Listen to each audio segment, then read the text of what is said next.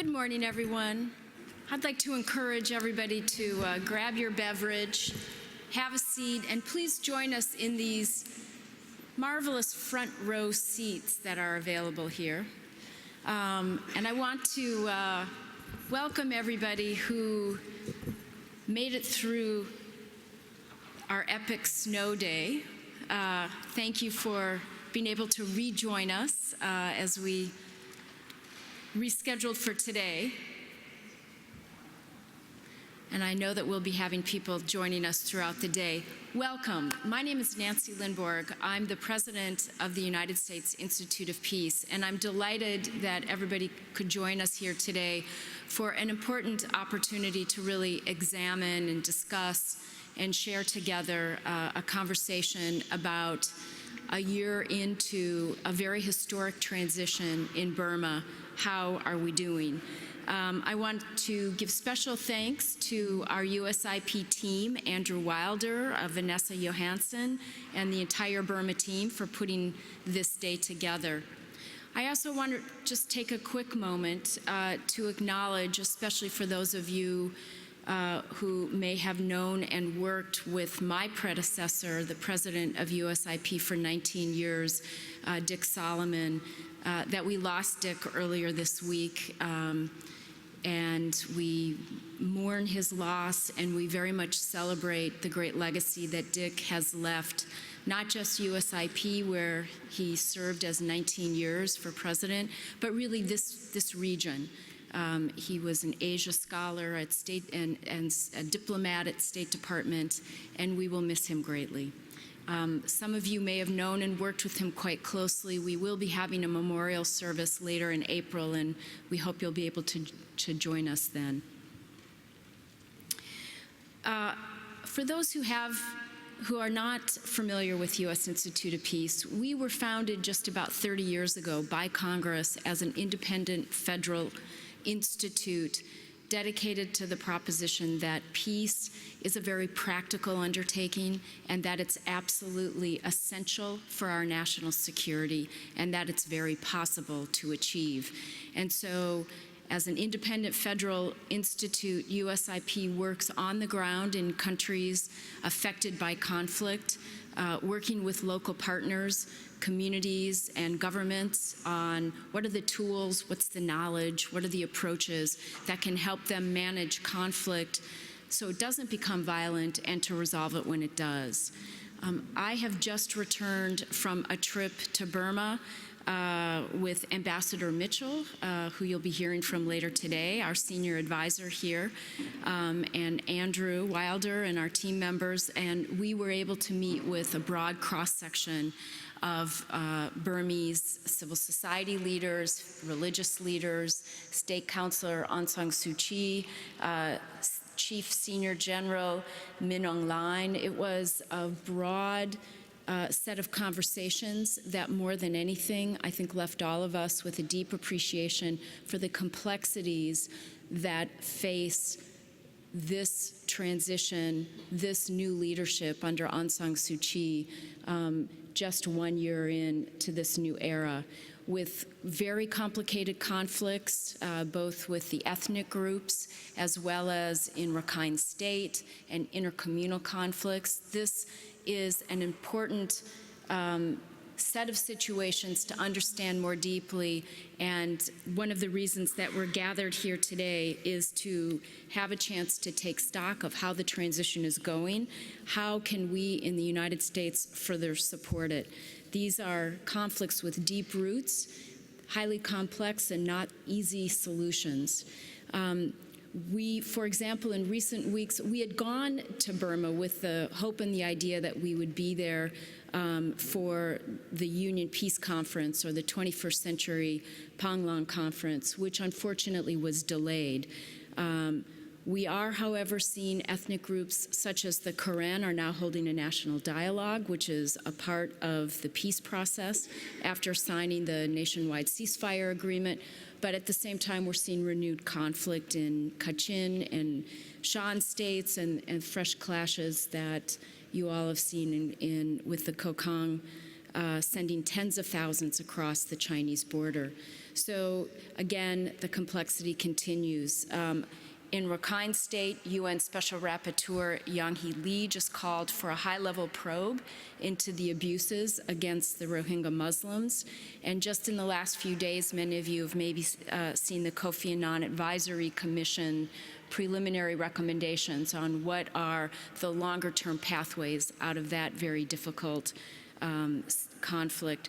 So as all of these events unfold, it's critically important that Washington remain engaged. All too often, after a successful election of the kind that occurred just a year ago, we consider that success and time to walk away, when what we're seeing is this will be a long-term effort in Burma to ensure that there is a successful transition.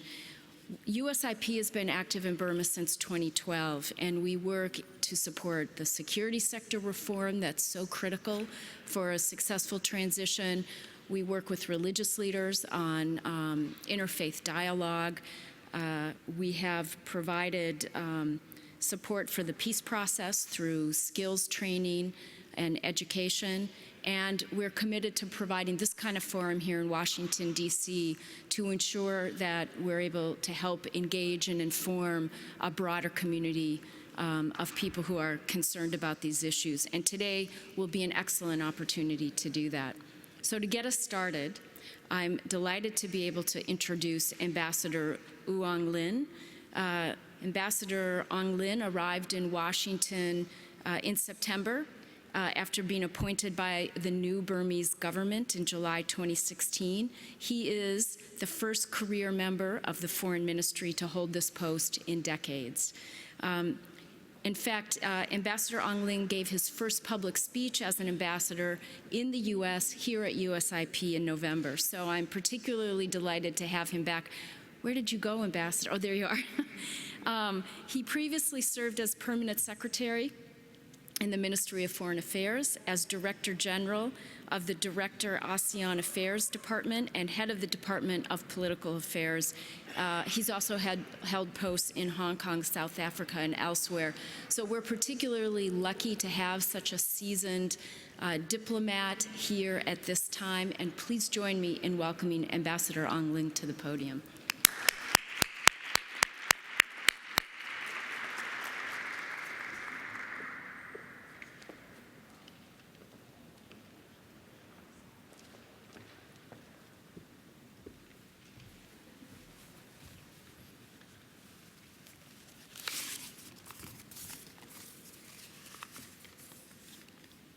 Good morning, everyone. Thank you very much, Nancy Lindborg, President of the United States Institute of Peace, for your opening remarks. I do believe that your recent visit to Myanmar was truly fruitful, and I'm very happy to see all of you in good shape after the heavy snowstorm that we had in Washington, D.C. a few days ago. Furthermore, I would like to express my sincere thanks to Aung Ji, the Advisory Committee of the Peace Center, Ambassador Derek Mitchell, Priscilla Clapp, Dr. David Steinberg, Andrew Wilder, Country Coordinator Vanessa Johansson, and my fellow citizens, Dr. Choi Yan Lai, Ms. Janan Lator, and moderators, discussants, and all of you who are present today for your great interest in Myanmar. I also wish to express my deep appreciation and sincere thanks to the United States Institute of Peace for coordinating this important and timely event. This event is the second in 1 year that USIP has organized following the first event held at the same place in November last year. During the event, participants actively discussed on pressing issues in Myanmar. I am confident that this event will continue to contribute towards better understanding on critical issues in Myanmar and facilitate all parties in resolving these issues. Without peace and stability, the country will not be able to move forward to a genuine democracy. Based on this firm belief the government has made national reconciliation and peace as one of the country's most important priorities in the conduct of its domestic policy. To move forward in peace process, the government has established a regular timetable for negotiation through the Union Peace Conferences and opening to dialogues to all ethnic armed groups. In this connection, the first session of the Union Peace Conference, also known as the 21st Century Panlong, was held on August 31st last year in Naypyidaw. Representatives of almost all ethnic armed groups attended the conference and presented diverse views freely and openly. The Peace Commission has studied all papers submitted to the Panlong Conference to identify key issues for negotiation. The Union government and all the key players in the peace process are working very hard to convene the second session at present.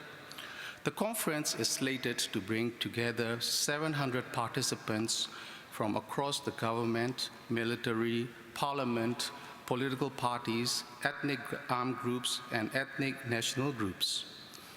Non-signatory groups of Nationwide Ceasefire Agreement, NCA, are also encouraged to attend the conference. Delays and postponements of the dates and the serious dialogue between the two sides show the importance and the will of the people to make the second session of the 21st Century Panlong most meaningful and successful. There are notable developments in peace process since our last meeting.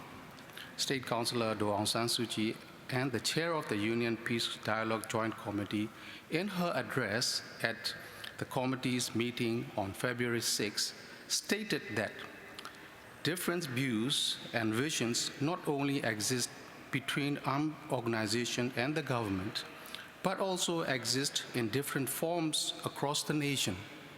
Different varies deepening on political outlooks, racial, religious, and social attitudes and visions. She added that if the country really wanted democracy, people need to believe and consider that different visions can be solved in a peaceful way. The Union Joint Ceasefire Monitoring Committee, JMCU, commenced the demarcation discussion on February 9, starting from the state-level Joint Ceasefire Monitoring, JMCS, and approved the rules of the JMC's offices. Subsequently, on February 23, the Joint Coordinating Body, JCB, for Peace Process Funding reached consensus on issues that includes the reformation of the JCB, fund allowance for the National Reconciliation and Peace Center, and signatories to the Nationwide Ceasefire Agreement. On March, the Union government held a coordination meeting with the delegation for political negotiation of the United Nationalities Federal Council, UNFC, and good results were obtained where the Union government favorably considered the 9 points proposed by the UNFC. I learned the meetings at the National Reconciliation and Peace Center are still in progress at this time. Now, may I change to the topic to the situation in Rakhine State. Those who know the history of our country know how complex and challenging the situation is. The two communities, the Buddhist and the Muslim, are having a very hard time in Rakhine State. Muslim community is suffering because of being isolated, and the Buddhist community for the fear of becoming a minority in their own homeland. But no one can deny the fact that both communities are the casualties of the underdevelopment in the region. This is the reason the Union government is trying hard to find a lasting solution to promote the livelihood of the people and develop economy in the Rakhine State. Within weeks of taking office, the State Councillor formed the Central Committee on Implementation of the Peace, Stability and Development of the Rakhine State that is responsible for coordinating with government ministries and international partners to provide long-term support. An independent commission headed by former UN Secretary General Kofi Annan was formed last October to assist the government in finding long-term solutions. The commission members include Muslim and Buddhist members as well as international representatives. The commission's interim report is now published today, and the government is thoroughly studying this report. Situation in the northern Rakhine state started to stabilize before the most recent attack on the border guards on 9 October last year. It was a well-planned, well-coordinated attack that killed 9 officers with several others wounded, including in the subsequent attacks that followed. These attacks are challenges to the sovereignty of the nation. They are evidence that external actors are involved and they are seeking to incite violence, providing weapons and terror training to the extremists. The situation was made worse by propaganda and misinformation. We are also aware of the allegations contained in the recent report of the UN and others. We are deeply concerned and taking them extremely seriously. The State Councillor made it very clear in a telephone conversation with the UN Office of the High Commissioner of the Human Rights that where there is a clear evidence in law-breaking, we will take all necessary action. There is also an investigation led by the Vice President, and the military has also launched an investigation led by senior members of the armed forces.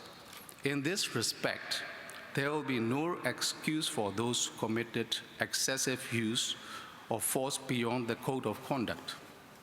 The situation in the northern Rakhine state is now stable. The government is working closely with the international donors, the United Nations, and the ASEAN to provide emergency relief to the affected areas. In addition to providing immediate relief, the government is also working hard for a real and lasting solution to the situation in the Rakhine state. Changing the situation to the northern border region, there has been violent armed clashes erupted in recent days. These skirmishes reaffirmed and underscored the need and the urgency to achieve peace in the country.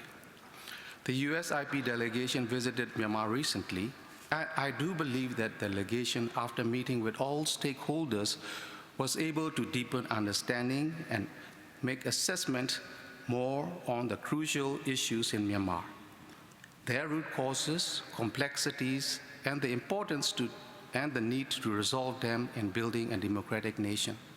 You must also have witnessed the strong desire of the Myanmar people to see peace prevail and flourish in the entire country. In conclusion, I wish to see your active participation in this event. Please share and exchange your vast knowledge and experience with goodwill to help the parties in addressing the pressing issues and finding a lasting solution. I wish you a successful event. Thank you very much.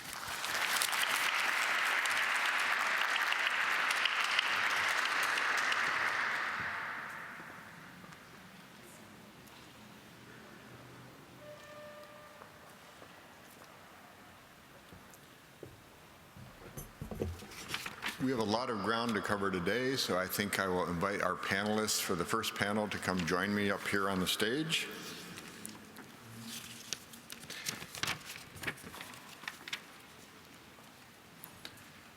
Thank you, Nancy. Thank you, Ambassador, for your comments. Again, we did have a very, very productive and useful visit, and thanks for the Ambassador's help and also helping arrange some of the meetings for us while we were in Myanmar. USIP's mission is to make peace possible. I have to say, the week we spent in Myanmar, which is my 4th visit, I am not an expert on the country, though certainly left me further confused by the complexities of the situation. Nevertheless, I think, as Nancy mentioned, the very critical need to remain engaged. And as part of USIP's work, and Nancy outlined some of the work we do in Myanmar, but the research and analytical work we do, also trying to inform audiences, international and national, but also back here in Washington at this critical time, is a very important piece of what we do, and today's event, again, is a good example of that.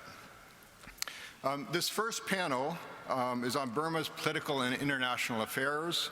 A broad panel is to provide an overview of some of the main issues Burma is facing today, 1 year after the NLD party headed by Aung San Suu Kyi came to power. We're hoping that this first panel, again, will help frame some of the issues we'll be addressing during the course of the day. In particular, we do want to focus on the conflict and peace efforts in Burma, given USIP's mission of helping to provide ways to prevent, mitigate, and resolve violent conflict. So again, we'll be painting the overview, also providing a bit of the historical context for much of what we see today. A lot of these issues, again, have very long-standing root causes, but then also very much trying to focus on identifying possible ways forward. And again, I hope that's a theme throughout the course of the day. The issues are complex. We don't just want to talk about the problems. We want to understand those, but very much with the idea of trying to identify ways to move forward.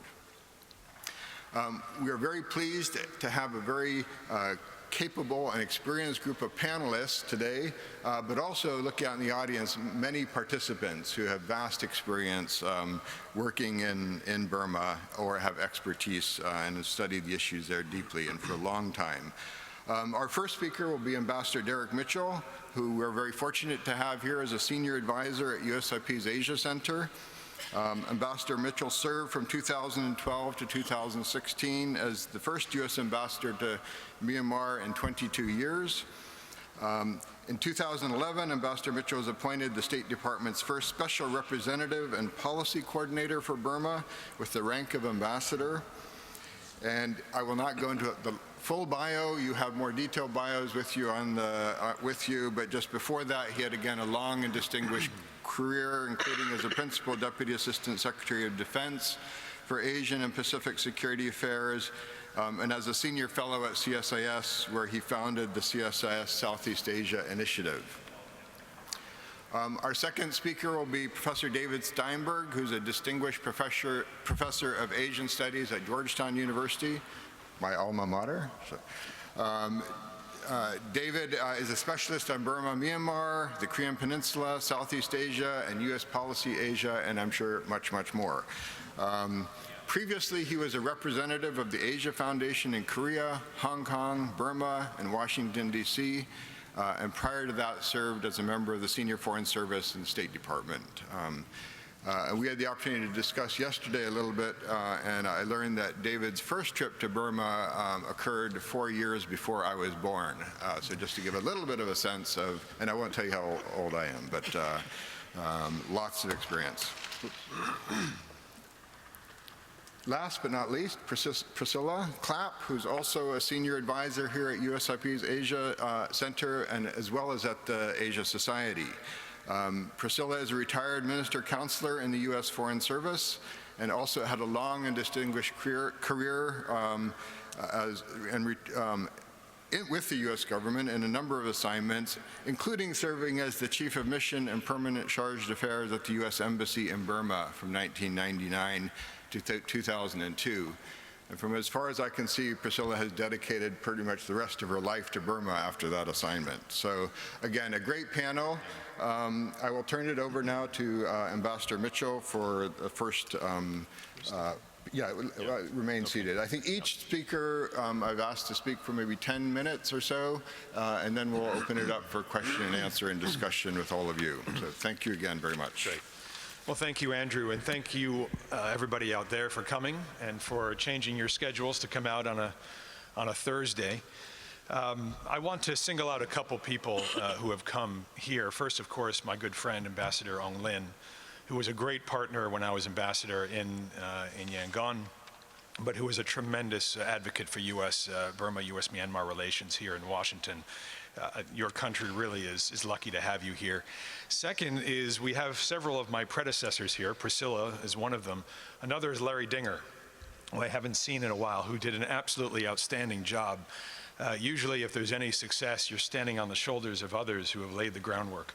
And whatever success that I may have had, I always say I stood on the shoulders of the great work of Larry Dinger and Priscilla and many other people that preceded me. This topic title is Political and International Affairs. I'm going to stick to the political side of things, the domestic side of things. I'll let Dr. Steinberg perhaps address some of the international context and precarious geopolitics of Burma, Myanmar as the tender gourd among the cacti, and as many of you may have heard, and the Friends to All policy. But as suggested, it's almost a year now since the establishment of the NLD government. And if we had this meeting on Tuesday, it would have been exactly a year since I returned from Myanmar as ambassador. I just finished my first trip back a couple weeks ago with USIP, and I used to say as ambassador that if you are confused after you visit the country, I've done my job. And in fact, as Andrew suggested, and I would have to echo, returning from Myanmar now, it is a highly complex and confusing environment.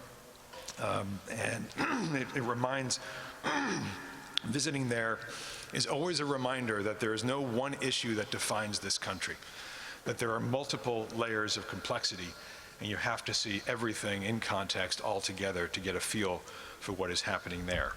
The 2015 election and the transition, of course, was a moment of hope and promise. One of the few good news stories around the world in 2015, 2016. But as ambassador and as a keen observer, I never had any illusions about the challenges ahead, that it was not a full democratic transition, that we are only, as Churchill may have said, at the end of the beginning of an extended work in progress. The election didn't solve any long-standing national problems. It just meant the NLD now inherits them. And those problems include profound economic underdevelopment, lack of government capacity, interreligious tensions, unresolved interreligious tensions, most notably, of course, in Rakhine State, but not just in Rakhine State, and of course, a lack of national peace, the defining challenge of the country that has bedeviled this place virtually since independence. There remains widespread corruption, social mistrust, and old, non-democratic mindsets. It also didn't change the fundamental structure of the country. You can change ministers, but everything below is not changed. Managing a bureaucracy is hugely difficult. The NLD had to not only take over the government, but had to reinvent it. And one that had been highly inefficient, often corrupt, and largely driven by personal relationships among military colleagues. The Constitution has not changed. The military still controls the security-related ministries, 25% of the parliament, much of the economy, and the civilian leadership has virtually no power over the military by law. The administration of the country is essentially controlled by the old guard, i.e. the military, down to the local level through the General Administration Department. And therefore, civilian orders can easily be subverted as you go down that administrative chain. And because of all this, suspicion about the military's role continues. Does the commander-in-chief, as we heard a few weeks ago, does the commander-in-chief have political ambitions himself? Does the military truly want peace? Will they find ways to subvert reform to ensure their privileged position as protectors of security and stability? These are questions out there that people still ask because of mistrust, because of the structure of the society and the country remains the same, as do the mindsets. You all, I'm sure, read about the brazen assassination of a good friend, the NLD lawyer and Muslim leader U Kony, and its aftermath. That only heightened suspicions and gave, given the connection to a former military officer, the murder sent a chill through society, through the NLD, through Muslims alike, raising fresh questions about the prospects of real change in this society. But the NLD presumably knew that this would be the situation they would inherit. This is what they bought in for when they said they will engage in this election and this political process. Their task, therefore, was to navigate the situation shrewdly and effectively to ensure success of their tenure and meet the expectations, even minimal expectations, of the Myanmar people. I would argue that the most important dynamic after the election is a relationship between Aung San Suu Kyi and the commander-in-chief. Much of politics is personal, after all. If they establish a working relationship, a trusting relationship, everything does become much easier. A year later, it seems that they have perhaps a cordial relationship, if not close. It's not a matter of assigning blame or fault, but it's not where one would have hoped it would be, which may be inevitable given their differences on some fundamental issues like constitutional change. But this relationship in particular, between Aung San Suu Kyi and the commander-in-chief, between the civilian leadership and the military leadership, still remains the key element for the success of reform. Now, overall, there's still tremendous support for Aung San Suu Kyi nationally as the embodiment of hope and promise for the country. She has made nascent progress on health, on education, anti-corruption. Infrastructure development is proceeding apace, with assistance large part from the international community, international financial institutions. Rural development shows early signs of following the successful Asian development model, and the NLD has handled those who seek to divide according to religion carefully but decisively.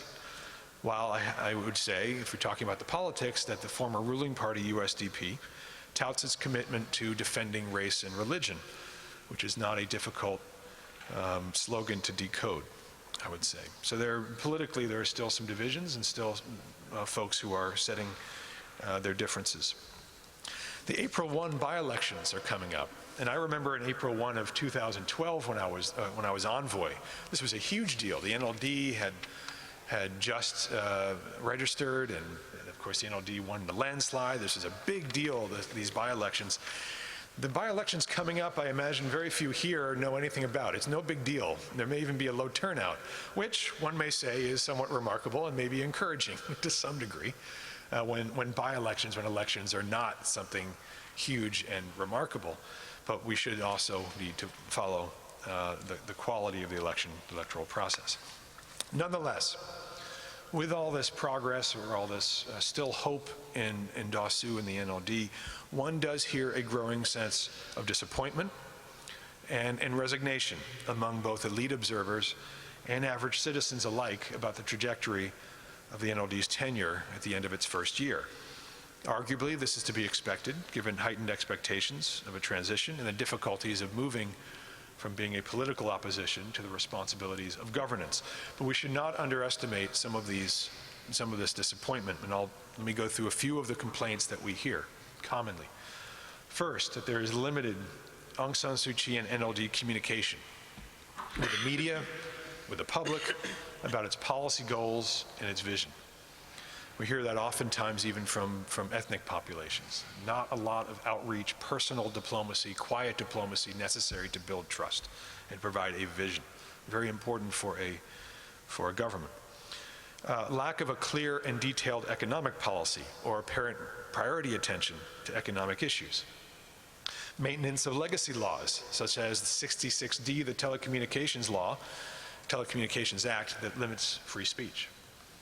Tense relations with civil society, lack of progress on land rights, presence of ineffective ministers in key ministries, bureaucratic confusion and tension, gridlock in decision-making, given that all decisions, as it was with her party, have to go up to the state councilor.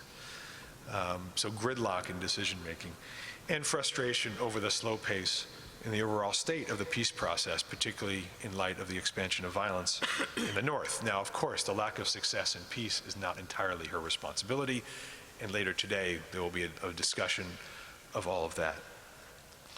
And of course, much of the international community, as you all know, is dissatisfied with what is going on with the oppression of the Rohingya in northern Rakhine state. It is a highly complex situation, as will be discussed, but that has the potential to become a more profound security threat to the country.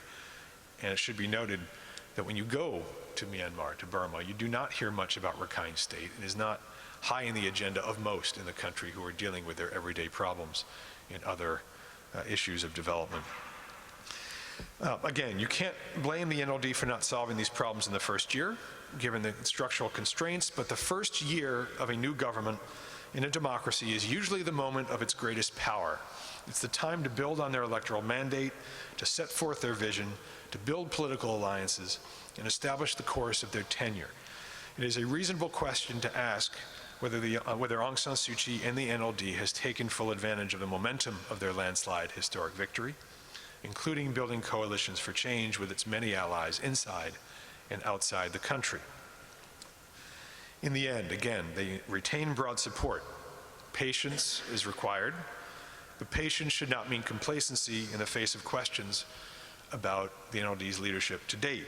So it will be very interesting to see whether the NLD engages in hard self-reflection at the end of its first year, and whether it will make course corrections as needed to reassure both domestic and international audiences alike about the prospects for its tenure going forward. So with that, I'll conclude my remarks and look forward to questions, and I'll turn it over to my friend, David Steinberg. Thank you very much, Mr. Ambassador. It's an honor to be here. I've been asked to talk about history. That's because I'm old, I guess. My text today is from Ambassador Scott Marcial, who was here last week, and he called for us to understand what he called the overhang of history. That is, I think, very important. Unfortunately, the American citizens in general have a very short memory, and this causes us to have great problems. When I first started to study Chinese at Harvard to get my master's, I was given very sage advice by a PhD student there. He said, the first sentence on any question at Harvard on Asia should be, in order to understand this problem, we have to go back to the origins of the Han Dynasty. That was very good advice. It's good advice for policymakers as well. And we won't go back that far, but we'll go back a bit, because I want to talk about basically 6 things that have historical importance. Minority issues, the role of the military, civil-military relations, concepts of authority, mistrust, and nationalism. Very quickly, since I have a very short time. The real issue in the country, to me, is not democracy. The real issue is majority-minority relations. That has been the issue before independence, on independence. No government, the civilian governments did not solve it. Military governments made it worse. The Thein Sein government has made steps, and now we're on the process of trying to make that work better. But it is a very long, difficult process. Remember that the UK granted independence to Burma because of Aung San and the first Panglong Conference on February 12, 1947. Otherwise, what might have happened was that independence would have been granted to the Burman areas, and the hill areas would have been under some sort of British protectorate or independence, a separate independence. So this question goes back to the heart of the problem. The problem has been exacerbated over time. Remember, General Samang said 1 million people have been killed in the civil wars in Myanmar. Maybe that's an overstatement, but certainly it has been the most bloody area in Southeast Asia, aside from the Vietnam War, which is a special one. The relationship has been bad because General Ne Win in 1963 said that federalism, of granting authority, more authority to local governments, minority groups, was the first in the process of secession. And secession is the highest problem that the military is trying to face. National unity is their primary goal. They have said this consistently over the years. And so this creates a problem that the government under Thein Sein began to realize and accepted the concept of federalism. But federalism is defined by each of the minorities in their own way. And so we don't have a definition of federalism that is uniform for this whole society. Another problem related to this has been the foreign involvement. I'll come back to that later on, but foreign involvement with the British informally encouraging the Karen to believe they would have independence, the U.S. support for various minority groups, the Christian Kachin, Chin, and some Karen, which causes problems with the Burman majority. These are all kinds of issues. And we should not neglect Rakhine in this as well, because after all, Rakhine was only conquered by the Burmans in 1785, and they have been treated in the past as second-class citizens in the country.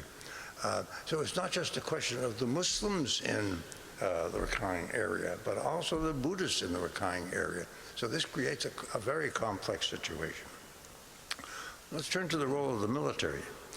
The military government, the military in governance in the country has been quite different from that in the United States. We like to think of civilian control over the military, but in fact, the military saved the country. I mean, if you can imagine that we used to say the Rangoon government, it would be, that was almost literally true, because Karen rebels were in the equivalent of Rockville, Maryland, in Insane in the early period of the 1950s.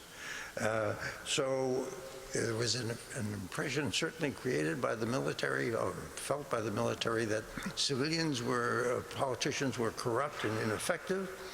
And uniquely in Asia, the military controlled all the avenues of social mobility in that society. This is very different from any of the other countries where the military has had a prominent role.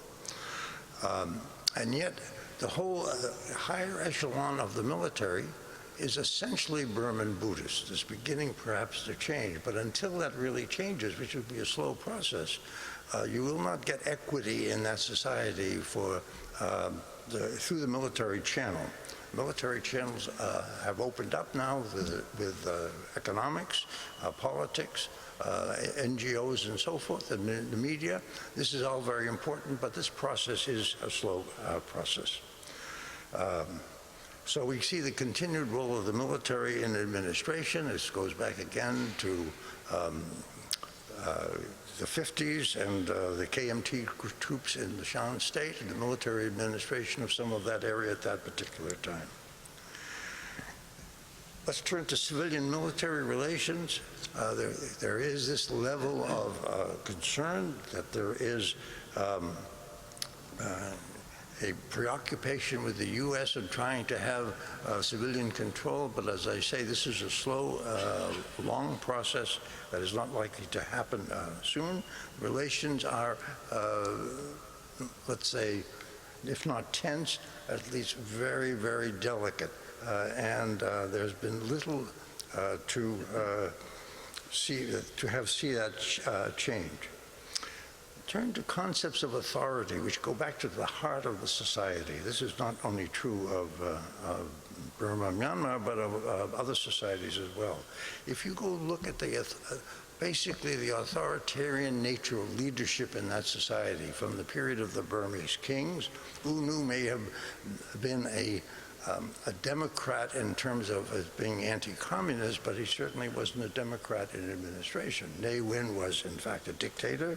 Samang, who didn't last very long, believed he was the reincarnation of King John Sitha. General Than Shwe certainly controlled everything. And Aung San Suu Kyi has inherited some of these tendencies. She runs a Democratic party, but the party is not a democracy itself, and I think we must understand that. We have a concept in that society of highly personalized authority, and this means that this is going to take time to change, and it relates to the issue of democracy, which I'll get to in a moment. The issue of mistrust. To me, there has been very little alleviation of the mistrust, the inherent mistrust between the civilian and military authorities. Aung San Suu Kyi, under her house arrest, no doubt feels very concerned about the democratic tendencies of the military, and the military feels that she is not to be trusted as well. The mistrust exists in the minorities against each other and against the Burman majority.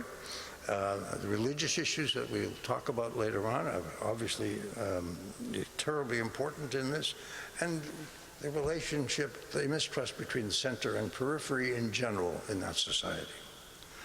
And then the question of nationalism. We've talked about nationalism a lot when we talk about the country. With the nationalism goes the question of vulnerability. The people in the society feel exceptionally vulnerable. The Burmans, because they were colonized, the smaller power among the great powers, as you say, the tender gourd among the cactus, which UNU said years ago. Each of the minorities feel vulnerable, and of course the Rohingya feel vulnerable, and the Rakhine Buddhists feel vulnerable. So this vulnerability is terribly important, which creates problems in the sense of nationalism for foreigners. What role do foreigners play in this whole question of nationalism? Because when you are nationalistic, you have a tendency to become xenophobic, and I would expect that we will see a rise in anti-Western influence in society as Western popular culture and Western influence begins to grow. We've seen that with, of course, the Muslims, we've seen it with the Chinese, and of course in the colonial period. When we talk about transition, we talk about transition to what?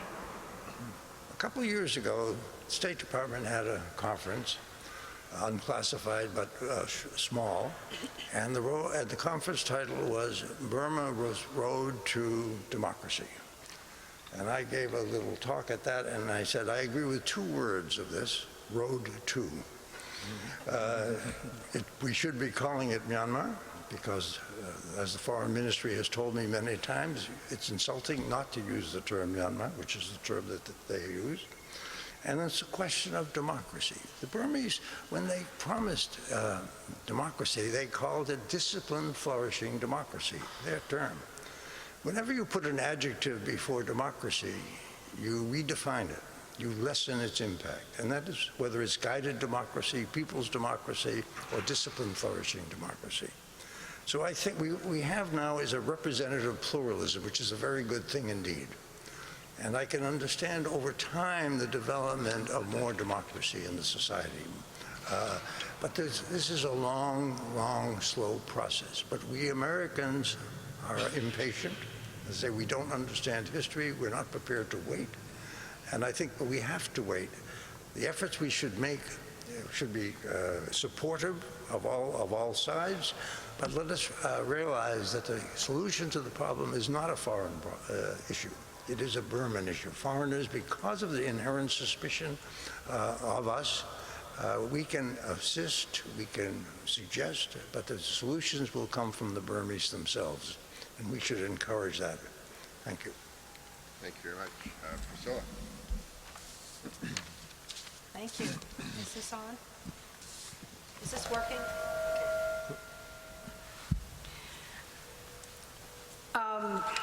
Thank you very much, Derek and David, for giving us such a rich array of ideas to think about. I'd like to go back at least to the time that I was there. 18 years ago, I arrived in Burma, Myanmar for the first time 18 years ago. It was a very different place than it is today in many ways. In many ways, it was the same as it is today. It was the height of repressive military rule, but all of the problems that we see today existed then. They were under the surface, they were hidden, they were repressed, they were held down. The things that are happening in the country today are not new. They've existed in the country, in the society for generations, if not centuries. I think as we go through our discussions today, we should bear in mind the impact that the transition of the last 5 to 7 years has had on that country. It's been major, I would say even massive. We sit here and think it's moving too slowly, it's not resolving the issues, the problems quickly enough, that it should have been a much smoother, easier transition. I don't think we fully appreciate the complexities and the challenges that they're facing. During the years of repression and military rule, for us, Americans, it was a simple equation of opposition to the military, democratic opposition to the military. And it was a simple equation for Burmese as well, because it united them. It covered over many of their differences by uniting them in opposition to military government. And we tended to incorporate that into our thinking about the country as being just two-sided, the opposition and the military. As we have seen in this transition, it's much more complicated than that. There are many, many differences underneath that veneer. The transition itself has opened enormous space for social and political dialogue in the country. People are discovering for the first time many of the differences and problems that they have in the society that were being masked earlier by the repression.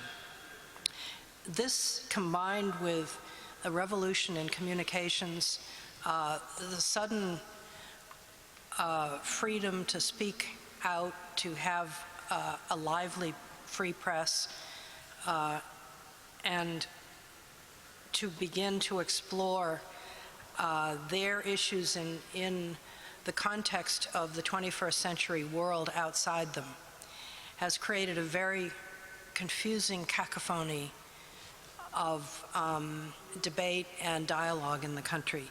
And it very often veers off into some very extreme directions. I think we have that same problem here to a certain extent, but we're more accustomed to managing it in our own society. They're not accustomed to managing this. What we're going to be talking about today in terms of peace process and seeking solutions to the communal differences, the communal tensions in Rakhine State, is going to involve discussion of structures that the government, the first civilian government now in more than 55 years, is trying to put together to manage the discussion, the dialogue, and the solutions to these problems. It's not a near-term, the solutions are not a near-term proposition. It's going to take a long time, probably a generation or more, to resolve these. There's going to be a huge difference between the generation that is running the country today and the generation that's coming along behind it. It's going to be an enormous generation gap in experience, because the younger generation, many of the people in the younger generation don't even remember the repressive years. And they're pushing for change. The older generation tends to be more conservative and more fearful of some of the changes that are coming. So there's going to be tension between generations. There's going to be tension between the different ethnic groups. There are 135 official ethnic nationalities in the country, but many more are now emerging within the main ethnic nationalities. New identities are emerging and want to have their own official recognition. And this permeates much of the debate that's going on, both in the peace process and in the tension in the Rakhine State. So I want us to, as we approach these questions today, to understand and to appreciate the complexity of the society itself. It's not a simple proposition. There are no simple answers and simple solutions. We can't simply wave a wand and say it is wrong to discriminate against a single minority group in the country and to treat them repressively and suddenly think that's going to make it go away. You have to get down on the ground and begin working with the people there to resolve these issues. You can't simply use rhetoric to make them go away. And I think too often we look at that as the solution to these problems.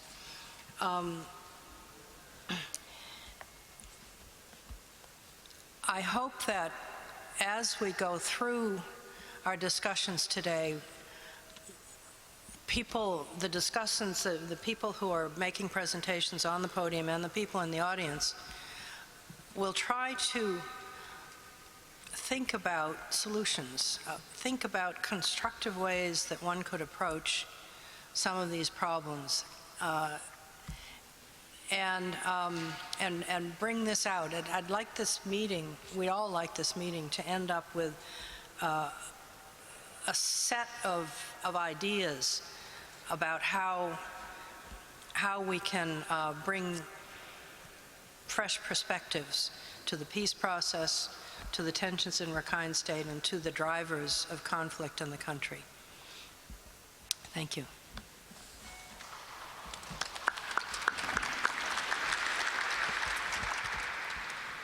Thank you for three great presentations. I think to get the conversation going, let me start off with one question. Again,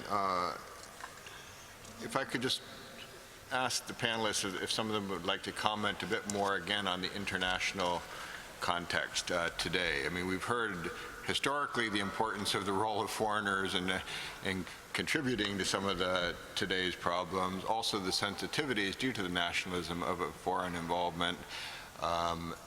And so I'm wondering if we talk we'll have a separate panel where I think we're going to engage a bit more in the details and some of the conflicts in the border regions in particular, but maybe speaking a little bit about, China's role, ASEAN, the U.S., and both in terms of contributing to the problem, but also how to contribute to the solution. If you want to start off, Derek? Okay. Well, again, it's a big issue, and I want to just affirm, and it's probably just a truism, the importance of context. I mean, I used to tell my folks in the embassy that facts without context is not truth. And if you don't understand context, if you don't understand the history, then you're not going to understand mindsets, you're not going to understand how you got to where you are, and therefore you can't get at the core issues. And the context of Burma, of Myanmar's geography, is absolutely essential to how they view their international situation. Just to affirm, again, what Dr. Steinberg said, there are 51.5 million people surrounded by 3 billion, about. I mean, there's no country like that is so, that sense of vulnerability that had been colonized as well, but vulnerable to large neighbors, whether they're Muslim neighbors in Bangladesh or Chinese or a fraught relationship with Thailand or, of course, India, which is enormous. This sense of vulnerability to outsiders affects their thinking. So their relationship with outsiders has traditionally been about protecting, about avoiding, about keeping folks out.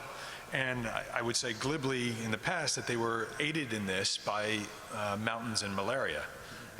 They had this ring of mountains along their periphery, sort of this reverse horseshoe. And then if the Chinese would invade, they get malaria, then they retreat, then they invade and get malaria, then retreat. I mean, this is their way. They preserved in some ways who they were. And I would say Korea for years used to define themselves as we are not X, we are not Japanese, we are not Chinese, and more now we are Korean. I think there's some of that in Myanmar, that sense of identity of what they are not. Then you get the sub-identities, and that also gets wrapped up in international affairs. You have the tension between the central government wanting to ensure that external factors don't play in their internal affairs, their memory of the British playing divide and rule with the ethnics. But then you can talk to the ethnics and they desperately want international engagement because they feel they can't trust the central government. They're small and they need to feel the United States, the UK, perhaps China, some of them, the UN and others to be there. So that essential tension between the central government sense of we want to keep foreigners away from our sensitive internal issues and then drawing in the special relationships that the Kachin have and the Chin have with the United States. Many folks here may not realize there's American missionaries that change the nature of these societies. They consider us their spiritual fathers. When I went to Chin State, I said, America is our spiritual father. And this tension I think affects their international international affairs, and that sense of needing to protect from the outside at the central level is also a problem. Now, you know, in ASEAN, the government, I think, simply wants to be a member in good standing, wants to be a respected member, but I don't know if they want to play a strong role. They've used ASEAN members as partners, perhaps, in dealing with the Rakhine issue, if they trust them. But I think they view ASEAN like they view everyone else, and which is, if you can't help, we don't want you here, don't involve yourself in our internal affairs. There is increasing, I will say, and I'll turn over, because we will talk much more about China and some of these other issues later. There is more a sense, I think, in the foreign ministry of needing to play a role internationally as standing up for certain values and rights.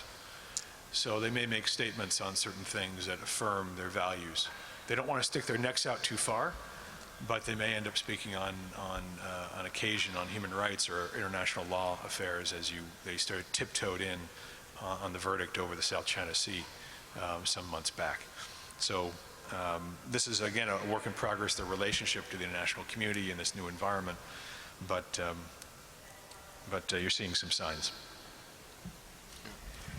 Let's look at one aspect of this international relations. The only peoples, ethnic group, that is confined to the country are the Burmans. Every minority group spills over across borders. So there are 400,000 Wa in Yunnan, there are 160,000 Kachin, there are 1.3 million Shan in Yunnan, there are Karen in Thailand, there are Nagas in India. What we have then is the sense of isolation from the center, but minorities have always had relations across the borders, even when the country was most isolated under General Ne Win. This has created, again, a sense of frustration on the part of the Burmans, I would argue. The other part of this question is how the international relations rivalries affect the country. China regards the US aid program and the Japanese aid program, encouraged by the US, as part of the containment policy against China. They have said so in many different academic meetings, actually. And in fact, they have linked the US support for Japan and the Senkaku Islands with the US support for Japan in Myanmar. Now, this may seem far-fetched, but I think it is important that we understand that. India's concern, we should not forget India, because India's primary concern, I used to argue, was because of Chinese penetration. But I've been informed by an Indian retired general that really the issue is Northeast India, which had at least 11 different rebellions, and people flee across the border into Myanmar. And so there is a relationship there that is important to India, and India has the Caledon multimodal transport project to try and deliver goods to Northeast India through Myanmar. So this becomes, again, a very important international element of the relationship. So if it wanted to avoid all of these things, you could not avoid it any longer. The Burmese government tried to avoid all of these problems for years, but international communications, the whole issue of ethnicity, the interrelationship of transport and trade, all means that Myanmar is going to be at the center of this nexus between South Asia and Southeast Asia, as well as China. Thanks. Do you want Yes, let me just add a couple of thoughts here.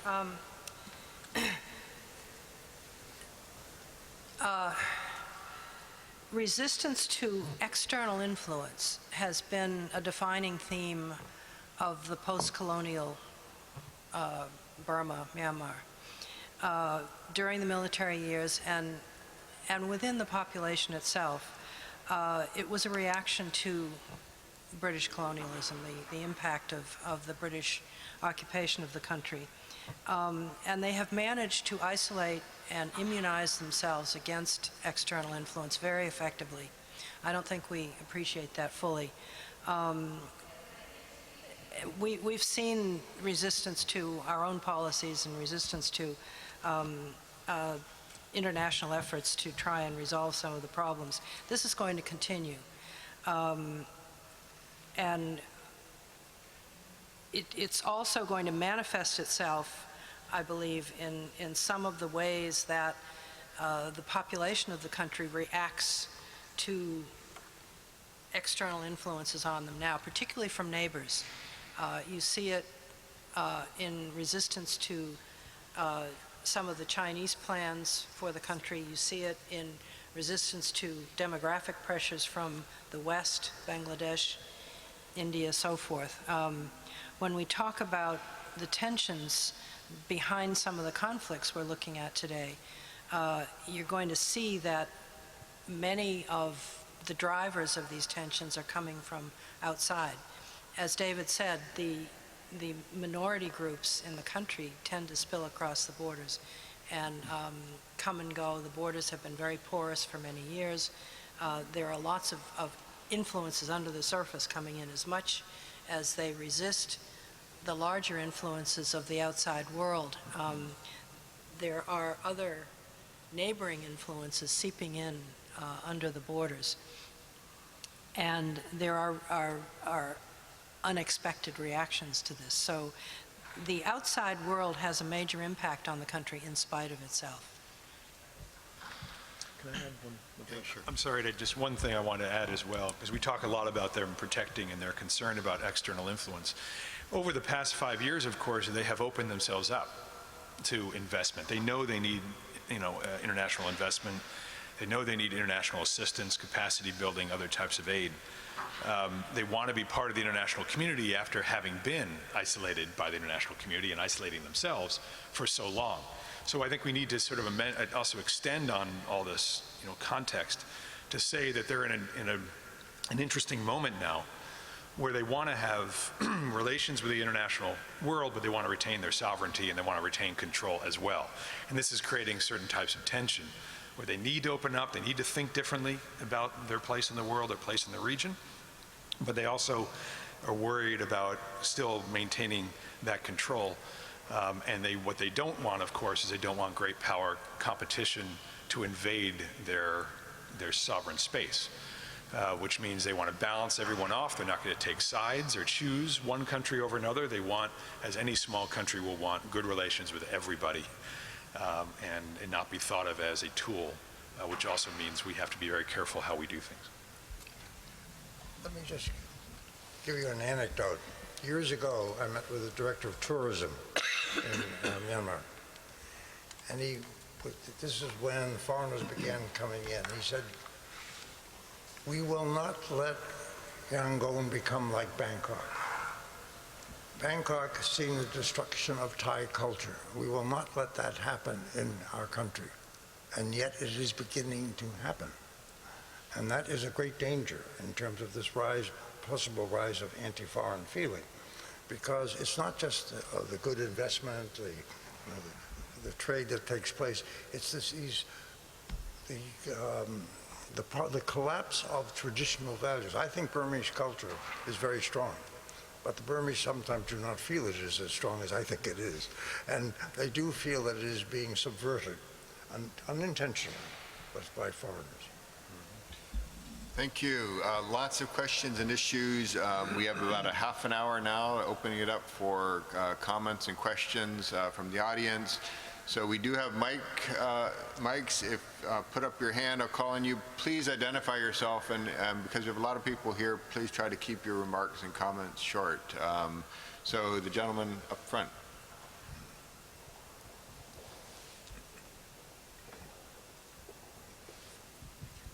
Professor Steinbach, you said that democracy, meaning of democracy change whenever you put an adjective before it.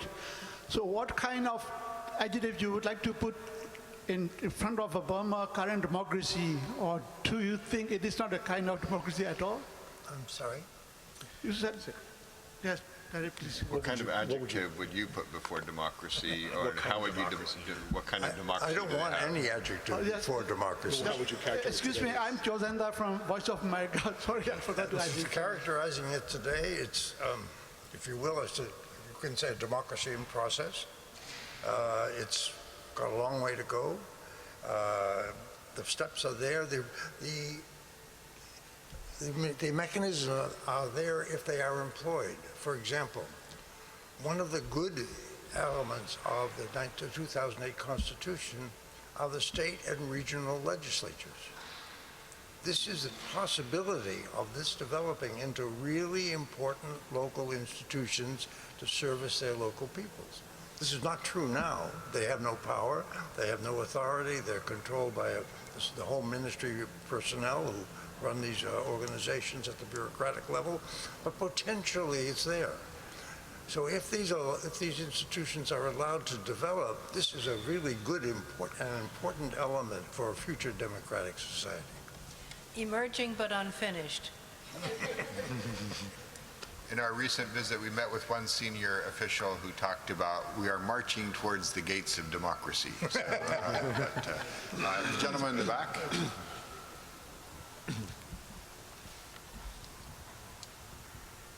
Hi, thank you for all your remarks. My name's Adam Carroll with Burma Task Force.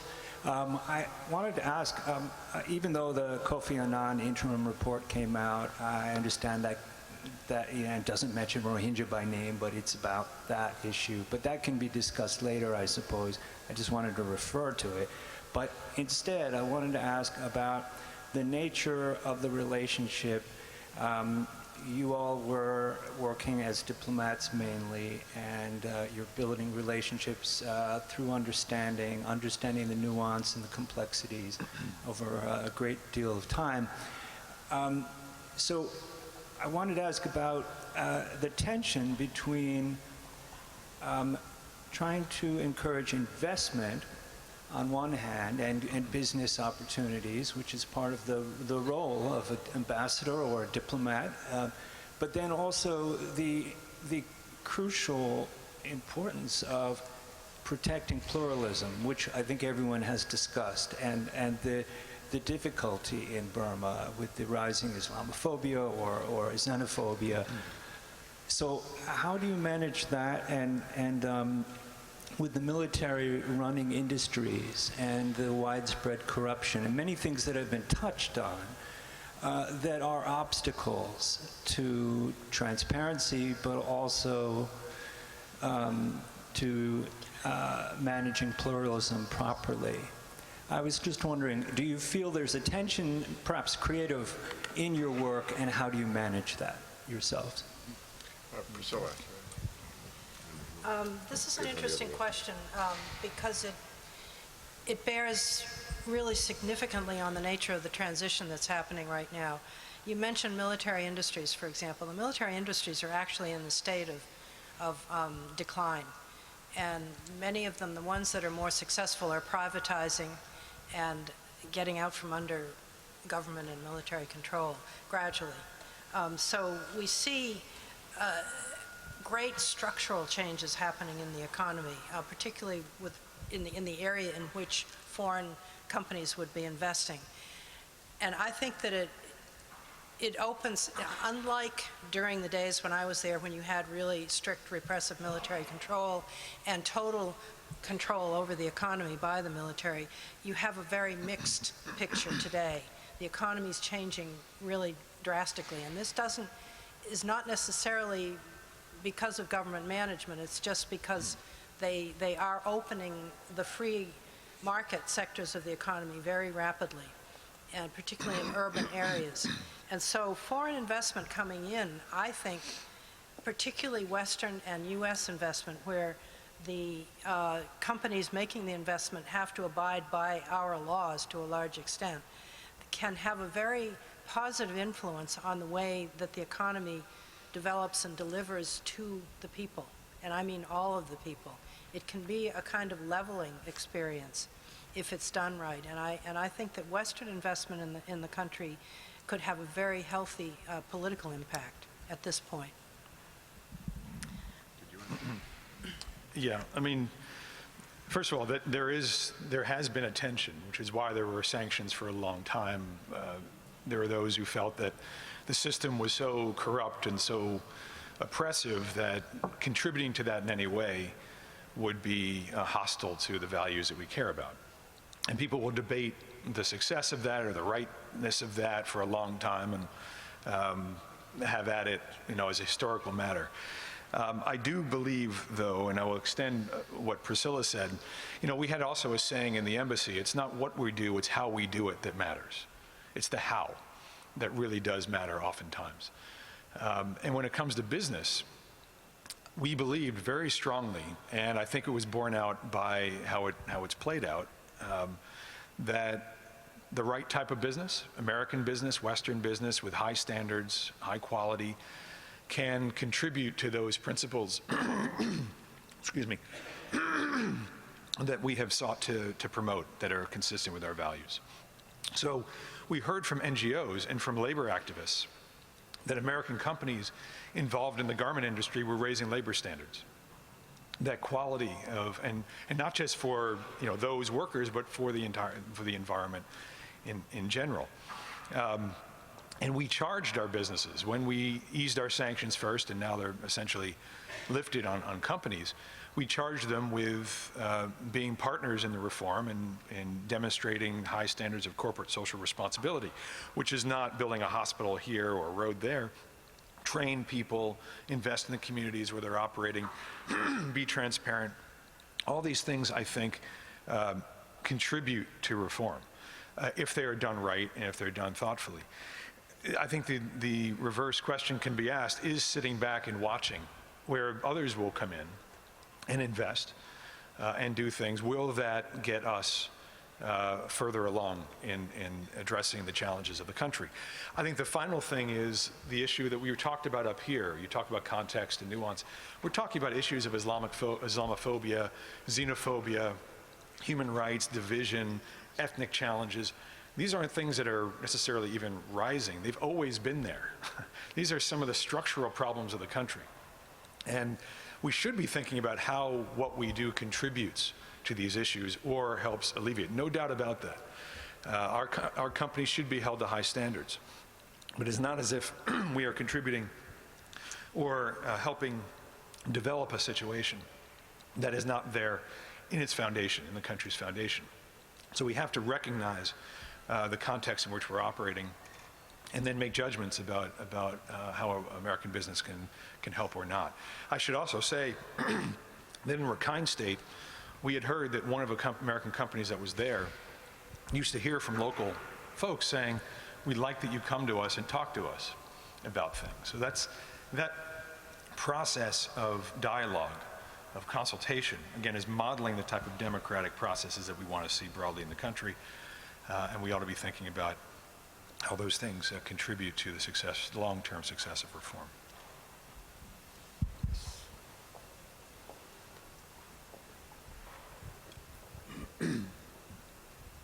I want to follow up a little bit on this concept of international assistance as well as investment, but also the concept of isolation. Derek, you talked about how you do it. For those of us who've been there, traveling around the central corridor of the country, not as problematic. Moving beyond that, now we get into issues. And to be honest, I could see for the ethnic armed organizations, their own regional isolation, their state isolation, is actually beneficial from a security front. That is to say, it makes it more difficult for the Tatmadaw to move in and to engage with them. So the internal isolation of the country has a security military implication. But the investment more than likely is going to go in these core areas. And that feeds into the dynamic between the ethnic communities, where the feeling is that the Bamar are the beneficiaries of the opening up, but the ethnic states are less beneficial or beneficiaries of it. So could you talk about the two aspects? One, the economic asymmetry, potential asymmetry of foreign direct investment or assistance to the country, and how to address that. And then second, the security implications of it. For example, as an economist, I could see actually in terms of infrastructure, we should probably be building roads and highways and railway lines to reach out into the states. But there we might find the ethnic armed organizations resistant to that because of the security implications. Those are all, because this is not one country, but multiple, or like one identity or one jurisdiction, but multiple countries, multiple jurisdictions, it does complicate matters. So you have to make choices, you have to make decisions on all these things. When we were doing assistance work, and even when I was talking to companies, though they will make different judgments, I always said the most important principle for our assistance is equity. And if we do anything in the center, we must do it in the periphery. We must think about how we provide some degree of balance, because that is the challenge, as I say, the defining challenge of the country. David said the same thing, Dr. Steinberg, about the issue of peace, of the balance of the ethnic rights and mutual respect and sovereignty. How do you demonstrate through our programs that we are going to contribute to equity and contribute to equitable development, not equal, but equitable, through our work? We're not going to solve the issue through the United States USAID program. We're not going to solve it through our businesses. But we can contribute to problems if we are not being thoughtful and principled. So that was a fundamental principle. We also said we should be organic. We should not be throwing our ideas at them. We should be listening to them and what they want and what they need. So if they say stay out, we stay out. If they say please come in, and we talk to local communities and say, you know what, we would like to have more assistance in these areas. It would be very, very helpful. Do it this way, do it that way. Then we go, be more likely to do it that way. So the how was important. We'd consult, we coordinate, we'd think about how it looked as a balance, and we'd empower local communities to make decisions on their own. Now, there are many communities that didn't want investment. For the reasons maybe you suggest, they didn't want folks to come in and exploit because there's no peace. And the big concern of many ethnic groups was the peace process is just to get a ceasefire, and then companies rush in, they take over, military takes the land, they make money, and we don't get what we've been fighting for 70 years, which is justice, which is autonomy, which is, So development is not the answer. It has to be the right kind of development matched with a thoughtful process that takes account of the desires of these people. But you're going to see, as you suggest, this peace process, I think later in the day, you'll hear how fractured it is. The divisions between signatories and non-signatories. That it may end up that signatories like the Karen move forward quicker. And in Chin State may move forward quicker and say, look, we're not going to wait for the rest. We've gotten somewhat of what we want, and we want to start developing. Which means they will invite foreign investors in a way they hadn't before, and roads and other things occurring. Now, that has to be thought through. Is that going to then create resentment among folks like the Kachin or others who are holding back? Or will it be a good model for them to say, look, the government is producing for people here, the international community is able to produce for people here, therefore, there is a peace dividend. We don't know. We don't know if it's going to contribute to division or it's going to contribute to peace. But I think we have to try something different. I think people are waiting. As I say, everyone wants peace. The entire country, if you go all over, they want development, they want just like anybody anywhere. They want a job, they want education, they want peace. They want to go back to their homes. And the politics are politics. Stay away, even the armed ethnic groups. They want to tell the armed ethnic groups, you go fight over there. We want to stop. We want to start our lives again. I think we can play a very constructive role in how we do this, but we also have to do it thoughtfully, given the context, given the history. That's very complex. It means 3 or 4 more steps, but that's the price of doing business in Myanmar. Before the 2008 Constitution was promulgated, individual minority groups wrote their own constitutions illegally. They wrote them outside the country because they couldn't legally write them in the country. If you read the Chin one, the Chin one was really quite beautiful.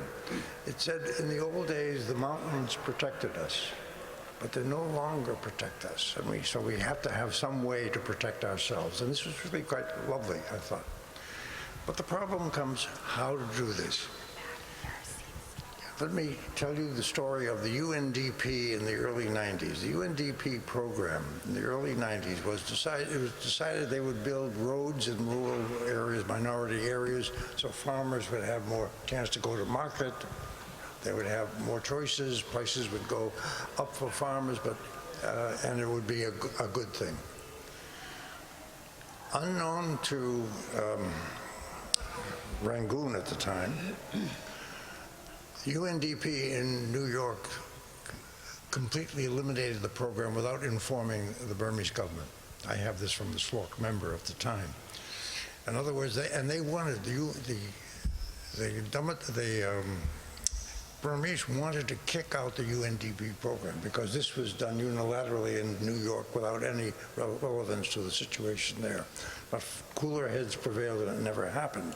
But the idea was that the UNDP felt that these roads, this development of rural areas would only mean that the military would have more access to these areas, and therefore there would be less local authority rather than more local authority. It's a complex balance. Let me give you one story from Liberia. The USAID decided farm-to-market roads were the really important thing to help the really poor people in the bush. So we built a lot of farm-to-market roads. What happened was the elite from Liberia, they went in and bought up all the land on these farm-to-market roads, pushing the people back into the bush even more poorly, and then you got the coup in Liberia. So we have to be very careful about how this is balanced. We don't have an easy answer.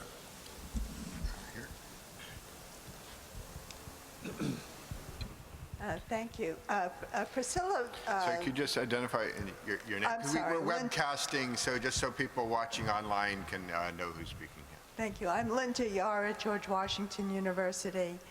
Priscilla pointed to the divide between a rising generation that has a totally different experience and different mindset from predecessors. But what is being done in terms of improving higher education, in terms of access and quality, to be able to give those young people the tools to become leaders in turn? Okay.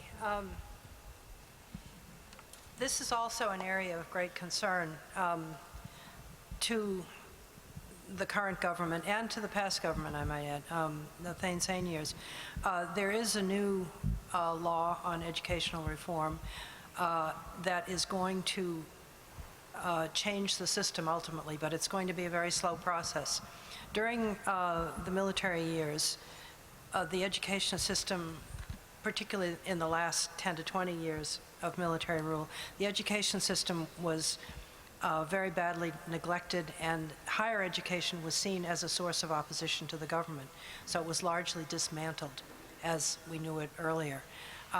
This had a terrible impact on education all the way through because they weren't producing capable teachers. So if you start with the really early, pre-K years and kindergarten years and lower primary education, you simply don't have the teaching staff to begin introducing educational reform in a very rapid way. It's going to probably come from top down. It will be, we'll see it first in the universities, and it will seep down into lower education as capable teachers are produced by the system. So I would say that within a generation, we're going to see a revolution in the educational system. But in the meantime, a lot of private educational institutions have emerged, and they're starting to fill in the gap with tutorials and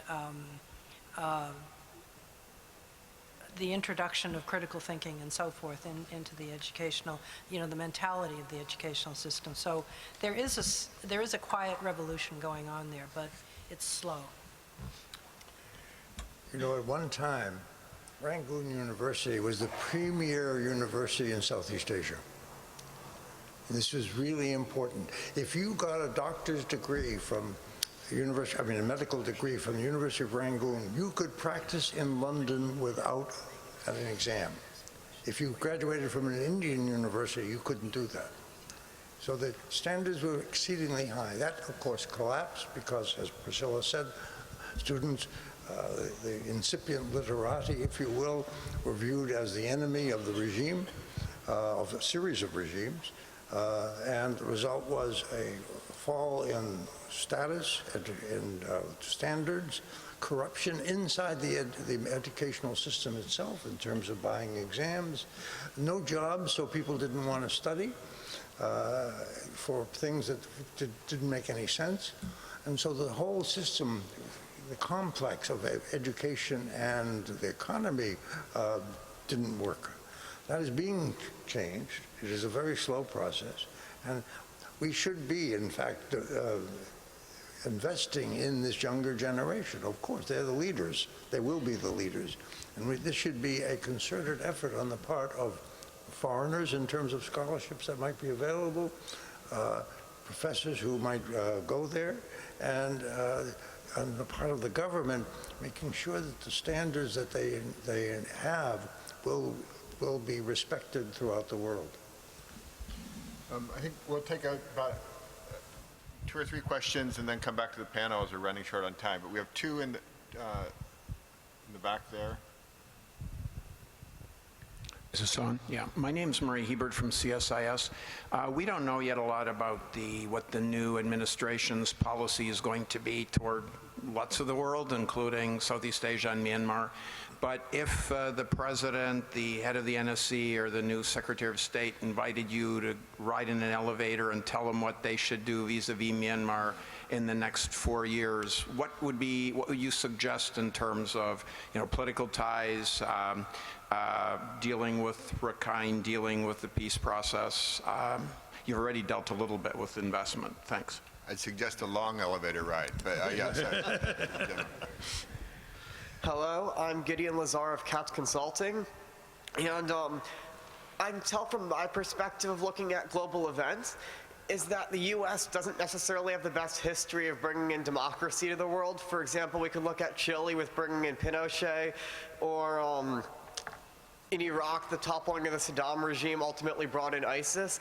And so I'm ultimately thinking, in Myanmar here, is our involvement in bringing in democracy ultimately going to do good in the long run? And how can we get the people of Myanmar to understand our goals are good for them and wanting to bring in democracy? And as you were talking about at the end there, is they feel like foreign people are trying to overtake their culture and bring stuff in, so how do we essentially let them deal with their culture while still bringing in democracy so they can keep their traditional culture if they want to, while still having a democracy? Thanks. And we had the 2 gentlemen here will take 2 quick questions and then go back to the panel for answering the questions and concluding remarks. Yeah, Paul Randolph. David, you mentioned that there currently within the Constitution there is the option of region and state governments to have potentially in the future more authorities and decentralization, devolution of powers. What's the current state of play within the NLD government, and do they have an agenda for this in their first year, or has that been discussed? And then the gentleman in back. Thank you very much. I'm Vikram Nehru from Johns Hopkins SAIS and Carnegie. Ambassador Mitchell, the international community has been providing a huge amount of resources from international institutions, from bilateral programs, a huge amount of technical assistance across all sectors: education, health, transport, you name it. In fact, we have in the audience Lex Riefel, who wrote a monograph saying about a couple of years ago, arguing that when referring to Myanmar aid, he was saying there's too much too soon. And there's a grave danger that this has literally swamped the minimal capacity that exists in Myanmar. First of all, do you agree with that point? And secondly, if you do agree with it, what recommendations would you have for the international community as to what they should do less of rather than more of? Thank you. Thank you. I'll ask our panelists to try to address all 4 of those questions, but starting with Priscilla and working our way to Derek. I see one theme running through all of the questions, and it is a theme that we somehow have an outsized influence on all of these countries in the world. We don't. And we need to keep a perspective on our own ability to influence things, either towards democracy or investment or development. We're never going to be a big investor in Burma. It's going to be Asian countries that will make the biggest difference there, and we're not going to be able to control how they invest there. The best we can do is focus on the fundamentals like environmental protection and equality of economic experience and so forth, and hope that the governments in the country will adopt the right kinds of policies that will influence the way investment is managed in the country. We're not going to be able to do that from Washington, half a world away. And similarly, I think with foreign aid, we're a drop in the bucket. We don't really have much aid to offer there, and it's probably going to be less rather than more in the future.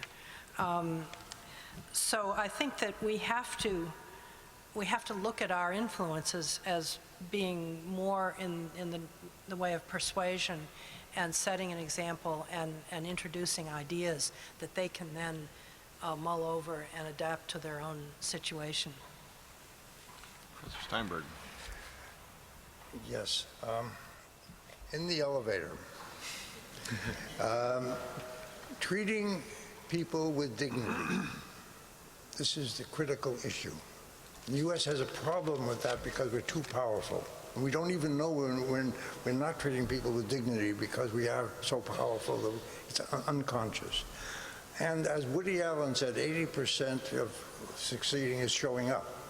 We should show up in Southeast Asia. We should go to ASEAN meetings. We should go to Myanmar. We should go to these other countries at a sufficiently high level to show them that we're serious. On questions of democracy, remember that in the Cold War era, we liked military regimes because they were anti-communist. And so the model, if you in the social science literature, the model was the Burmese military caretaker government of 1958 to 60, which was authoritarian but very, very effective for what it did during that period. And it was not corrupt at that time.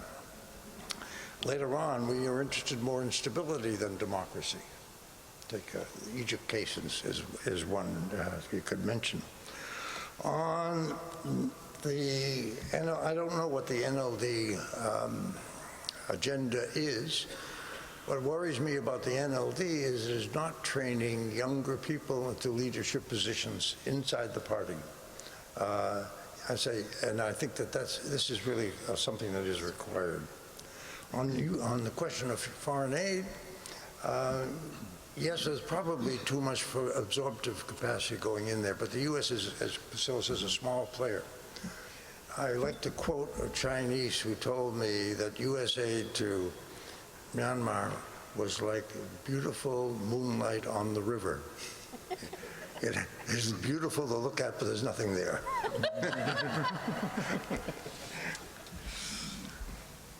We made it look like it was there. No, it was. There was. I mean, go down the list and get to that issue. I mean, the advice to the new administration, I guess.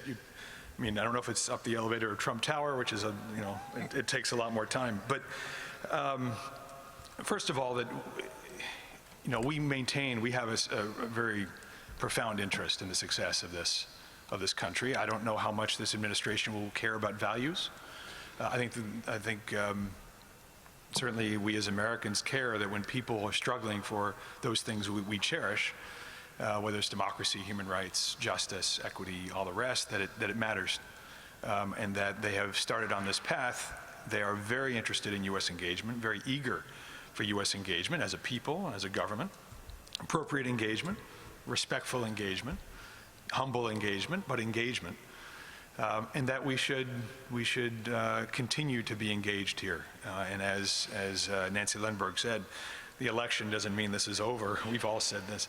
Elections are only the beginning, and we should not lose interest. And this is at the crossroads of Asia. If we care about Asia, if we truly believe that Asia is a land or an area of tremendous opportunity for investment, for dealing with international challenges of health and all the rest, this is a very important place to keep engaged, and it doesn't come at a high cost.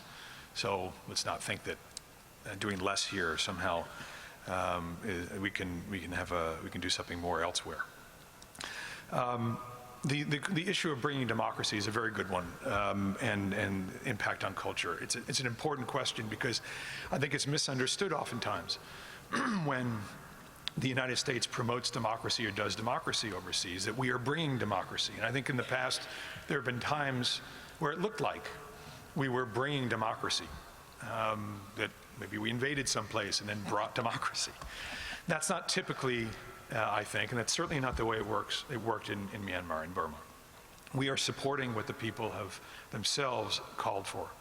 We are assisting their own desires for greater say in their own affairs, as represented in the leader Aung San Suu Kyi, who the people had essentially voted for, certainly her party in 1990, and therefore following her lead on supporting this value in this country.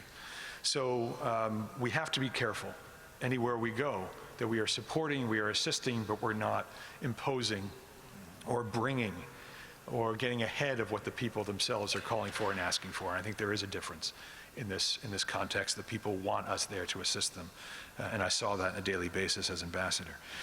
The issue of the local legislature, I think everyone was avoiding because it's a difficult one. You know, I think there's more interest in devolving power to localities. We hear more and more about giving state ministers more authority. We just heard the Myanmar Investment Commission say that they will, below a certain level of investment, the state ministers can decide on whether an investment goes through or not, doesn't have to go to the center.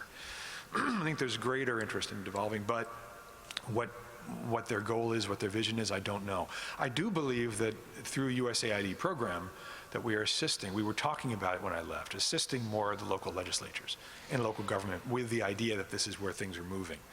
But I just don't know where that stands. But it would be very important to look at as the over-the-horizon vision for the country. Finally, the issue of aid, as suggested, I don't think we're, you know, I think that the issue of absorptive capacity is absolutely important. We knew there was a tsunami. I used to call it a tsunami of interest. Once things started to open, and that can, you know, overwhelm everybody in the country, we had to be careful. We had to coordinate our efforts. Aung San Suu Kyi now is sort of taking the lead herself on this. She has established an aid coordination operation where she sits at the head and she tells folks, I want this, I want that, I want the other. It doesn't go over very well with donors because we have our own folks that we answer to, the aid folks. But it is important that we do coordinate and we are following the lead of those inside the country. What we did as AID was health issues, took a lead on, we sort of focused on particular things, health system, maternal and child health, 3 diseases, the health system, rural development, agricultural development, very important, and great work on coffee and other things, and land rights, on democracy and human rights, and on humanitarian assistance, all of which I think are very much essential, very much welcome, and has had very important results. So I don't know if there's anything that we should be doing differently or not, I can't assess, but I'm very proud of what we've done to date, even if it may be, to some, not the size of a China or a Japan, but I think very targeted and very effective. Thank you. USIP works in some very difficult situations in Afghanistan and in South Sudan and Iraq and Syria in these contexts. And so I have to say the opportunity to travel to Myanmar where there's lots of problems. It's incredibly complex, and as Derek said, I came back incredibly confused.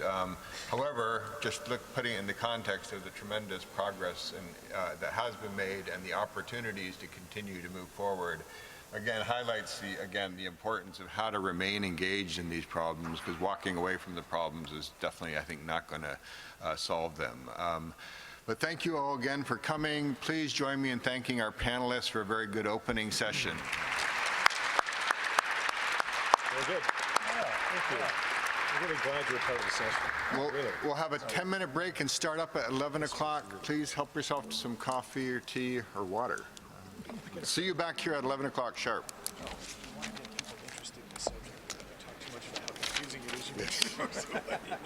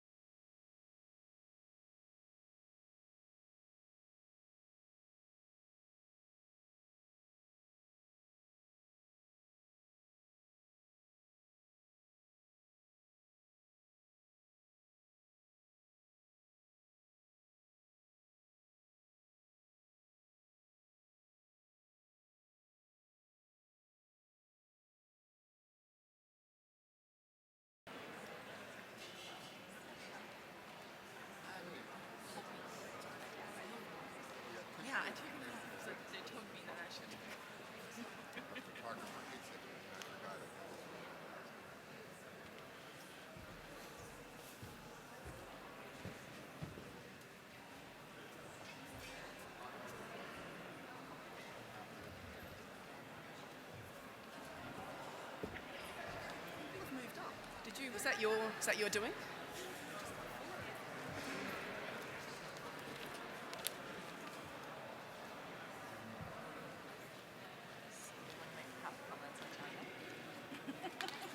Ladies, so we'll have David speak and then Janan and then. Is that okay?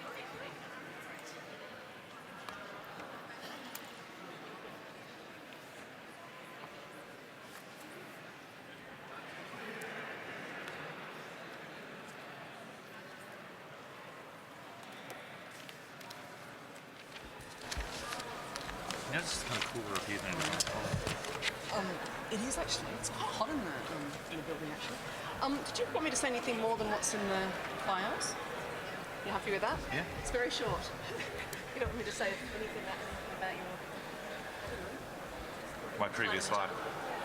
Can if you want. You have planned to... go ahead. You plan to travel again? I want to go to Myanmar in April. If I can escape all the duties here. Okay. Well, do let me know. It's 11:15. I want to go to Myanmar. Maybe you have to... Might as well get started seeing as people are all seated. I want to bring a group of people to myself. The ambassador's just inviting to I guess we should get him to. I will be talking more. Oh, okay. What I said yesterday. Okay. So, yeah, I didn't get a chance to talk about China yesterday, but I can translate. Is that on?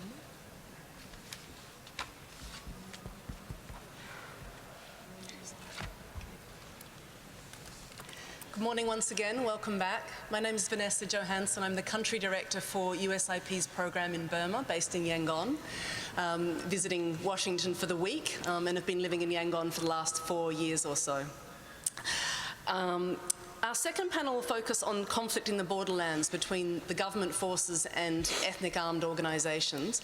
As we know, a ceasefire agreement was signed in October of 2015 with 8 of roughly 21 significant ethnic armed organisations. But despite that fact, and despite the fact that we've had an NLD government now for a year or so, there have been waves of escalation of conflict, particularly in the northeast of the country, since that time. So what we'd like to do in this second panel is to untangle some of the dynamics, actors, incentives, international actors, and motivations around the conflict in the northeast, particularly. We'll also look at some of the armed groups' shifting alliances and the impact of those shifting alliances on the negotiations and the implementation of the nationwide ceasefire agreement. And we'll also look at, in a little bit more depth, at the role of Burma's largest neighbour, China, its interest in peace and conflict dynamics, and also look at that within the context of the broader China-Myanmar relationship. So it's my great pleasure to introduce our 3 panellists for this second panel. First of all, we'll hear from David Matheson. Dave was a senior researcher on Myanmar for Human Rights Watch from 2006 to 2016, so for the last 10 years or so, and he's now working as an independent analyst based in Yangon. Our second panellist will be Janan Lator. Janan is widely respected civil society leader and advocate for inclusive peace in Myanmar. She's been the director of the Nyen or Shalom Foundation since 2014, which is a leading peace support NGO based in Yangon. And Yun Sun, who is a senior associate based here in Washington with East Asia Pacific Program at the Stimson Center. Her expertise focuses on Chinese foreign policy, US-China relations, and China's relations with neighboring countries and authoritarian regimes. She's recently published a paper supported by USIP on China and Myanmar's peace process. And with no further ado, I'll hand over to David. Thank you. Thank you, Vanessa, and thanks everyone for coming. I'm just going to go through a very quick overview of renewed armed conflict up in Burma's north. And it's going to be a very kinetic, focused analysis because both the conflict itself, the armed conflict on the ground, is very complicated with multiple actors, and the impact that it's having on the peace process and the politics of the country is something that Janan's going to look at. First thing to say is that there is more active armed conflict, intense armed conflict in the country than at any time in the past 25, 30 years. And that's something that I think is lost in the international community because of so much attention on Rakhine State and the transition. That this raging war up in the north is not getting the attention that it really deserves. It's also very important to note that the technology of counterinsurgency, the technology of the conflict has changed quite dramatically in the past couple of years as well. What we're seeing up in northern Shan State and Kachin State is the Burmese military using helicopter gunships, jets, heavy artillery in ways that they have never done in 70 years of civil war. And the impact that this is having both literally on the ground to the civilian population and to the parties to the conflict is one thing, but also the use of technology on the trust and the reception amongst civilian populations to what's happening, I think is really quite deep. And this sense of like they're talking peace, but we're being bombarded on an almost daily basis. So just to give a quick overview, in Kachin State, there has been almost continuous armed conflict since 2011. And it's important to put into context, the Kachin had a ceasefire, the only written ceasefire, between them and the Kachin Independence Organization, Kachin Independence Army, and the central government, which broke down in 2011. Very important lessons to be learnt from the breakdown of that process. That conflict in its first phase, 2011-2013, took a very heavy toll. There are still 100,000 people internally displaced around Kachin State and northern Shan State where the fighting spilled over. And the conditions in a lot of those camps are really quite dreadful. They're getting less international support, and renewed fighting in the past couple of months has put a lot of the IDPs in even greater danger. There was very intense conflict in Kachin State over the past several months. From about August last year, the Tatmadaw, the Burmese military, decided to take a series of Kachin Independence Army posts, including Ginon Mountain. About 30. There was a lot of people who said this was on the outskirts of the KIA base at Liza. But when I spoke to the KIA about this, they said, no, this base was about 30 miles north. But it was subjected to intense, almost daily airstrikes. And then human wave assaults. And even though the casualty figures haven't been released, that battle took very heavy tolls on both sides, the government and the Kachin side. It is now relatively calm in Kachin State, but the militarization that went along with that renewed fighting has really rattled the civilian population.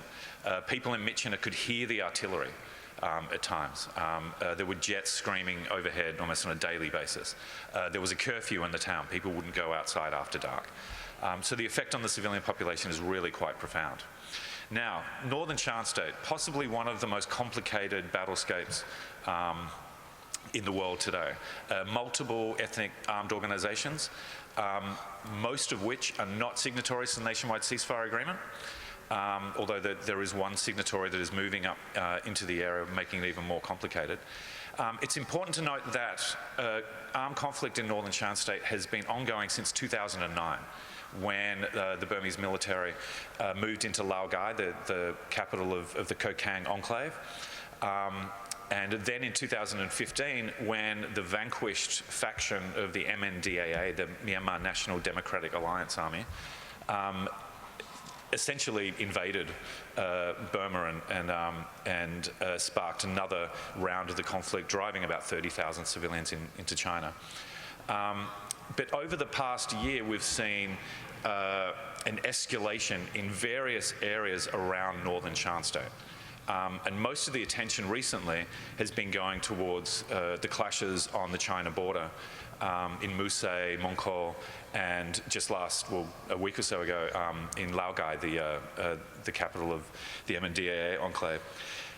But last year, there were numerous clashes in Sepoy, Namtu, and Chalkmay townships west of Lashur, which didn't get a lot of international attention. But that characterizes, in many ways, the dynamics of the conflict, where you had fighting, several thousand people displaced for a couple of weeks, then they would go back, then there was more fighting and they would be displaced. You would hear about it, and by the time you got up there 2 weeks later, they weren't in the monastery in Sepoy, they were back in their villages, and very nervous about being displaced again. So there was that dynamic. And then I think there was a major game changer on November 20 last year, which is an attack on the key border trading town of Musée on the China border. An attack by what was then called, the first statement was by the Brotherhood of the Northern Alliance, which was the MNDAA, the Kokang, the TNLA, the Taang National Liberation Army, the Arakan Army, and just in case you're getting confused about the geography, I did say Arakan Army. So Arakanese soldiers formed a new army with the help of the Kachin several years ago and are based up in Liza, and one part of their fighting force is actually fighting in northern Shan State as part of this alliance. Then the fourth member is the Kachin Independence Army. Although one of the leaders of the Kachin Independence Army recently qualified their inclusion in this group by saying, we are not a member of the four-party Northern Alliance Brotherhood. Our 4th and 6th brigades are, and they're based in northern Shan State. It's a very strange quibble. We're not a member, they are, even though they're part of our army. Janan can explain it. It confuses me completely. Now, this was a very rare attack, and the Brotherhood actually lobbed unguided munitions into Musée. They attacked police stations, killing a number of policemen, killing a number of civilians and wounding them, but also attacking trucking along the main highway, in some cases actually pulling trucks over and executing the drivers. A very strange behavior on the part of some of the members of the Northern Alliance. And then a week or so later, and this is quite rare, hasn't happened in decades, the EAOs actually seized the border town of Mongkol, not a very big town, but they seized it, took control, and declared that they had control of this town. The resulting bombardment caused a lot of damage in the town. Reports of human rights violations perpetrated by all sides were coming out, but very difficult to verify. But it really showed an escalation. And it also started a war of words between the alliance and various statements they were putting out. And it was at a time when the State Councillor and the National Reconciliation and Peace Centre issued its first statement denouncing the alliance and the atrocities that they perpetrated against the civilians.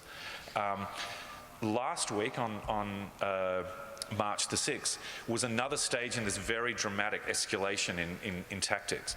According to the Ministry of Defence, at a statement a few days ago, about 300 MNDAA troops dressed as Burmese policemen went into Laogai and attacked a police station, and then other members of it attacked a hotel. And if the MOD statement is to be believed, abducted about 200 people and took them away. And these were Chinese nationals, even though they weren't identified as Chinese nationals, they were identified as people coming from a neighbouring country. Now, the MOD said that these people were abducted and forced to actually join some of the armed groups. The armed groups have since come out and said, no, that's not true. We took them so that they wouldn't be raped by the Burmese army. So there's something very murky going on here, and it really shows that there's a sense of desperation on the part of the non-state armed groups. Now, they would say that they're doing this, they're taking the fight to urban areas because of the intense bombardment by air and by artillery that they're receiving out in the mountains. So it goes to show that a lot of this fighting is way out of sight, and no one really gets to hear about it. But off both sides of the main highway, there is regular, routine, intense conflict on a regular basis. Now, what does all this mean? There are several points that we have to consider. The first is that humanitarian assistance to the thousands of people internally displaced by this conflict is routinely blocked by the military on the ground. And this has been happening over the past several months. Convoys have been turned back, travel authorizations have been denied, and especially in the Kokang enclave, they really don't have access to food and medical assistance from Lashio.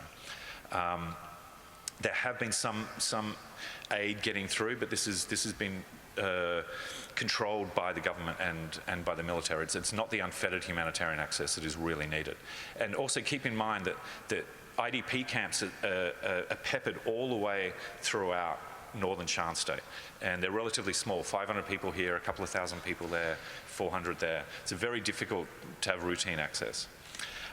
Second, the human rights violations that are being reported are pretty standard for this kind of conflict. But there are reports that not just the Tatmadaw who are still perpetrating violations such as forced portering, human shielding, and extrajudicial executions, which last year they were caught out and actually admitted to. A light infantry battalion killed 5 men in a town east of Lashio, and those men were court-martialed and sent to prison.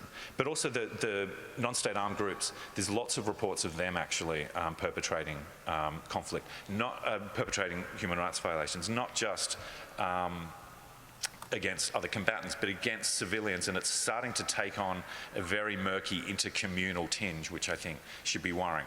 In other words, Shan perpetrating violations against Ta'ang, Palau, and Palau perpetrated. Last year I was in Nam Tu and I visited a monastery for IDPs, and they were mostly ethnic Shan that had been displaced because the Ta'ang army had come into the area and shot into the air and said, this is a Shan area now, oh, this is a Ta'ang area, you've got to leave. So we've got to keep in mind that this is not just the state or the government forces perpetrating this violence, it's also intercommunal. That intercommunal tension is also spreading not just from the EAOs, but into the cities and in between communities. And that is something that I think is really worrying. It adds another layer of complexity to the peace process when there's these intercommunal tensions. We also see that in Kachin State as well, between Kachin communities and Red Shan-Ni communities as well, that there's increased tension and a feeling that they're being pitted against each other as one element of the conflict. Related to that is something we were talking about yesterday, and that is this resurgence in nationalism. And there's a tendency to look at just Burman nationalism, pro-military nationalism in this, and that's certainly the case. But as Joy and Lang pointed out yesterday, it's always been there. But we're just seeing and hearing it more now as we see the hostilities spread. But it's also important to recognise that there's rising nationalism within the EAO communities as well. Shan nationalism is incredibly virulent and is one driver of the conflict, but also Ta'ang nationalism and this feeling of deep grievances is a part of it as well. Another element in this murky conflict space is the drug trade. This is a major drug producing area, major opium poppy growing area. You always see a seasonal spike when it's opium harvest, although it was relatively low this year. Last year it was incredibly intense, and there was some talk that last year some of the battles that were taking place were because the Kukai-based Panche militia was protecting its opium fields. The TNLA was coming in, trying to destroy them, getting into a pitched battle, Burmese army coming in to protect them, getting caught in escalated conflict and calling in airstrikes. So, in other words, don't just look at a battle and assume it's a simplistic fight between two parties. There's often very complicated elements surrounding every report of a battle in Shan State. Not one explanation can really fully explain it. Now, related to that, the drug trade is also a sense of grievance that many of these communities think that drug consumption is tearing their communities apart. And they're blaming this on the government for being either complicit or being complicit in fueling the drug trade. Or not doing anything to actually stop it. So there's a rise in anti-narcotics, very brutal harm reduction. This kind of vigilantism that you see in Kachin State with Pakistan, this Christian drug eradication vigilante group that's been formed in the past couple of years. But also some of the EAOs, the Northern Alliance, actively engage in drug interdiction, which is very punitive and very violent at times. So it's another driver of conflict there. Now, just to conclude, one thing that I often hear about the conflict in Northern Shan State and the EAOs and the Northern Alliance Brotherhood is that these are either opportunists or they're gangsters. They're doing all this for money to protect their rackets. And I think that's an ahistorical, very limited view of what the grievances of these groups are. The TNLA, for example, the Tang National Liberation Army, is the modern incarnation of a Palau armed resistance that has been around since the 1960s, early 1970s. I was recently in Lashio and spoke to some of the founding members of the Palau State Liberation Army about this. And it's important to note that the groups like the TNLA had a ceasefire. They signed a ceasefire with the Nawata, the Slork government, in 1991. And then they were forced to disarm in 2005. And then they reformed several years later with the help of the Kachin Independence Army because of a whole host of grievances. The ceasefire had given them no development. They were being ravaged by massive drug consumption, which their women's groups have done a great job in documenting, and that they were being ignored in the political process. And there's a huge amount of communal support for the TNLA now, even with all their abuses and their forced recruitment and some of the bad things that they do. There's a lot of support within the Tang community for them. So dismissing them as gangsters or opportunists, I think, is incredibly misleading. And I think it keeps them away from the table. And it plays into this very hard line that they're hearing from the government and from the military. And they do really chafe at that, because the recent statement by Daw Aung San Suu Kyi following the attacks in Lao Cai on March the 6th, where she referred to them as ethnic tribes, which was a weird terminology in my view. But she reiterated that the only way for this to stop is for them to sign the nationwide ceasefire agreement and relinquish their weapons and come to the table. And that's an unrealistic proposition. And what is really propelling a lot of these groups to maintain their armed resistance and to take it to urban areas is almost like a cry for attention. It's like, we're here and we want to keep fighting until you give us a better deal. Like, we want to talk, but we don't want to talk. We don't want to just sign the NCA and then turn up to the table. So with that's the kinetic conflict, and I'll hand it over to Dinan to talk about the incredibly vexed political element to all this. Thank you. Thanks, David, for the contextual situation, or the ground contextual situation.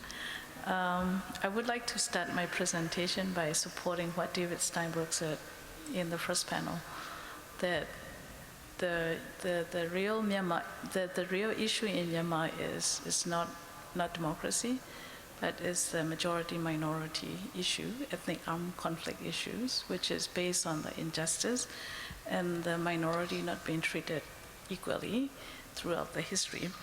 So this has been the song that EAOs have been singing for the last 70 years. So deal with the ethnic conflict first, issue first, and then democracy.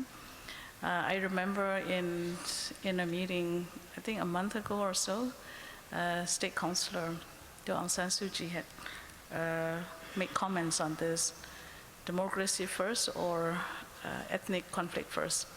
But I think her comment is sort of like peacemaking through democratic process. So, but in reality, at the moment, the current, like almost a year old democratically elected government is dealing with two processes. One is the current government is still transforming into democracy, while at the same time working on making peace and building peace at the same time with armed organization. But I don't need to even highlight much. in both processes, building democracy and building peace or making peace, in both processes, we can all see that military is still institutionally very strong and institutionally strongly present in both processes. So that also, we can also testify that military at the current political landscape is still in the very strong position. Institutionally, politically, and also economically, military is still well placed in this transition. And sometimes we also say, like Myanmar today is one country with two systems, but in some places, even three systems. If you go further to the armed control area, in many parts of the country, we have three administrative systems. So this is just to give you a few highlights of how we are at the moment. I want to give you one example that just recently took place, talking about this confusion of two systems within one state. For example, in the Kachin state, as David had also highlighted, for the last 5-6 years, we have intense conflict and intense fighting. So the security is quite tight in the Kachin state, northern part. And at some point, as you all know, Kachin state is, it's not non-ceasefire area because KIO hasn't signed nationwide ceasefire agreement. So in one occasion, in the place like Kachin state, Border Affairs Ministry and the Northern Commander has more well-placed in terms of security concern.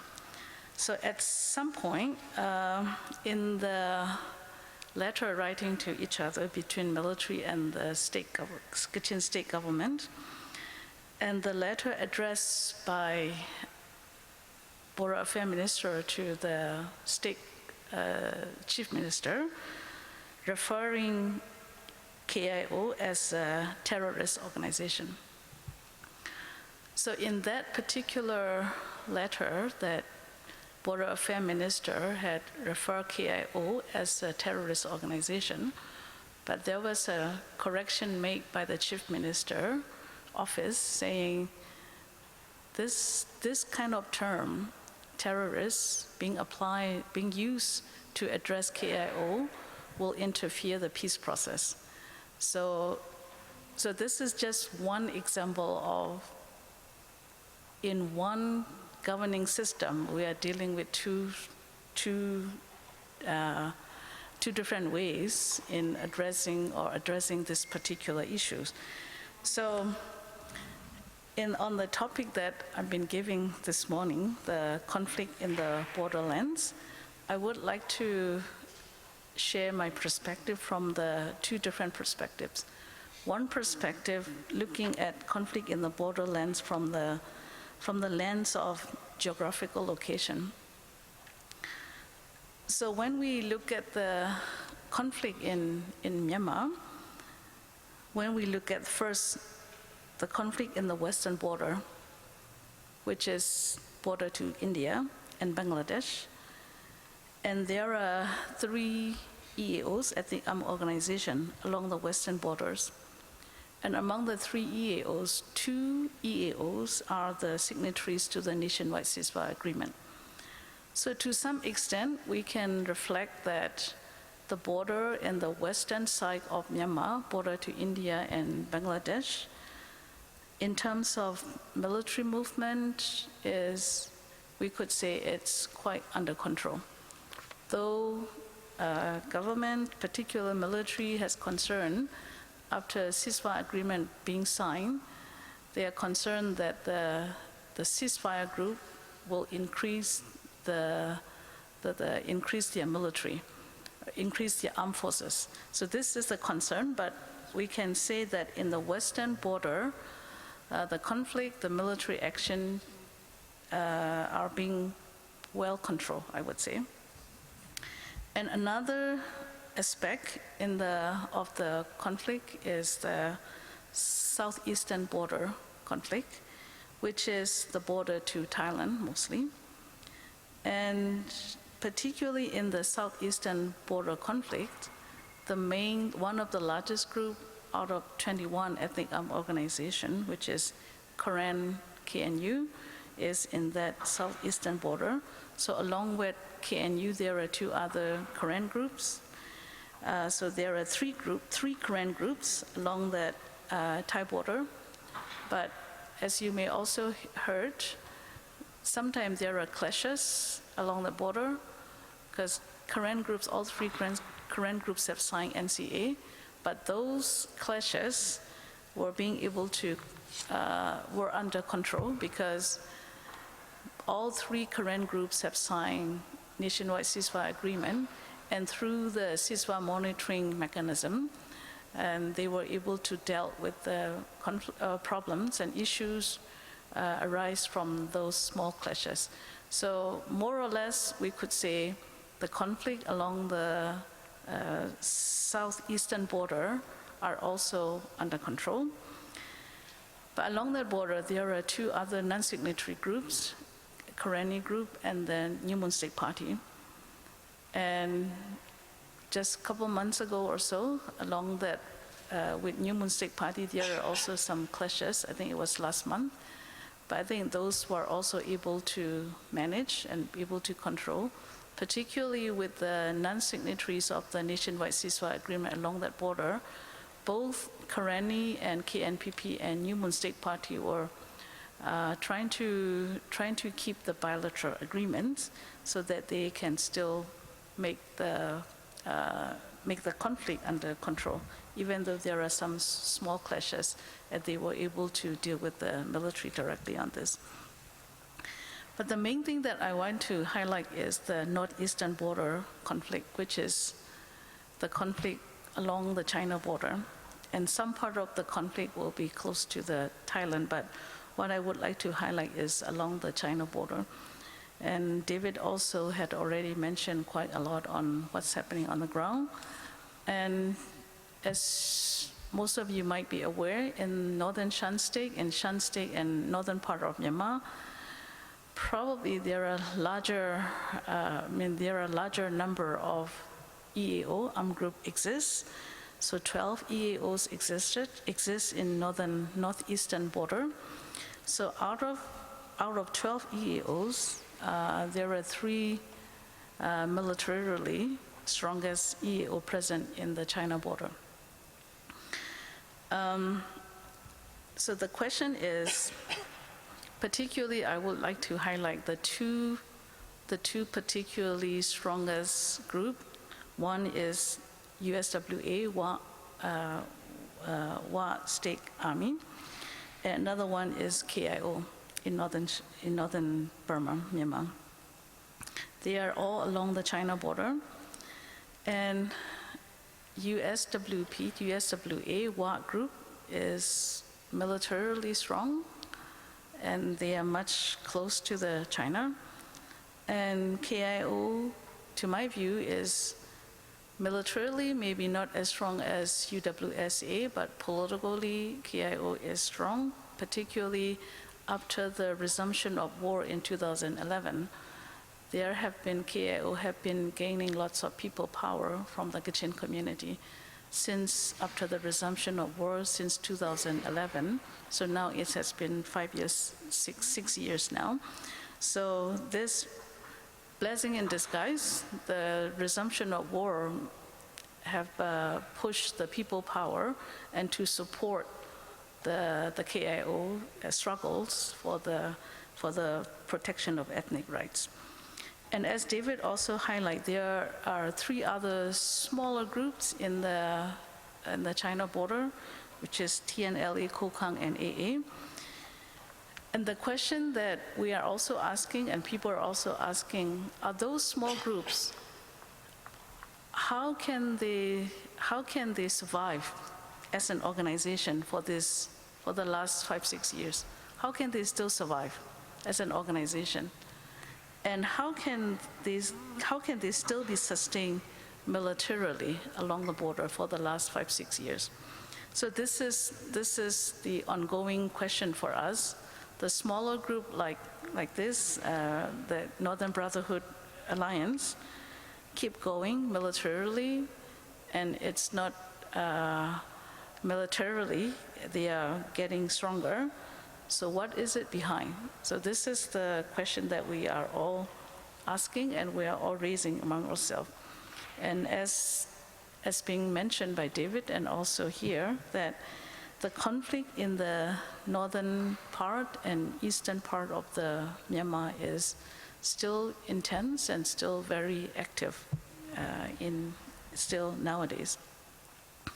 The second perspective that I would like to share on the conflict in the borderland from the lens of Armed Organization Alliance, because I also want to highlight this, how complicated the process is. This EAO alliance also create multi-layers of negotiation, multi-peace processes. That also keep the government very busy, because you are not dealing with, government is not dealing with only one group or one alliance, but there are multi-alliances, we have a multi-peace processes going on all at once. And I would like to highlight very briefly, since U Thein Sein government, probably right around towards the end of 2012, the negotiation between government of Myanmar then and the EAOs have been gradually shifting from bilateral negotiations to the collective negotiations.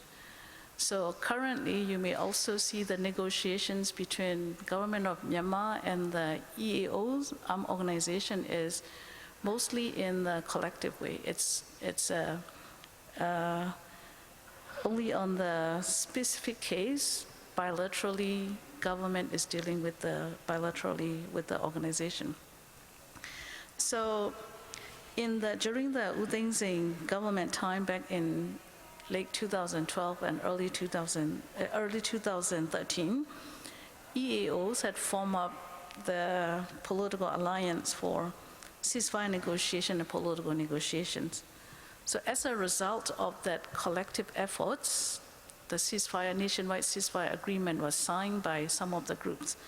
It was unfortunate that though NCA, which was the result of the collective efforts, those who have put their effort very much in the early on of this collective negotiation are still not able to sign NCA today. So this is also a very unfortunate factor. There are many factors behind it. And here I would like to highlight that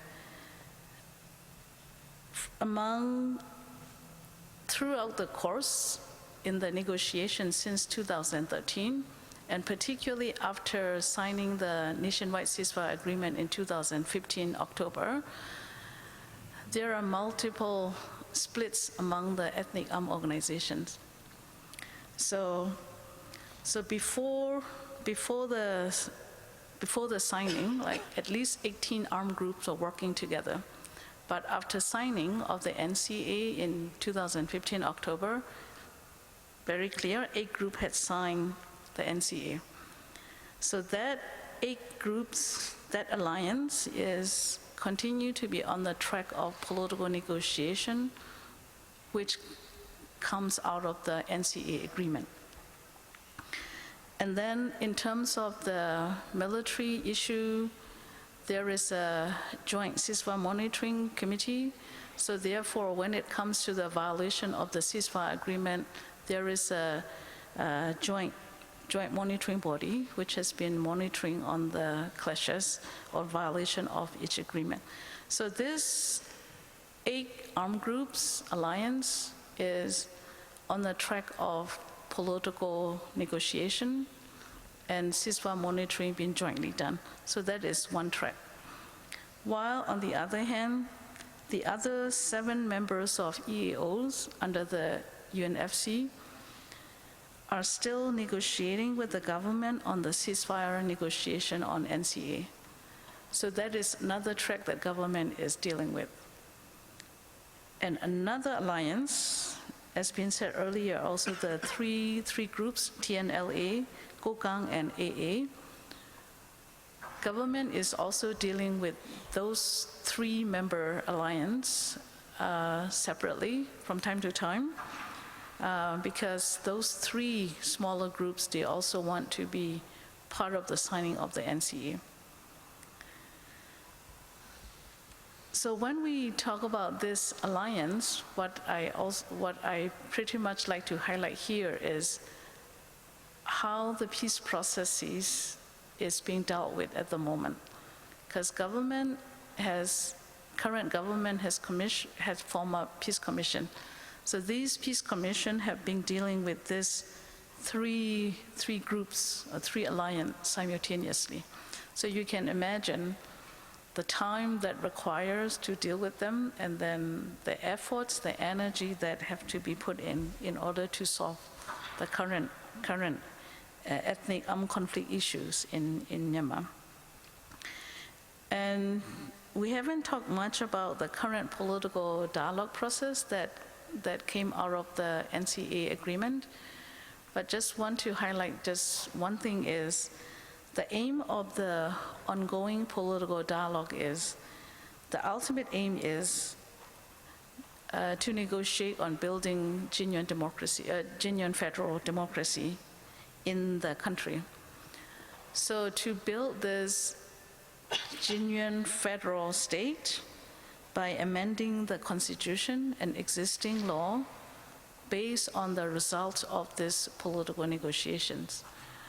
So this is supposed to be taking place now, and as somebody mentioned this morning, that the next 21st century Panglong is now postponed to early the first week of May.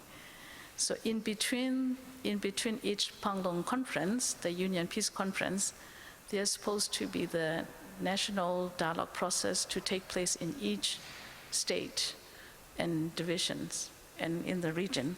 So that is also another security matter, even though the signatory have been signed the nationwide ceasefire agreement and supposed to be able to conduct the national dialogue process in their own state, but due to the security reason, for example, in Rakhine state, the national dialogue were not able to convene by the Rakhine ceasefire group. So lastly, very briefly, another new development just last month on the February 25th, there was a new development of the emergence of the political negotiation committee, which is led by the UWSP, United Wa State Party and Army. So the aim of, to my understanding, the aim of this newly emerged alliance led by Wa is to find alternative tracks for the political negotiation without needing to sign NCA. So this is, we are still waiting to see how this process is going to lead, because currently, as far as we understand, the government policy is to negotiate on the NCA and through NCA. But I'm not sure whether the government will open for another track to negotiate with the armed groups without signing NCA, whether they would be able to come to the political dialogue. So this is still for us to wait and see. So lastly, we are, as I said in the beginning, unless this ethnic armed conflict along the borders are not resolved, transition to democracy will be slower. And if the political dialogue is not going to carry forward as designed, military will still remain strong, and some EAO might still enjoy their status quo at the present situation. And lastly, the Aung San Suu Kyi State Councilor have been challenging everybody on the Union Day on the 12th, that she's been highlighting all the groups who have been holding arms to come forward to the 21st century Panglong. Let's talk at the table. If you don't like, you can go back to fighting. So she's been challenging the groups who have been holding arms I suppose that she's challenging both military and the armed group as well. So at the same time, she is encouraging people to participate in this process. So probably we should encourage people participation in the peace process. That's one way to keep the momentum going. So thank you. Thank you very much, Janan. Thank you, Vanessa.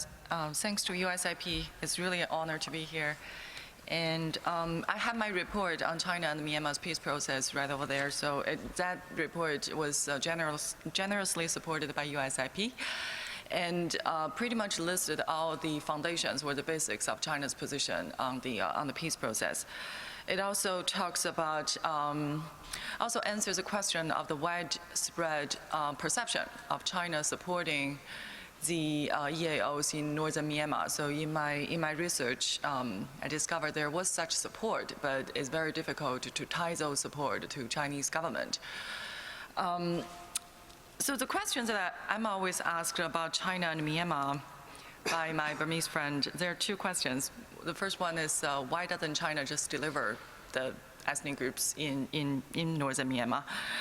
And my first reaction is China capable of delivering those EAOs in northern Myanmar? And the answer, I'm afraid, is negative. China is not able to, not capable of delivering them. And the example that the Chinese usually would cite is back in 2009 in the August Kokang incident, when China literally worked with the military government to drive out Peng Jiasheng, but then 5 years later, Peng Jiasheng made a comeback. And the second question is China willing to deliver the EAOs in northern Myanmar? And the answer there, I'm afraid, is also negative. As for why, there are complicated considerations of China's national interest, of relations with the Myanmar government and Myanmar government's alignment choices. So there are certain factors of national interest consideration in play here. So David talked about the recent escalation of tensions. So starting from November 20th, two things happened on the China front. The first issue, the first development is China's efforts of mediation has increased, actually intensified significantly. China and Myanmar has already hosted 2 rounds of 2+2, so Defense and Foreign Ministry dialogues. One was in November, one was in February. The Chinese Special Envoy on Asian Affairs has held 3 meetings with representatives of Northern Alliance in Kunming. One was in December, one was in January, and one was 2 days ago. The Chinese Special Envoy also had 2 meetings in Naypyidaw with Tatmadaw. And in one of those interesting PLA visits to Myanmar, the commander of China's Western Theater Command visited Myanmar and demanded the Burmese side to strengthen the control of the border and prevent Burmese loose cannons from falling into Chinese territory.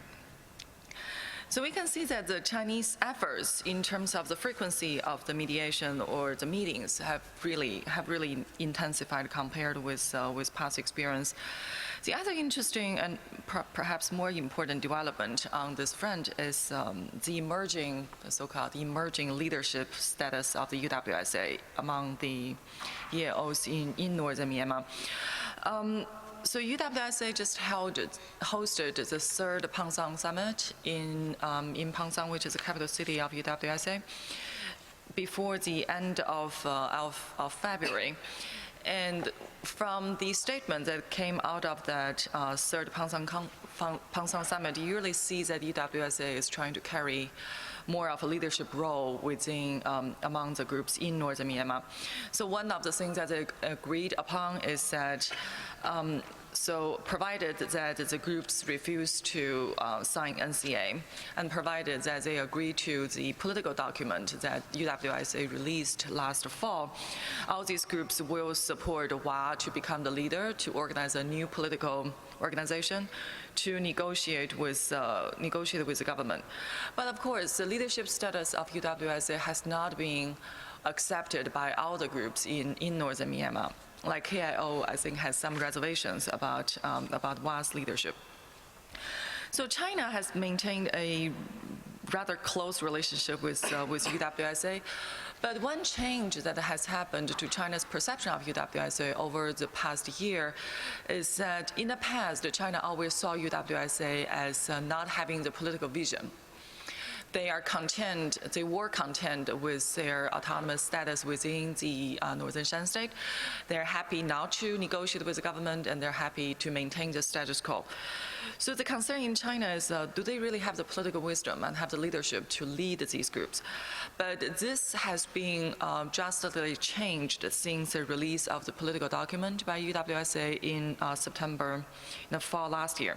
I'm not sure if you have seen that political document. It's surprisingly specific and surprisingly strategic. So it covered almost 15 areas of issues that they see problems with the central government, including the armed force, including the foreign policy authority of the local government, including issues even like the education or the customs and inspections along the border trade. So in that document, UWSA raised the issue that the Panlong spirit shall not be defined by the NLD government or by Aung San Suu Kyi alone. In fact, they raised alternative definitions of the Panlong spirit, alternative definition of political terms such as what is federalism, what is equality, what is genuine, for example, the genuine autonomy for the ethnic minorities.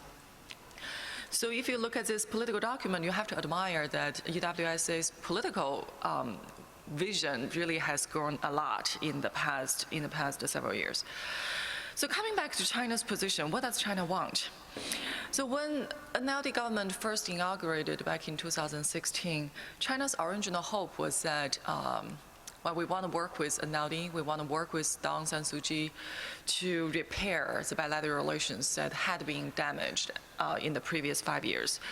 And that campaign also received some preliminary success when Aung San Suu Kyi sent her goodwill by visiting China in August last year, when Aung San Suu Kyi established the Misong Commission to deal with the issue of the Misong Dam.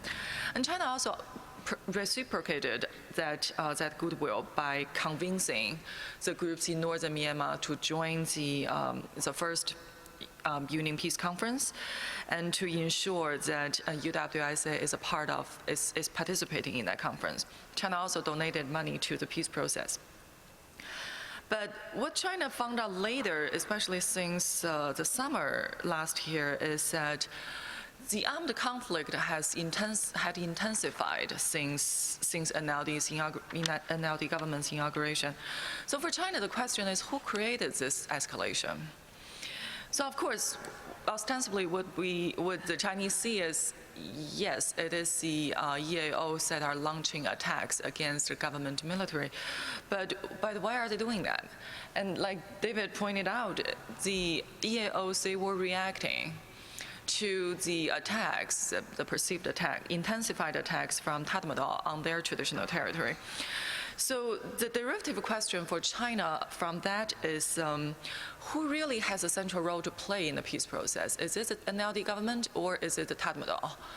Or if the Burmese military really has the determining influence to undermine that process, then should China work with NLD government or should China work with Tatmadaw? And what is indeed the relationship on peace process between the NLD government and the Burmese military? Are they working with each other? Is Aung San Suu Kyi against the military's attack in northern Myanmar?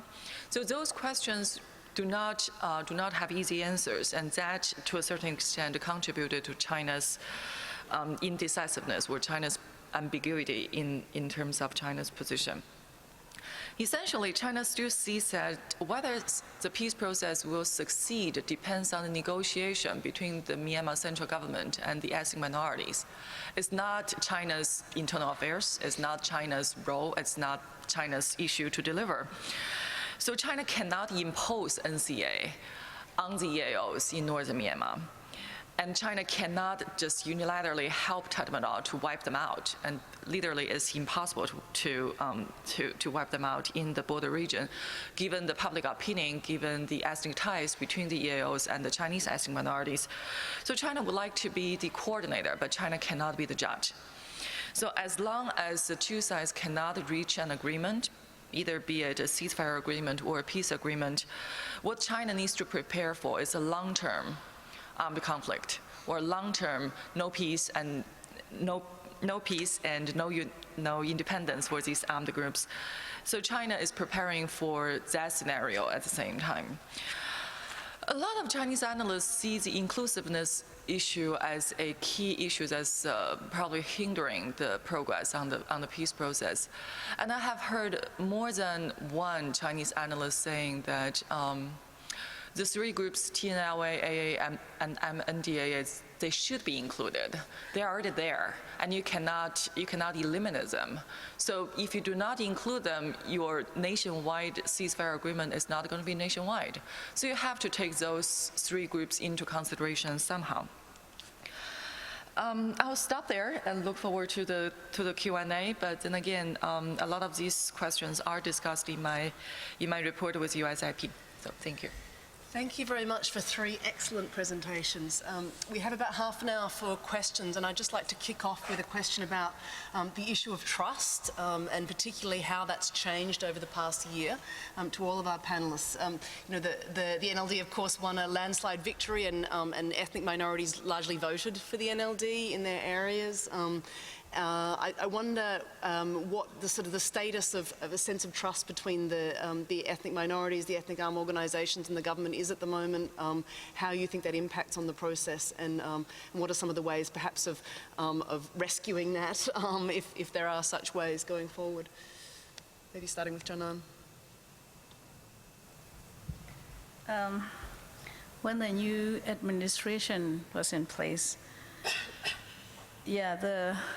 it was to build the trust from almost ground zero again. But I think as gradually moving in the process, the trust has been developed. For example, as you see in the current peace commission appointed by the State Councillor, Aung San Suu Kyi, and before the first Pangdong, there was also a temporary subcommittee for the Pangdong Conference. So in those committee and the current Peace Commission, there were some members reappointed from the previous government. So sometimes in early days in the negotiation with the current newly appointed team and the EAOs, after the new administration, it was quite difficult. From the EAO side, non-signatory side, to trust the whole team, because their expectation is they want to see, EAO wants to see brand new team, that form up by the new government, and they have very high hope from the State Councillor and very high hope from the NLD new government. But in the beginning, what they got is the team was formed up with the member from the previous government in the negotiation team from the government. So that was a bit disappointing matter from the EAO side.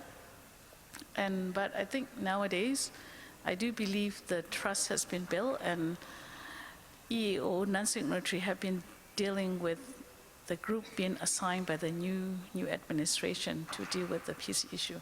So it's a meeting each other for some time, and you walk the talks, as you said at the table, and then you deliver what you had said at the table. I think that has gradually increase the trust between the parties.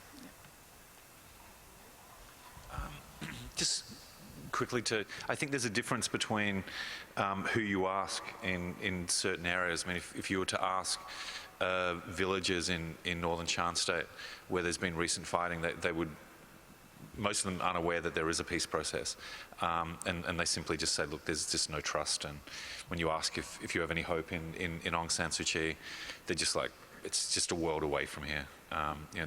They're like, we live from day to day. We just want every man with a gun to go away. And these are people that are being taxed several times from different ethnic armed groups. And so I would say that there's not a lot of trust there. But there is in last show, when you speak to political elites from different ethnic groups, MPs, people in civil society organizations and others, there's not a lot of trust, but there is a lot of energy to be involved in the process. There is a lot of commitment to actually resolve the armed conflict. So I think there's two different things then. Do you have trust in the Tatmadaw? Definitely not. Do you have trust in the government? No, because what we're hearing is from Dorang San Suu Kyi pretty much what the Tatmadaw is saying. So there's no trust there, but there is a willingness to engage in the process. So I think you've got to break it down and look at different communities and what they're enduring. Can I add one more? Yeah. On the trust issue, what I also want to highlight is the trust by the community on the peace process. Because particularly I want to highlight the case in Kachin State. Kachin community believe that, okay, we have to find peace and we have to use different ways to bring about peace. So the KIO leadership were also had a pressure from the community.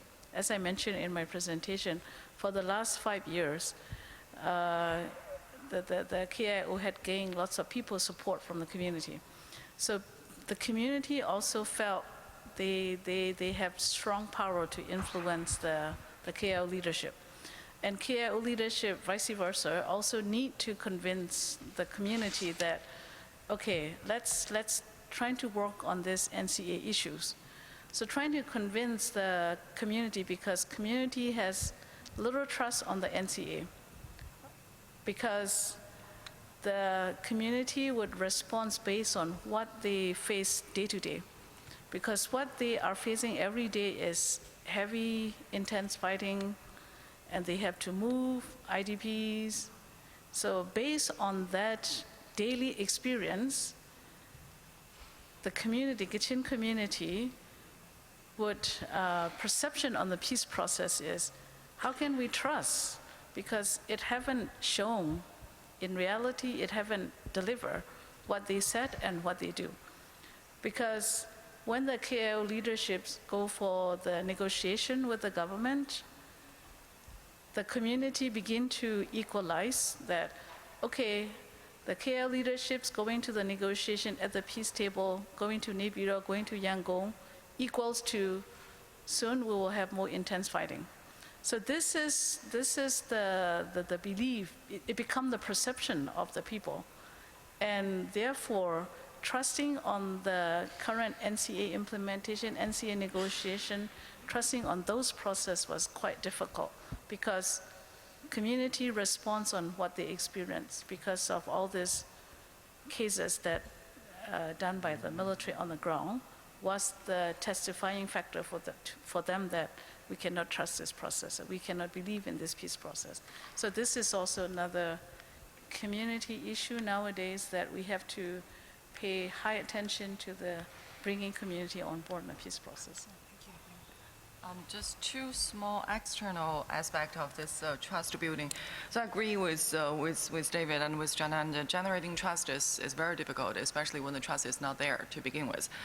And there are historical memories. There are continued, renewed examples of those historical memories. But for the EAOs in northern Myanmar, there are two issues that they raised about how to build trust. The first one is, so we have groups who have signed the NCA. They want to see the demonstration effect from those groups. How has NCA panned out for those groups? Has it worked? Has it created peace? Has these groups' experience give them more confidence in the future that NCA will actually generate peace and development as it promises? The other external aspect is groups ask for external guarantee for the NCA. Since there's no endogenous trust, maybe trust can be created from exogenous factors. So now, of course, then we'll get into the issue of whether China should or UN should play the role of external guarantor of the peace process. Thank you. Let's turn it over to the floor for questions. See one here, and then so let's take three in a row and then come back. Thank you. Good afternoon. My name is Chris Murray from Katz Consulting, student-run think tank. My question is about the Hannah Beach article in Time magazine about the role jade plays in jade mining from the region. And on that, does China have an invested interest in not seeing a peace because of their jade consumption, and is that actually playing out in the peace process? Thank you. And one more from over here.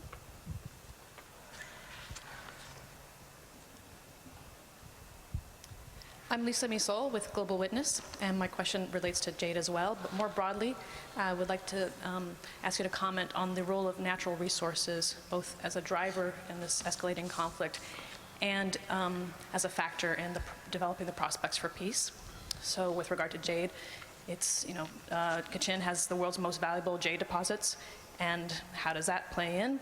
And then on the flip side, how can the interest in natural resources be brought into the peace process in a comprehensive way, not just revenue sharing, but more broadly to make sure that the local population benefits, that there are protections in place, that licenses are allocated in a reasonable way to combat corruption and so forth.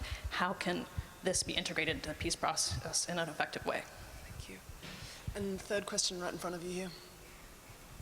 Thank you. My name's Ann Sweetser. I'm an anthropologist. I have a related thought. I understand that there are 2 or 3 Chinese Burmese businessmen who have very, very large mafias, essentially. They do a lot of trading in opium, wildlife trafficking across the border, so on. And there must be people on the other side of the border in China who are benefiting greatly from all of these movements. So in addition to speaking about the Chinese government policy in relation to the Burmese government, what about lower levels of Chinese interest in perpetuating trade that may be counteractive to, counterproductive to the peace process? Thank you. 3 related questions. Yun, would you like to start on those? Sure.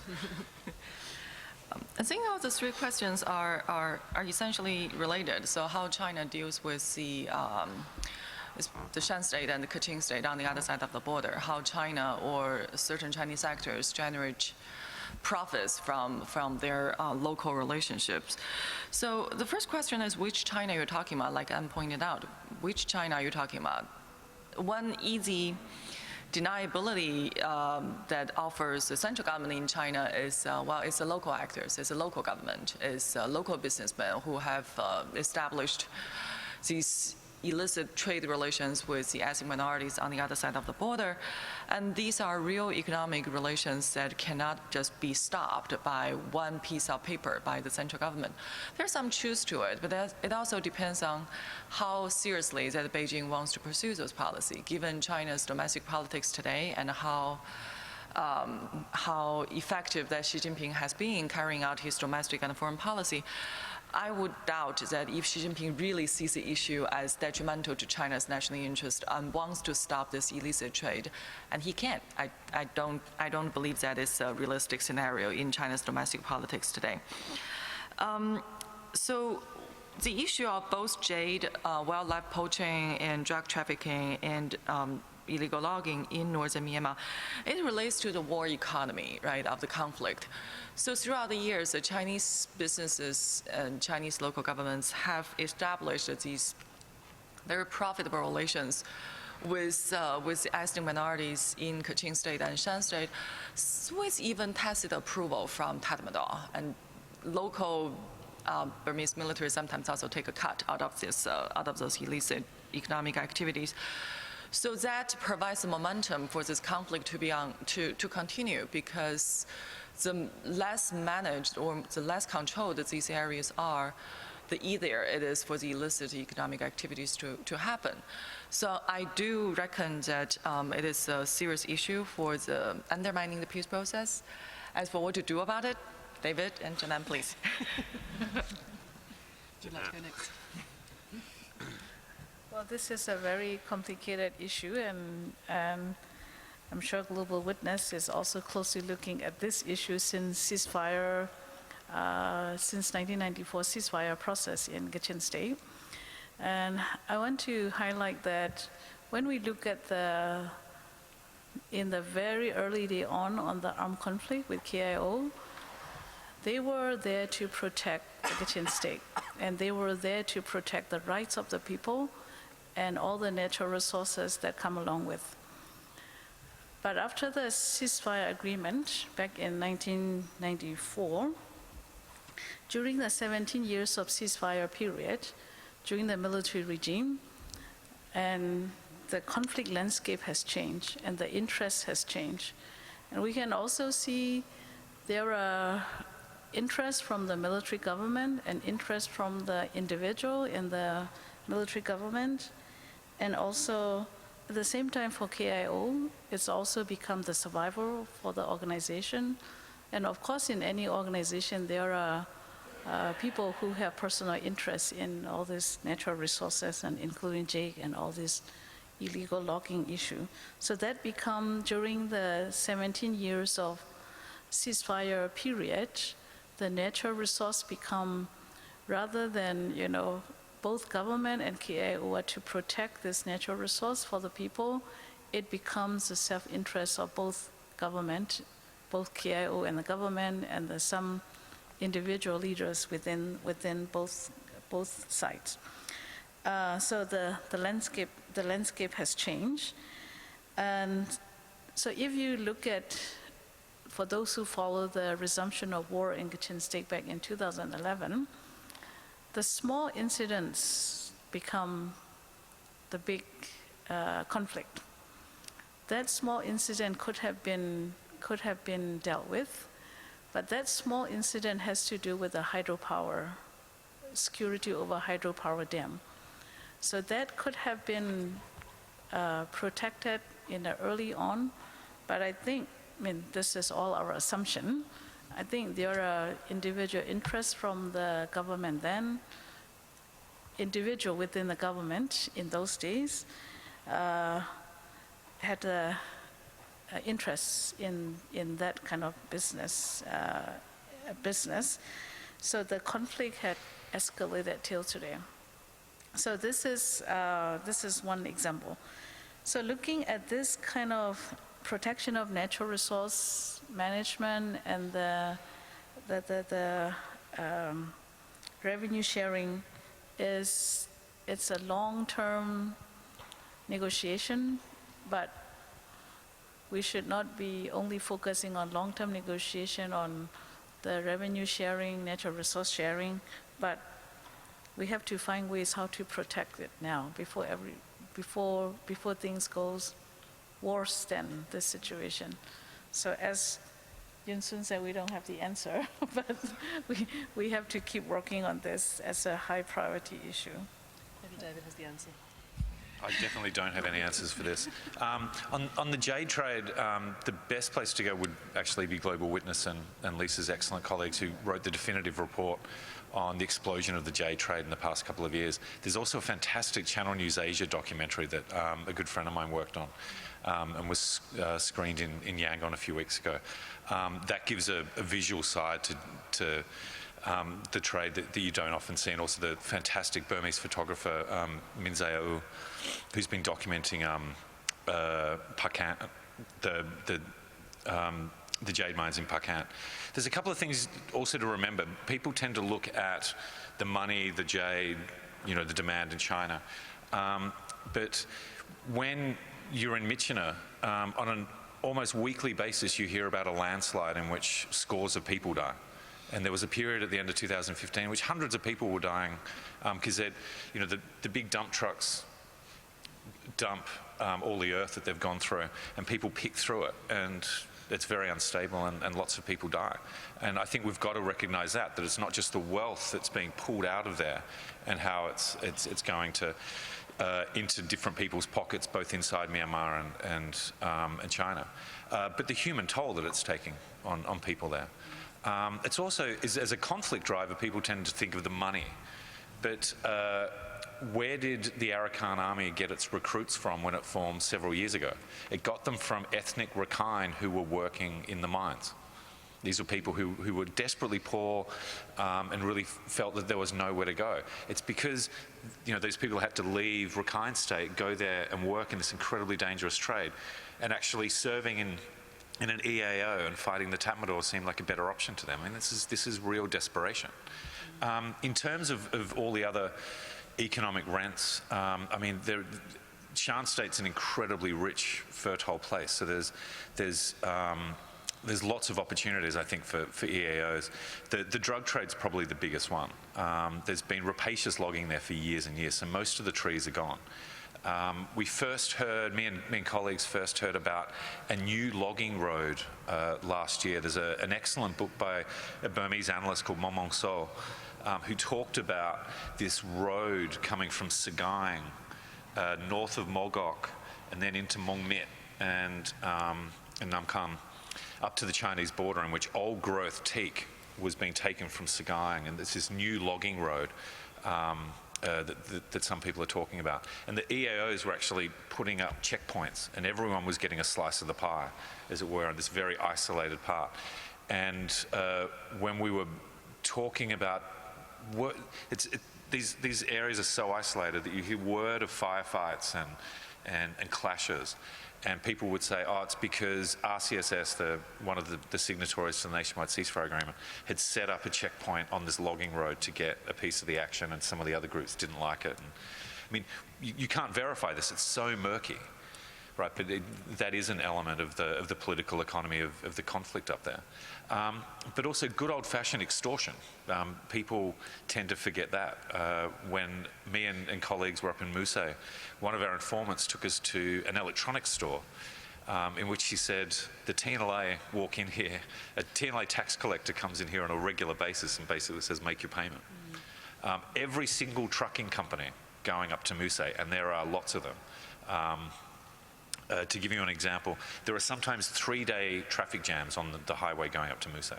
So trucks basically, and I got caught in one on the way to Namkham, and we ended up having to walk for a couple of hours.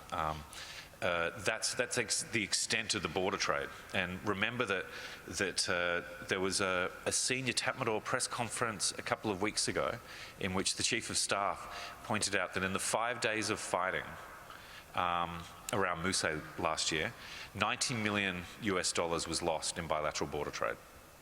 Okay, so that's the extent of the border trade. So there's the illicit rents, there's also legal trade which is thriving in that area.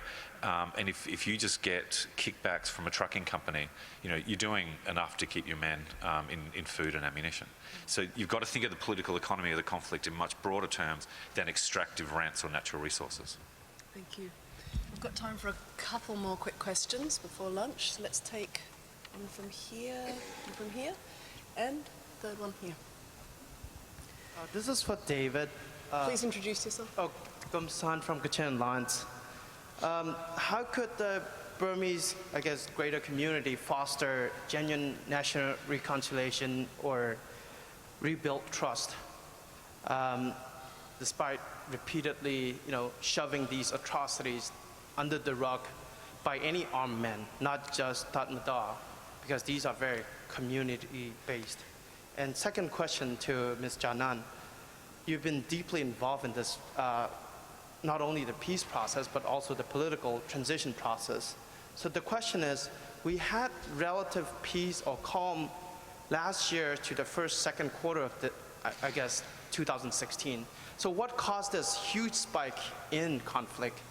And what is the hurdle with UNFC meeting with the government? There are 9-point proposal, 9 points, What's causing the impasse?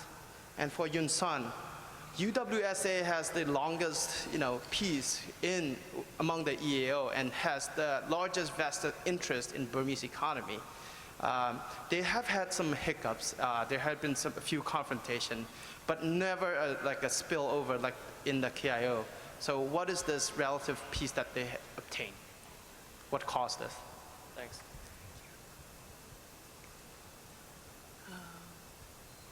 Yeah. Linda Yara, George Washington University. I appreciate the excellent questions and responses about natural resource and other forms of extraction. But again, looking at the broader political economy of the conflict, what about the arms procurement networks coming into the country? What can you tell us, perhaps David, about the key sources and networks for arms procurement? Thank you. Hi, Michael Martin again from CRS. I want to kind of build on the gentleman over here's comment. First off, could you comment on reports that the Tatmadaw are actually using some of the NCA signatory groups or previous militias who are now border guard forces as effectively a proxy in the fight in northern Shan State and Kachin State? And then second, moving on to why the postponement of the second Panglong conference. Certainly the participation of the Northern Alliance 3 parties is one of the issues, but could you comment on to what extent disagreements over the 9 points or the 6 steps or all the numbers that are floating around, how much is the agenda and the sequencing of events towards peace is a barrier to moving forward, one with the conference as well as ending the civil war? Okay. 3 meaty questions. Why don't you start this time? On achieving peace, I think if I had any real ideas on that, then it might have happened already. And unfortunately, it's so complicated. It's been going on for so long. One thing I would say, which I don't think is getting the attention that it really deserves, is an emphasis on youth participation. I mean, a lot of generations that have gone through the conflict find it very hard to kind of get out of the conflict mentality, even though I think they genuinely want peace. But they've gone through quite a lot. And given that over the past several years, Myanmar has really opened up, there is far more access to information from the outside world. People are able to have a conversation about peace and about conflict and about justice and about accountability in ways that they were too afraid to do. I think emphasizing the youth and informing them about the conflict. It's one of the great things to come out of one of the few great things to come out of the escalation of conflict in the north is the role of Ta'ang, Shan, and other youth groups up in the north. I mean, these people are mobilizing. They staged a peace march in Lasho several months ago. I mean, these are people that really want an end to this, and they want to emphasize development and education. And have a spirit of togetherness and wanting to avoid intercommunal tensions as much as possible. So that to me is the really hopeful side to all of this, is the youth. Quickly there's a lot of weapons up in the north. The Kachin tend to be fairly self-reliant and in small arms. Looking at the equipment that the MNDAA are holding, that's pretty top-shelf Chinese weaponry, and it can only come from one source, which is China. Who in China is selling it for what end remains to be seen. But also, I defer to you on this, but I think the WA is certainly a major contributor to the arsenals of a lot of EAOs in the area. And what's worrying is that as I said, the technology of the conflict is increasing. There is also talk of the EAOs acquiring more and more sophisticated weaponry. So it's almost this kind of arms race developing, which is really worrying. At a time when they really should be talking peace, or actually escalating the kind of weaponry that they're using. Thank you. Yon, would you like to? Sure. First of all, on why there has been relative peace in the WA area, I think there's 3 reasons. First one is UWSA takes China's concern very seriously. China doesn't want border instability. China doesn't want to see armed conflict. So that is at least one reason that UWSA can tell the Chinese special envoy that we have taken your demand very seriously. We are not starting armed conflict with the government military. The second reason is I think UWSA is also relatively content with their current arrangement. They have basically total autonomy in their two pieces of territory, in the north and in the south. They don't have a lot of natural resources, which could be one reason that they are not engaged in this war economy per se. And their administration of their own affairs on their territory is fairly complete. So you don't see this kind of overlapping presence between the government military and UWSA on the same territory. And the third reason is I think the Tatmadaw is also relatively reluctant to start an armed conflict with UWSA, because UWSA, like David pointed out, they have, well, rumor has this 30,000 militias, so they have a very strong armed force, and they also have good weapons. So if the Tatmadaw wants to start attacking UWSA, they have to be very careful about the consequences of that armed conflict. The key sources of armed procurement, I'm not going to defend China, and actually we have seen different reports about the weapons in the Wa area and held by Kokhan are Chinese weapons. I'm not going to defend China, but it's just me, in my research, I have not obtained that evidence that these arms came from China. UWSA has its own factories to produce their weapons, and in my conversation with them, that they do imitate the Chinese models, so that could explain the appearance of the small arms. But in terms of the larger arms, I have to say that the drug lords in that area are pretty creative in terms of their arms procurement. And I'm not saying that these are not Chinese weapons. They could be Chinese weapons, but were they sold to EAOs in northern Myanmar directly by Chinese authority or by Chinese government? I think that's a question. Like in the research, the Chinese financial company Yucheng Group, back in 2015, when they were trying to protect their assets in northern Myanmar, when they were doing their money laundering, they arranged for those assets to be protected. And how were they protected? Where did they get the weapon? That's a question to be answered. Thank you. Janan, final comments. Okay, so I think in 2016, that was when the new government came into administration, beginning of new government came into administration, and at that time, the state councillor, Aung San Suu Kyi, laid out a new plan. Like, she started designing trying to design all-inclusive process to the political dialogue process. So therefore, she announced there will be 21st century Panglong. Then the question came around when she first mentioned about 21st century Panglong, there was a question from the signatory side. According to the NCA, according to the framework that came out of NCA, we have a Union Peace Conference. So what is the difference? Is this another track, or is it the same as Union Peace Conference? But in one meeting around May, I think July, she confirmed that 21st century Panglong is the same as Union Peace Conference. And peace going to be implemented, political dialogue will be implemented through NCA agreement.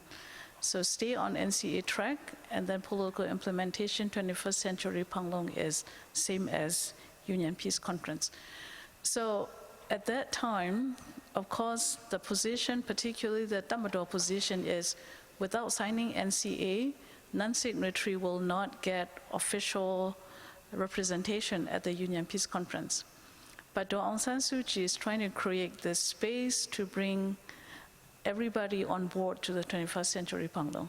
So that's why the temporary committee was formed to deal with the non-signatories, and one subcommittee is to deal with the signatory on the continued framework, political dialogue framework review. Then I think maybe that kind of process also gave some hopes to the non-signatory. Okay, now the Aung San Suu Kyi is proposing 21st century Panglong. how is that going to be different? So one different about the 21st Century Panglong first meeting, which was taking place in end of August, was it was designed out of the track of the NCA, because that conference was designed with the purpose of all-inclusive. And from this conference, the first conference onward, the political dialogue process will be, all-inclusive political dialogue process is to be designed. So that was the idea. So therefore, regardless of signing of NCA or non-signing of NCA, both signatories and non-signatory, together with government, Damador, and the political parties were able to form up the convening committee of the 21st Century Panglong first meeting. So I think because of that hope, we have sort of like relative peace around that time. But after that, there were ongoing negotiations with the UNFC DPN on the 9-point issues, and I'm sure that topic Wang-Ji can reflect more in the last session on the peace process. But I could say the negotiating with the armed groups, as I mentioned earlier, you're not dealing with just one organization. You're dealing with 6, 7 different entities, organizations. So for ethnic armed organization, for example, DPN, UNFC, to come to the table, DPN has been mandated by UNFC to go and negotiate 9-point, but they could not make the decision. And they will always need to consult it back with UNFC top leaders, plus UNFC members, they have to consult it with their mother organization. So there's a levels and levels of process that need to get the final decision. So this 8 points, on the 3rd March with DPN and Peace Commission, they have in principle agreed. Particularly, I want to highlight one thing is the role of international have been reflected more or less, even though it was not the same expectation as DPN would like to see, but there have been reflected some extent of the role of international in the political dialogue process throughout the NCA implementation process. So those are some of the example, and if Wang-Ji can reflect more in his session, in the last session on the peace process. On the last point, on the 21st Century Panglong, the postponing of the conference, I think it is more about the sequencing matter to my view, because in the negotiation meeting with DPN and Peace Commission on the 1st March, DPN met with the state councilor. We believe that had produced good outcome. And as a result, the meeting on the 3rd with DPN and Peace Commission have more concrete results came out of it. So I think just observing this process of postponing the Union Peace second Panglong conference to first week of May is maybe there might be a hope. They're still hoping the process, the negotiation process with DPN and the Peace Commission will move forward, and there might be some agreement might come before that time. So maybe that's one factor. And second is it's a practical issue, because I'm co-facilitating the meeting, and I can see when it comes to the fixing the date for certain meetings, and it's always challenging to find the time to work around the schedule of the government, to work around the schedule of the UNFC and individual organization. I think there's also practical issue that just could not find the time, to fix the date for the next meeting. And in between this official meeting, there are also series of meetings going on. I think Ambassador Derek Mitchell mentioned about the joint coordination body, which is the fund management body, which is also joint. Non-signatory UNFC is also part of that discussion. So next week, they will also be meeting with government and signatory and non-signatory to draft further on that joint coordination, funding joint coordination body. So there is so many parallel meetings going on, not only the official meeting, but framework review meeting on the political dialogue is also going on, and at the same time, looking at reflecting on the Joint Monitoring Committee work. TOR has been working on it. So there are like parallel meetings along with the official meeting. So that's why one factor of postponing or moving to the first May could also be the practical reason that long holiday in April, I mean long now it's changing, holiday is coming in April, and there are different meetings scheduled. So I think that's another practical reason might also be the reason for postponing to the first week of May. And probably the ultimate will be hoping that everybody might be able to join in the second Panglong, 21st century Panglong. Thank you, and what a good note to end on in terms of inclusiveness of all the groups in the process, hopefully, at some stage in the coming year. Thank you once again to our wonderful panelists for helping us to unpack an incredibly complex conflict and some of the negotiations around that.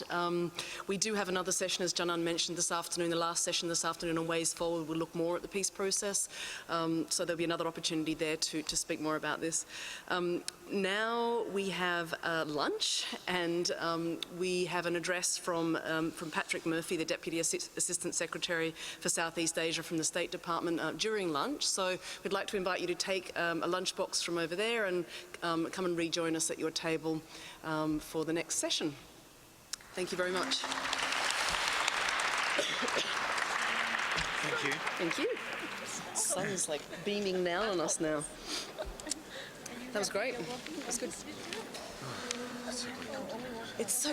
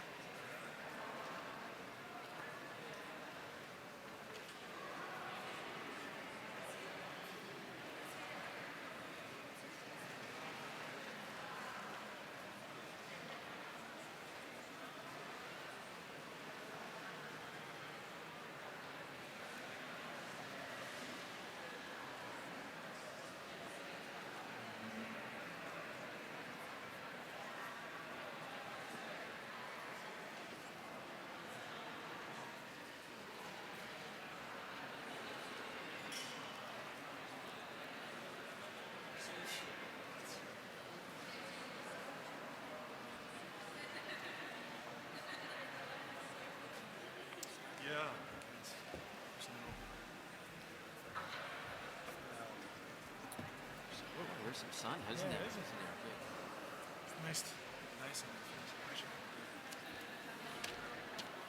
I'm going to read this out for you first. We're going to translate for me. So.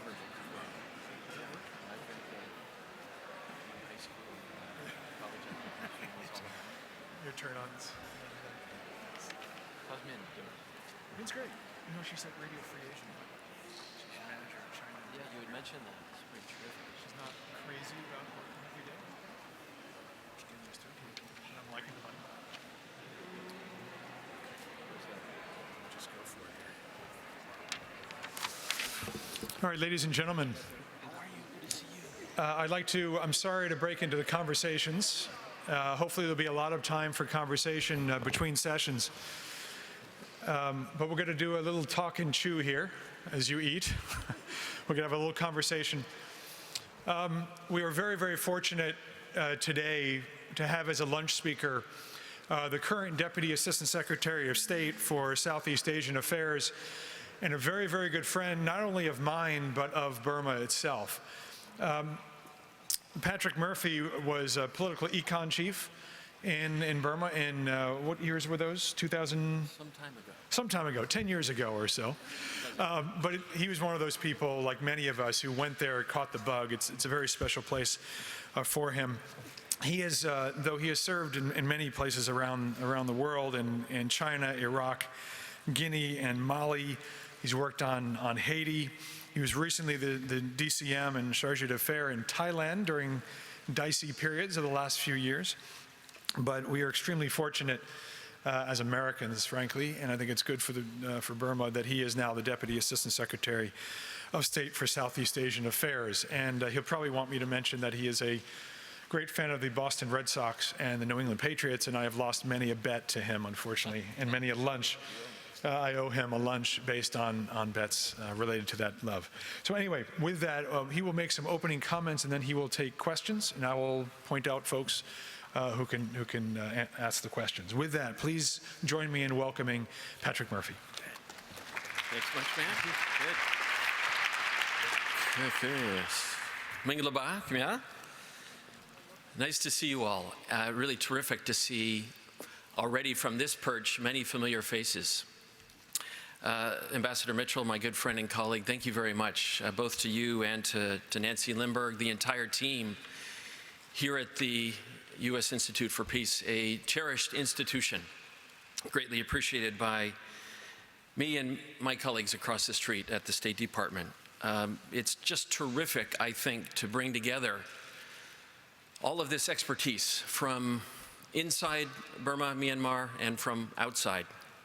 It's very timely to take pause and look at the situation with regards in particular to peace and conflict, but especially because we are now approaching, in a matter of days, the one-year anniversary of the elected civilian government's assumption of authorities. A little bit of a spoiler alert. I am going to perhaps strike a tone of cautious optimism. I'll say it right up front. I've been through many decades of challenges with this particular country professionally, and I'm very cognizant of some incredibly dark and difficult days in the past. And I have, I think, good basis to be optimistic. That could be in contrast to the views of some, certainly in contrast to some current headlines, which give a lot of attention to challenges. They're real challenges. Burma, in the post-transition period, is encountering a very predictably bumpy stretch. Many of these challenges, most, some would say, were inherited, but there are also some new challenges. But it's early days. As I said, we're on the eve of the first year of a new government, and the country is emerging from 50-plus years of authoritarian, repressive rule. I don't think, therefore, that we should lose sight in talking about challenges and difficulties, some of them very serious, of what's been remarkable. A peaceful transition from military dictatorship to representative democracy, somewhat unprecedented when you look around the region, when you look around the world. In some aspects are a real model. It's been a long struggle, and I dare say it will continue to be a struggle for the foreseeable future. Today, the United States and Myanmar have a partnership. Just 1 year ago, in fact, pretty close to the day we were here at USIP talking about our position, our policy, which was poised to redeclare this country a national emergency and extend comprehensive sanctions, which had been in place for decades. And in fact, we did do that. We extended and renewed sanctions. But now we have a partnership. And the question is, how did we get where we are today? I know you're exploring a lot of the issues with your panels and discussions, but from our perspective, I think we want to acknowledge first and foremost, it's the resolve of the Burmese people. They've never given up hope for democracy, for peace, for prosperity. I witnessed that at several junctures over recent decades inside the country. And it's what's made the situation there so compelling for so long. This is not a situation where the outside world wants something that the very people of this country don't want. We see that elsewhere around the world. There are questions about pursuit of democracy and peace and prosperity. These have been the aspirations of the Burmese people. They've been committed, they've been courageous, they've made a lot of sacrifices. From our perspective, we believe we have been a good leader, a committed leader for the better part, in particular, of the past 3 decades. Our Congress, successive presidents, both sides of the aisle, have worked with civil society and others and rallied the international community. And we have done so in close cooperation with the diaspora, with the pro-democracy movement, which for years was an underground phenomenon inside the country, to come up with a posture of pressure on successive military regimes. There have been the well-known executive orders on investment, creation of a specially designated nationals and entities list, the Burma Freedom and Democracy Act, the JADE Act, much more. When the changing of the military guard a few short years ago, produced some signs of reform, I think it's at that point we can say the United States again took a leadership role and made a bold move. Some engagement, a process of action for action, and I think those efforts helped yield a nascent electoral process, the early releases of a certain number of political prisoners, some moves to reduce censorship, a national ceasefire process with the ethnic armed groups, and more. At that time, and we're talking now about 5 years ago, 6 years ago, we did our part to help support and encourage further reform. We restored full diplomatic relations. That's a term of art. We had diplomatic relations with Burma consistently without interruption from independence, but we moved up to place an ambassador, the good Derek Mitchell, in that role. We reestablished a USAID mission inside the country. We supported the renewal of assistance from international financial institutions, and we began some easing of our sanctions. We think collectively, working with many here in the room, many around the world, that produced some good results. The 2015 election, an NLD victory, which for that movement, that political party and its supporters achieved a result that had been denied for 25 years, but never lost the aspiration to see that dream realized. So a year ago, after Aung San Suu Kyi, President Tin Chaw, the National League for Democracy took office, we saw some early moves, fulfilling campaign promises, fulfilling expectations for many. The release of many political prisoners, the launch of new reforms, the spearheading of a national reconciliation process, and some early moves to tackle those fundamental inherited challenges. Rakhine State, a true national peace and reconciliation process, and really thorny things that had never been dealt with, except in a negative way, like land tenure and corruption. From the U.S. perspective, we wanted to recognize the scope of the changes, the scope of the transition, and we conducted some pretty intense consultations with our Congress, with the newly elected government in Burma, with other partners, and we concluded collectively that sanctions had, for the most part, run their course. They had been intended to provide incentives for a democratic reform process, which had taken place in a very significant manner. I think the other governments and organizations, including some of you here today, can take pride in those many decades of efforts to help the people of Burma change their country. That was a successful progress. Now we find ourselves in a position to use more traditional tools to support this government in meeting the expectations of its people, especially with regards to economic growth and development. Now, speaking of expectations, they are sky high. Unbelievable expectations, all of them genuine, all of them heartfelt, all of them with a basis of reality. The population wants dividends from democracy, wants to see results from decades of suffering and struggle to get to this point. They want to see the alleviation of poverty, some basic choices about their own destiny. Ethnic minorities, of course, want an end to discrimination, some control over their resources, a part of this pie.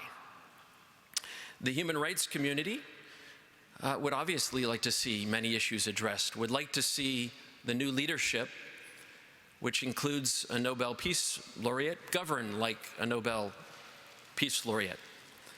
The Burmese military, the Tatmadaw, wants its traditions, its practices, its position protected. And the international community would like to see its advice and counsel applied. I just can't imagine governing with that set of expectations. And I think the truth is it's literally impossible to meet all of them in 1 year. And I dare say maybe impossible to meet them in a single term or even in a generation.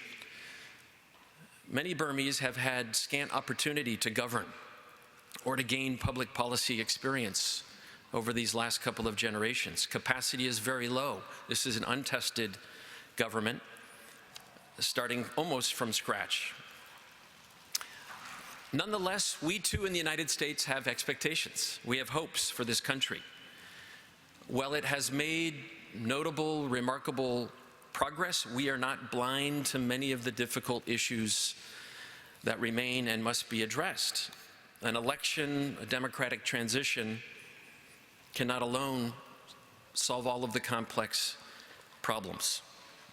There are the macro level issues and challenges that you're all aware of, you're discussing today: national peace and reconciliation. I've already cited economic prosperity, consolidation of democracy. It's not yet done. Establishment of a real, true, functioning government and society. In addition to these, from our perspective, the new government must take steps to address continuing armed conflict.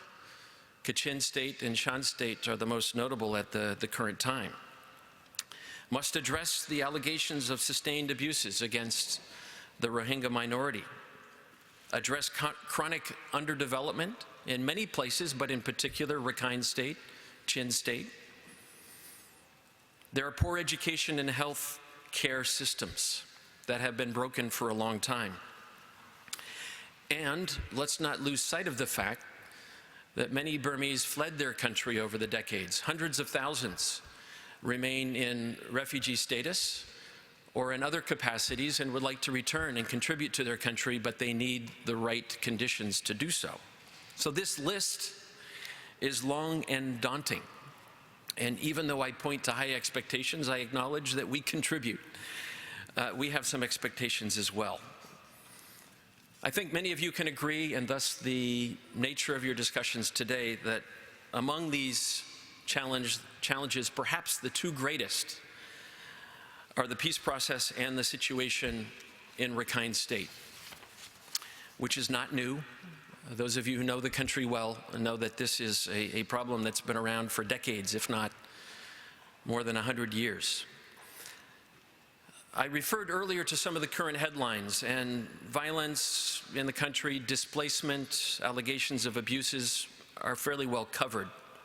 I think what's less well addressed are both some encouraging steps and some other aspects to challenges. There have been concrete steps taken towards a nationwide ceasefire agreement. That's not yet done. That remains a work in progress, but there have been some bold steps. The historic Panlong Peace Conference is in some regards unprecedented, certainly has not been attempted since the 1940s, and it's been more inclusive, more substantive than anything in the interim.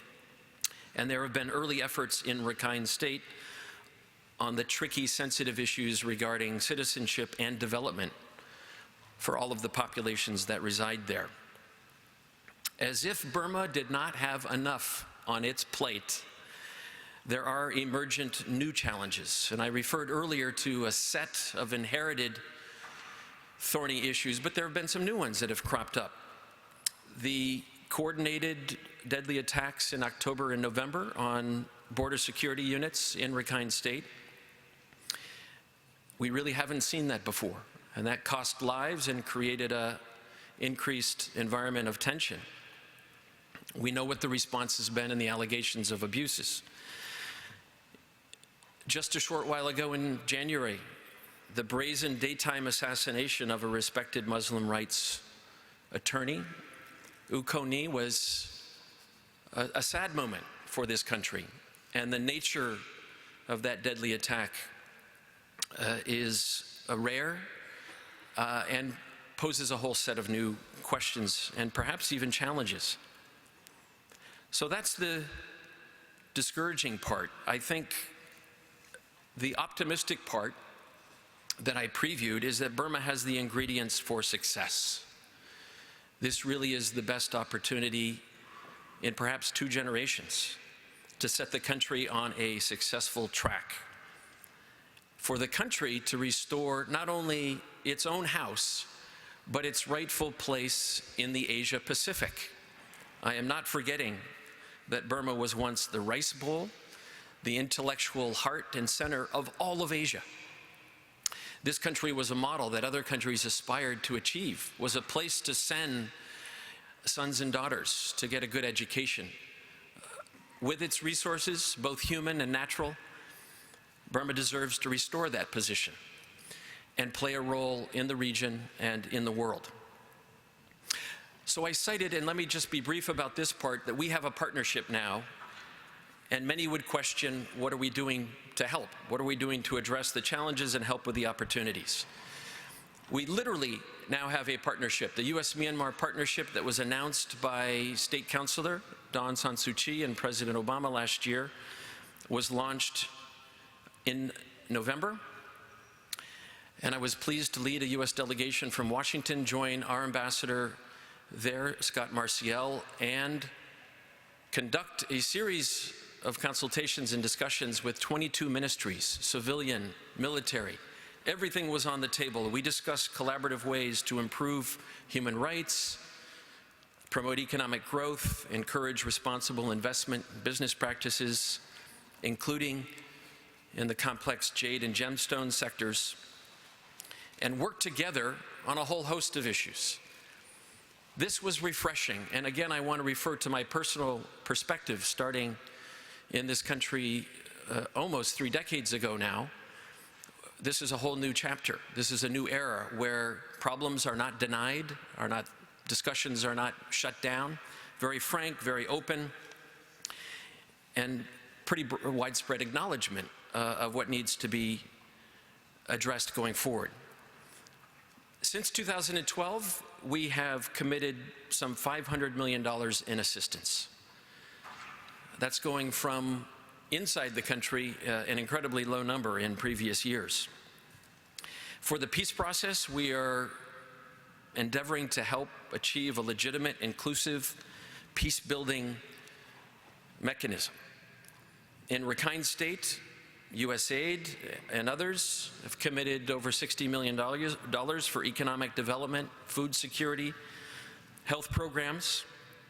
In Rakhine, we're promoting development for communities affected by intercommunal violence in the past, efforts to improve relations between the Rakhine and Rohingya communities, help with livelihoods and early recovery. There are still some 45,000 persons that we are helping who have been affected by conflict, displacement, and extreme poverty in that part of the country. Since 2015, I'm not accounting for previous years, but just in the last 2 years, we have committed over $100 million in humanitarian aid for members of vulnerable communities throughout the country and outside the country. I think we have reason to be very proud about that latter category because many donors have shifted all of their attention inside the country. And as I mentioned, there are still hundreds of thousands outside in need. And we remain a very key leading donor. We've been active in the rule of law sector, helping with assistance to Parliament, justice institutions, civil society to conduct legal reforms, give attention to rule of law and human rights. Such agencies as the U.S. Patent and Trade Office, training judges, government officials in protecting intellectual property rights, complying with the requirements of international agreements that Burma now subscribes to. Our Treasury Department has provided technical assistance on money laundering, tax collection, support for public financial management reform. And there's lots that we're doing on economic development. We now have in place in country a Foreign Commercial Service Office, which has increased trade by over 300%, close to 400%. That's all relative. You'll know with our sanctions and the country's self-imposed isolation, we're basically started close to zero. So, but nonetheless, it's about trade. It's also about American jobs as it is about Burmese jobs. Our Overseas Private Investment Corporation, OPIC, has extended the process for a loan of over $200 million for the construction of cellular towers. Burma's infrastructure is very, very low.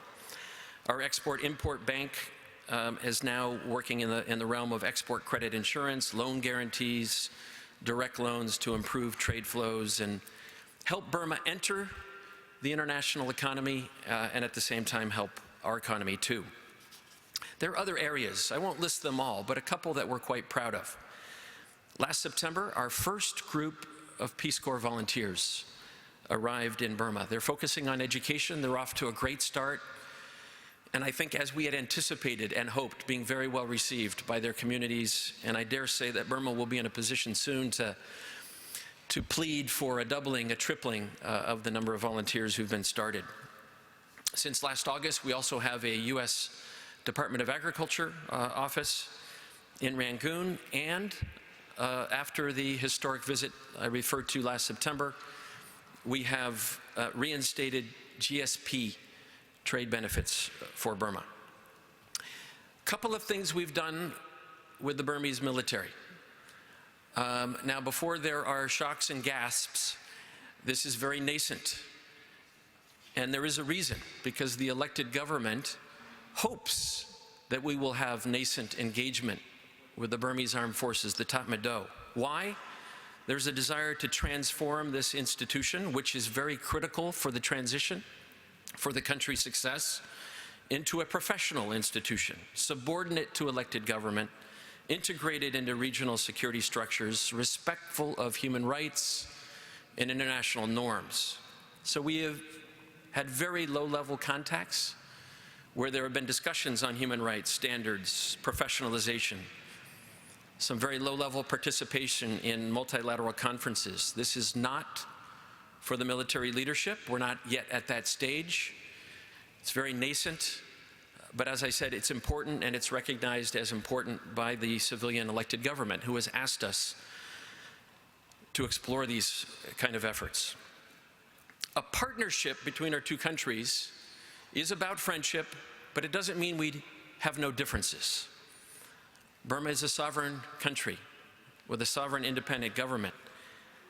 And so we raise our concerns about violence, about displacement in Rakhine State, about human rights, allegations of human rights violations by security forces. We encourage the ending of conflict, full humanitarian access. We call on the military to support the civilian government. And we work with others in the international community to address these areas of concern.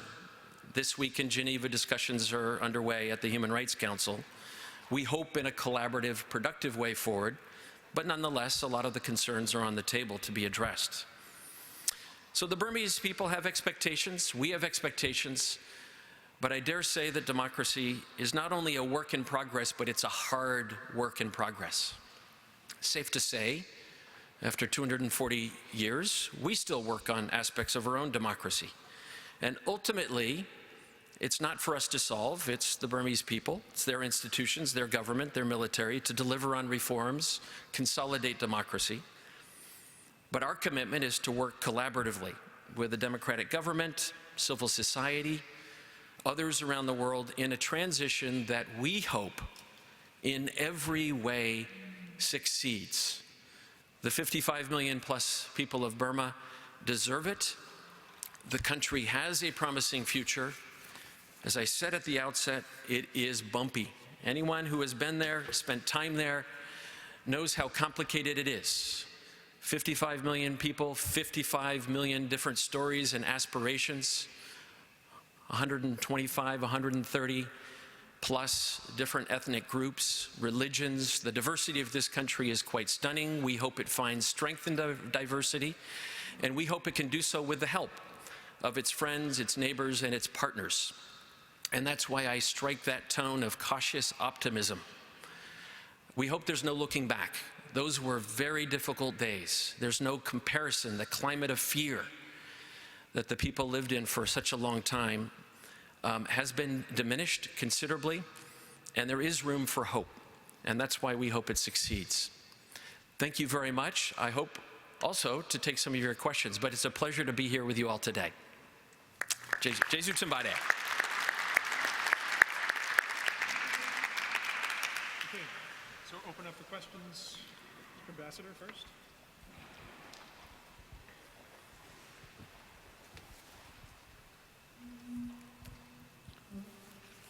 Thank you, Ambassador Patrick Murphy. As a fellow Foreign Service officer, I congratulate you. And my message for your statement is that thank you very much. We take your statement as a testimony to United States commitment to Myanmar, and your suggestions, your view, and how we will work together will be taken very seriously. And I assure you that we will work together, that the path that we have laid down. Yes, with regard to the cautious optimism, I agree with you. Because when you look at the people who are from Myanmar, those who were Myanmar citizens before, and those who are the Myanmar citizens now, when you look at the history of our country, all the people in our country, Burma, Kachin, Chim, Sham, Karen, we all took challenges. I think it is in our blood that we take challenges. We all are risk takers. That is why we take the challenge. I liken this spirit as the spirit of your forefathers for independence, who took the challenge to bring the country independence from the rulers. We will take this as a very good example, and this is how we work together among the people who are diverse in our country. No one will disagree with what I say now. There is a Kachin national, and there are Kayan nationals, Chin and Rakhine national. We all agree that we are diversified, but we have our common goals. This is how we work together. And also, With regard to what you have mentioned about the Peace Corps, this is a very good beginning.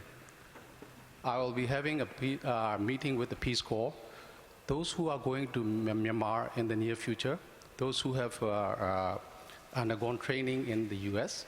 And this is what I wish to do in your country, to promote people-to-people connectivity, to promote people-to-people relationship, friendship, and so on. So let us work together. That will bring common good to both our country and also peoples of our two countries. Thank you very much. Thank you, Ambassador Uong Linn. I think you create an opportunity for me to acknowledge the issuance today of the Kofi Annan Commission report with a series of serious recommendations, and the government of Burma's immediate response accepting those recommendations. This has been a good process. The formation of the commission, for anyone who knows the complexities inside the country, I won't go into all the detail, but it was a bold move to invite the formation of a commission with an international component to it. And now expectations, speaking of expectations, will be high on the implementation of the recommendations, but it is a good start to acknowledge and accept them. So a helpful step today. But thank you, Ambassador. I'm Josenda from Voice of America. Could you elaborate a little bit more about the military-to-military relations with Burma? And are you optimistic that you could successfully persuade the Burmese military to respect human rights and to become a professional? Thank you. Yeah, thank you. I think it's an important question about the military-to-military relationship. First of all, I think it's all relative. The United States has such relationships throughout the region. In the majority of countries, there are military relationships that encompass military training, defense sales, contact exercises. There's a whole range of activities that are considered standard and normal. Very few, in fact, almost none of what I've just described exists in the military-to-military relationship with the Tatmadaw. What I'm referring to is very nascent contact and strictly limited to the topics that I noted: professionalization, human rights, international standards, the process of fulfilling a role that is subordinate to an elected civilian government. This is new, particularly for a military that is used to ruling the roost and had been in control for over 50 years of every institution, every aspect of governance and the economy. So transitioning away from that is a process, and we want to encourage it. That's why I talk about very nascent, limited engagement. In terms of the hopes that you raised the question of what can we hope to achieve, I think we have to try. I think the Burmese people deserve a system, a government, where the military plays a more traditional supportive role focused on national defense, right-sized, professional, adhering to standards.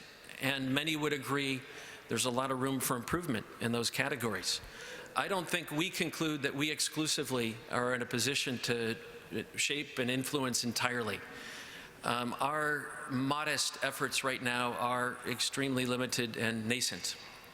Given the nature of the situation and the various constraints, I think for the most part, that are obvious. Some constraints are legislated. And we're not looking to have our Congress change those legislative restrictions right now. It's too early. These are early days. Part of the bigger challenge I referred to is the consolidation of democracy. The country is not yet in a position to say the transition to democracy is complete. And that process is going to require the participation and support of the Tatmadaw, the armed forces. I think right now, safe to say, in some, it's about exposure. This is an armed forces that largely has been working internally and is unfamiliar with international standards, is unfamiliar with the worldview on how militaries should operate in the modern era. And so it's a beginning, I think, of a long process to come. Thank you for your question. Patrick, thanks for that overview. U.S.-Burma relations. I know it's a bit of a tough question, but I was wondering, what you talked about was sort of the policy under the previous administration. I'm wondering if you can give us some guidance on what the new administration is thinking about Myanmar. We had Ambassador Scott Marcial was here. I know he was doing consultations in your building, the White House, and Congress. Is there, can you, based on what you've heard so far, give us guidance on what might happen on the aid capacity building and other types of relationships? Thank you. Yeah, thank you, Murray. Fair enough question. And I think the way to answer it would be, for me, the best position I'm in to speak more broadly about the Asia-Pacific region. We haven't had a specific policy review on Burma, Myanmar, but it does fit into the broader context. And the new administration has reaffirmed the U.S. commitment to the Asia-Pacific as an Asia-Pacific nation. And there are many components in that engagement, in that relationship, that remain consistent and important. The trade and economic foundations, security matters, people-to-people contact, and the like. Secretary of State Tillerson is currently in Asia, reflecting the importance of this engagement going forward. Just a little less than a week ago, last Friday, Secretary of State Tillerson met with the representatives of the ASEAN member states here in Washington, 7 ambassadors, 2 chargés, and a representative of a 10th embassy, and reaffirmed for the ASEAN missions and their countries, and Ambassador Linn was there representing Myanmar, reaffirmed that we are engaged, we are committed, we will be at the table. The architecture in the region is important to us, and Burma, Myanmar is a member of this architecture by virtue of its ASEAN membership. And by that I refer to the ASEAN Regional Forum, the East Asia Summit, the Lower Mekong Initiative, which is an American initiative, and other groupings. Our commitment will remain very sustained there. And so I think all of these things are at play in our relationship with Myanmar. We are committed to this country's progress and its aspirations to achieve peace, stability, and prosperity. Thank you. Maybe the last 2 questions, if we could, those 2.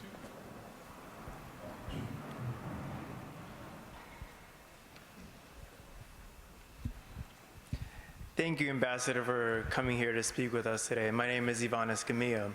My question is, you have talked about now the sort of cooperation, the kinds of factors that we're cooperating with Myanmar, Burma on several factors, economic, political, and such. But some of the speakers here today have also talked about perhaps giving Myanmar, Burma, the chance to let it flourish on its own, develop its own sort of democratic processes. So I just want to know what your insight on how you think the line between more U.S.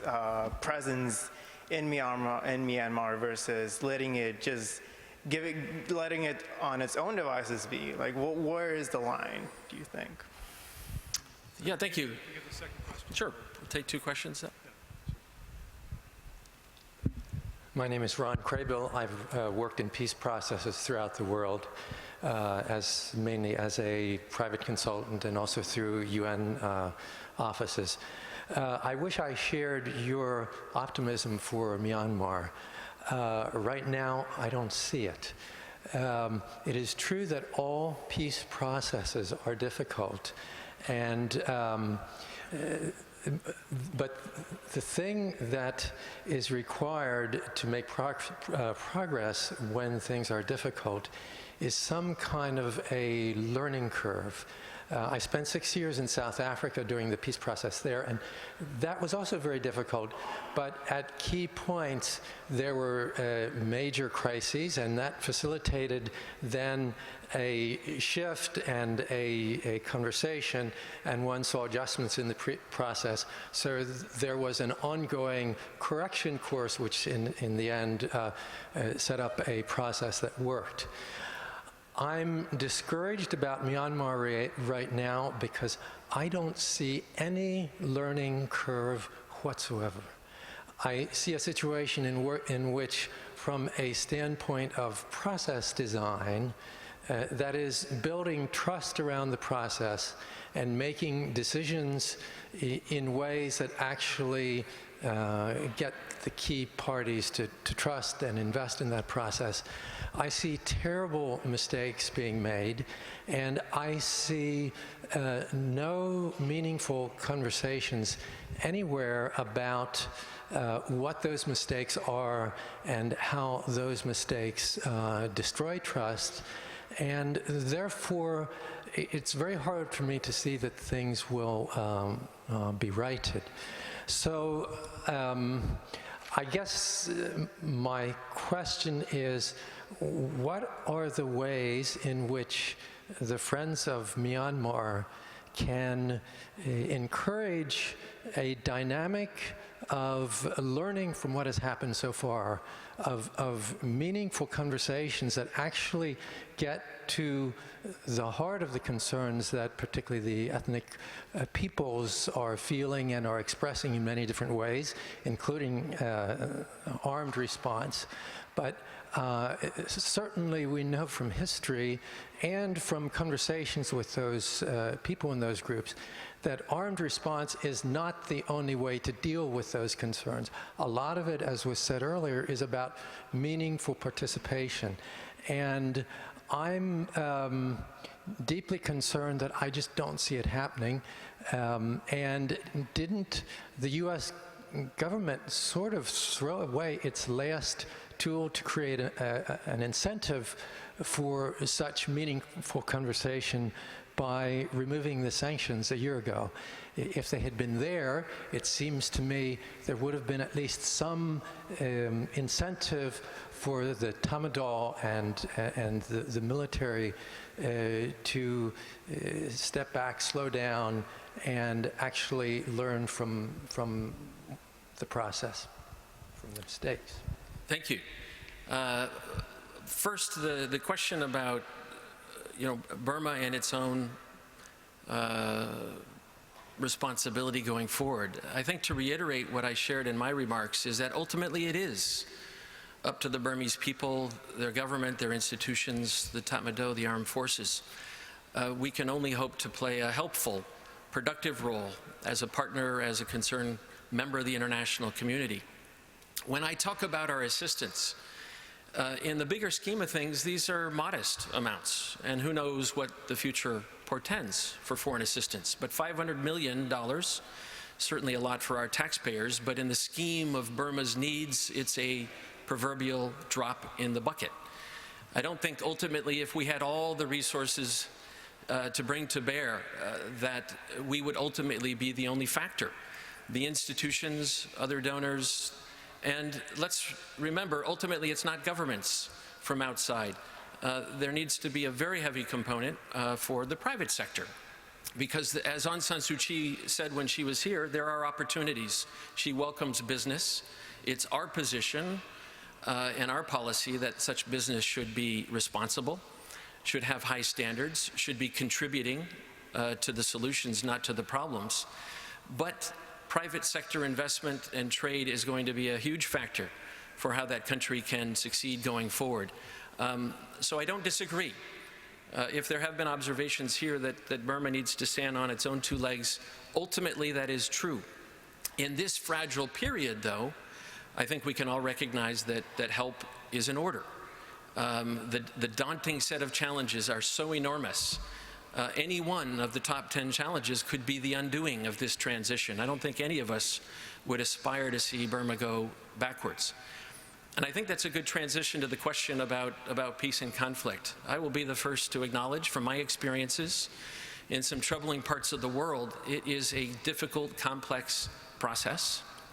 I don't disagree that there are concerns with the steps taken or not taken over the last year in Burma. However, I do think it bears repeating. After 50 years of repressive military rule, this is a difficult starting point for any new government. after 70 years of conflict and violence without cessation. You can't find one period where these longest running conflicts anywhere in the world have been interrupted. That is a challenging starting point, even if the previous military regime had decided we're going to do things differently. We're going to open up and maintain power, but we're going to solve peace. That was never a priority, a true priority, until the reform period began. So I look at what the reason I'm optimistic, and I know that word sometimes comes with emotions for some, but yeah, I can't help but be optimistic when I look at where the country has been in the past and the ingredients they have now to get some of these things right. I don't disagree with you that and say that it's not challenging, that there could be setbacks that threaten the transition. But the early steps taken on assembling in a meaningful way an inclusive gathering of all of the parties and ethnic armed groups, is without precedent. That was never attempted by the military regimes. The early steps on economic development, on dealing with land issues that are complicated, corruption, and the citizenship issues that are so sensitive in Rakhine State. None of these have been meaningfully attempted before.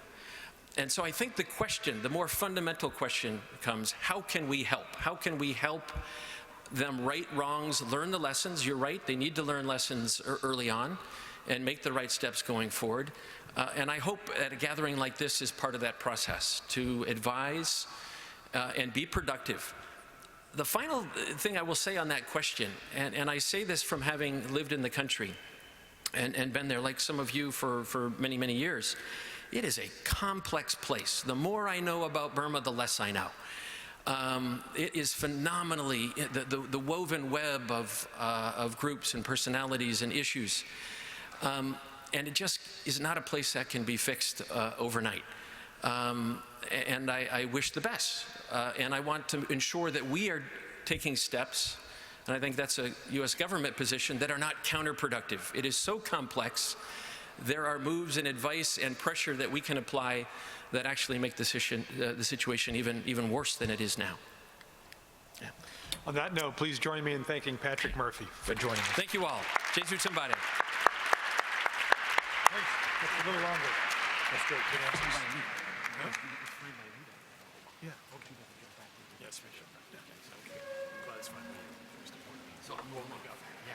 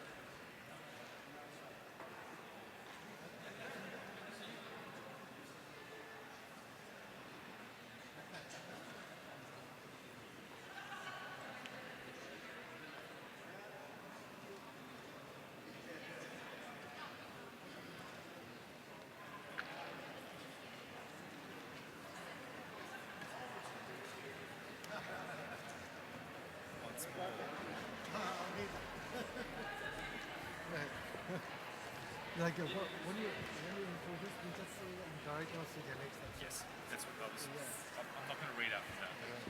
Yeah. So we want to get straight into it. Yeah. So you're just Steve Ross, project manager, humanitarian dialogue. He runs some place called CDMH, and Matt Walters is some dude in Oxford. No, he's waiting for it. Oh, okay. Hopefully he's going to be right there. Oh, okay. I'm kind of hoping that his son makes an appearance, kind of like the BBC thing. So we need to have what, 10 minutes? 15, but if you want to take 10, take 10. Take as long as you want. I can take a whole hour. You can take the whole afternoon.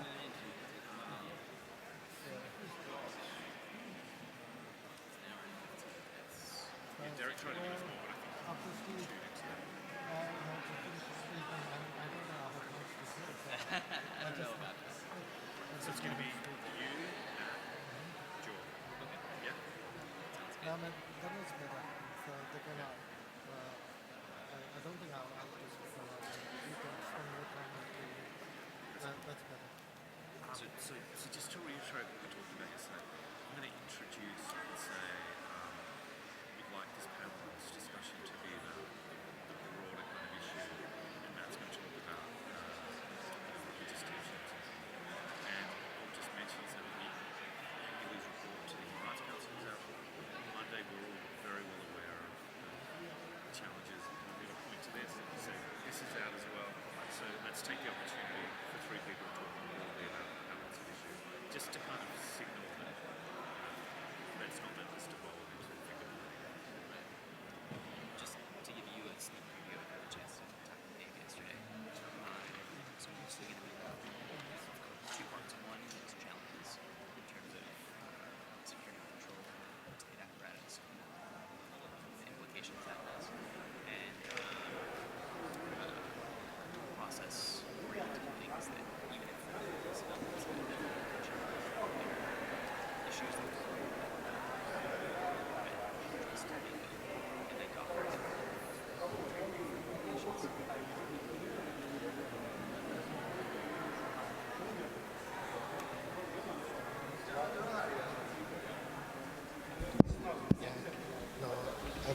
Good afternoon, everyone. We'd like to start the session soon, so I implore all of you to take your seats.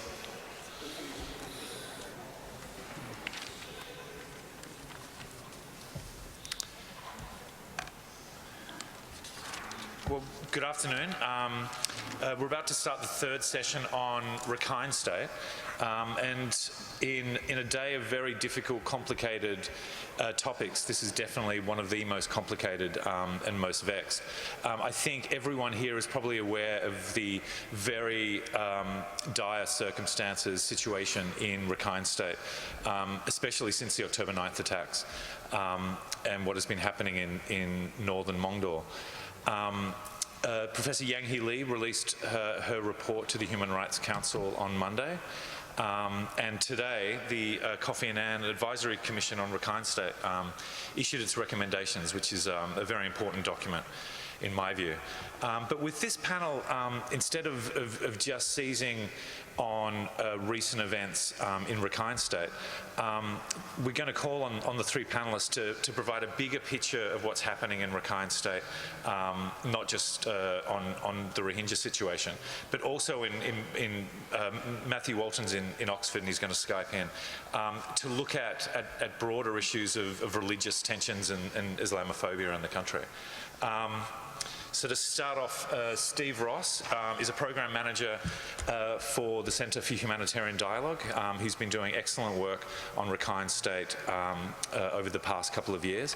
Dr. Julian Lang is the director of the Centre for Diversity and National Harmony in Yangon. And on Skype, there should be Dr. Matthew Walton, who is one of the key, there he is. Good evening, Matt. is one of the key academics working on religious issues in contemporary Myanmar. Steve's going to go first, and then we're going to cut to Matt in Oxford, and then Jewel will wrap up and we'll open it up for questions. So, Steve. Thank you, Dave, and thank you, USIP, for hosting this timely and important event. As most of you are following the situation in Rakhine quite closely, I will focus my remarks less on the current dynamics on the ground and a bit more on some of the challenges and constraints towards progress, as well as concluding with a handful of recommendations. So first, to echo some of the comments that Ambassador Mitchell made this morning, one of the key challenges is that security actors retain control over administrative functions of state. And this is something that has long been the case in Rakhine and is especially a concern in northern Rakhine, which is very heavily securitized. And the recent events have resulted in a further securitization of this situation, particularly in northern Rakhine, less so in central and southern Rakhine. To complement that, civilian actors have a somewhat limited role and are constrained in what they can do in terms of implementation. So there are very significant implications for the ability of civilian actors to implement policy pronouncements on the ground. And this is compounded by a number of other challenges. There's a secondary challenge, which is that because of a limited civilian presence, especially in northern Rakhine, there are challenges in accessing information. And so a reliance on security actors for information about what is happening on the ground, and that results in a feedback loop that has an effect on policy as well as how policy is implemented. On the civilian side, even when civilian officials are well-intentioned, they have faced challenges in creating an enabling environment through the processes by which they have tried to implement policy to build trust between communities at a local level.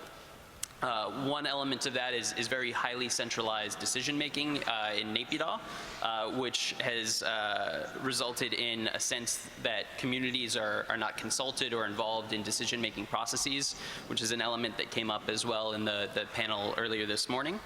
And there isn't an articulated strategy for how to deal with Rakhine, with decisions seeming largely ad hoc or reactive.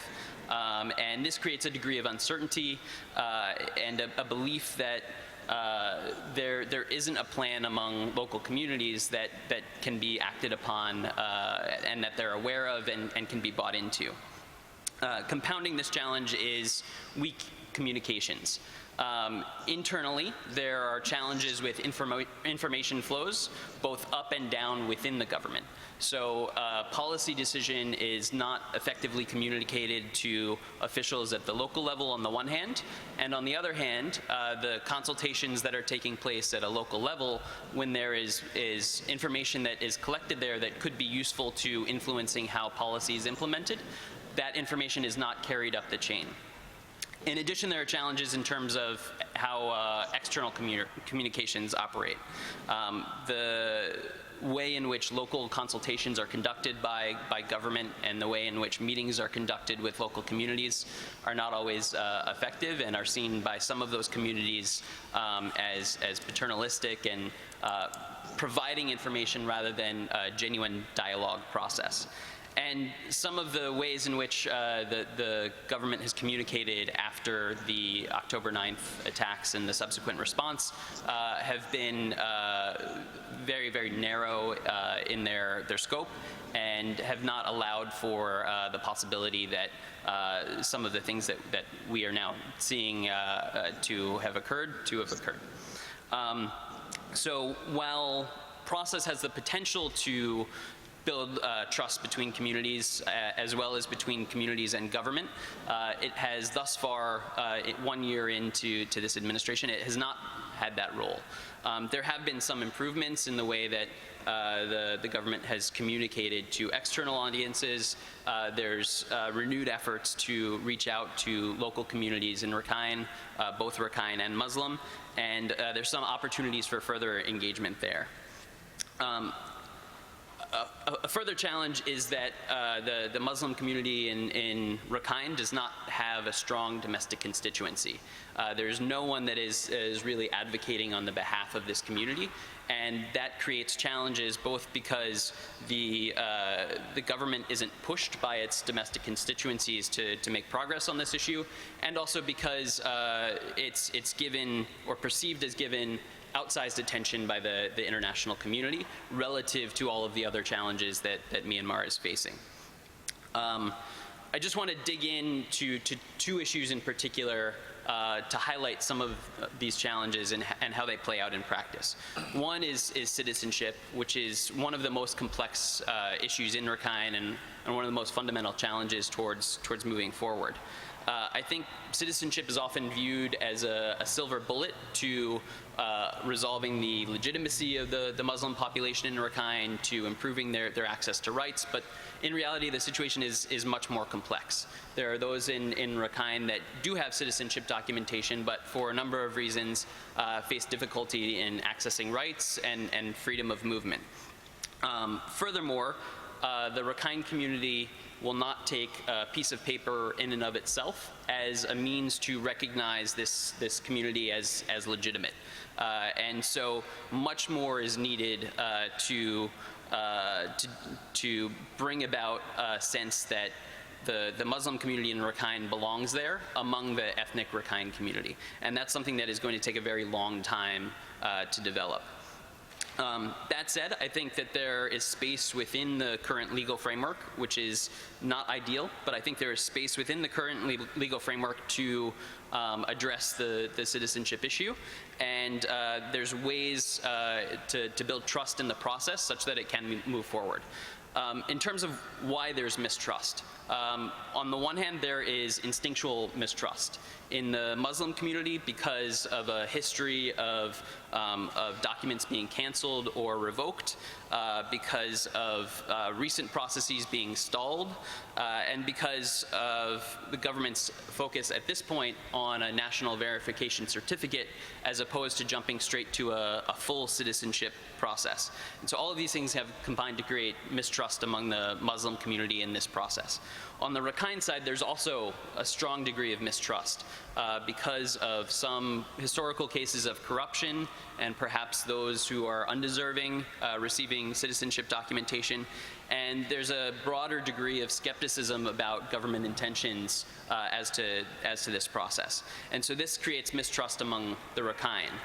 As to the current process, the way that it has been undertaken has not served to build trust further. As with Rakhine as a whole, there isn't an articulated strategy about what is going to happen, what are the steps that will be taken, what is the timeline, and there are things happening on the ground, but they seem to be happening in isolation as a part of rather than a part of a broader plan. A further challenge is that policy pronouncements are not necessarily matched by implementation on the ground. So one example of that is last year the Central Committee on Peace, Stability, and Development in Rakhine State announced that those holding trifold cards, which is a prior form of documentation before 1982, would automatically be given citizenship documents. But this hasn't been something that's been followed through on. Another recent example is that there has been some willingness among a small part of the Muslim population to partake in this national verification certificate process, but those that have participated have not yet been verified as citizens, whether full or associate or some other form of citizenship. So there hasn't been follow through. Again, poor information flows up and down and a lack of understanding about what's happening at a local level in Naypyidaw and a gap between policy pronouncements in Naypyidaw and the way that they're implemented on the ground. There's also an incredible amount of pressure on officials from the Rakhine community, the ethnic Rakhine community.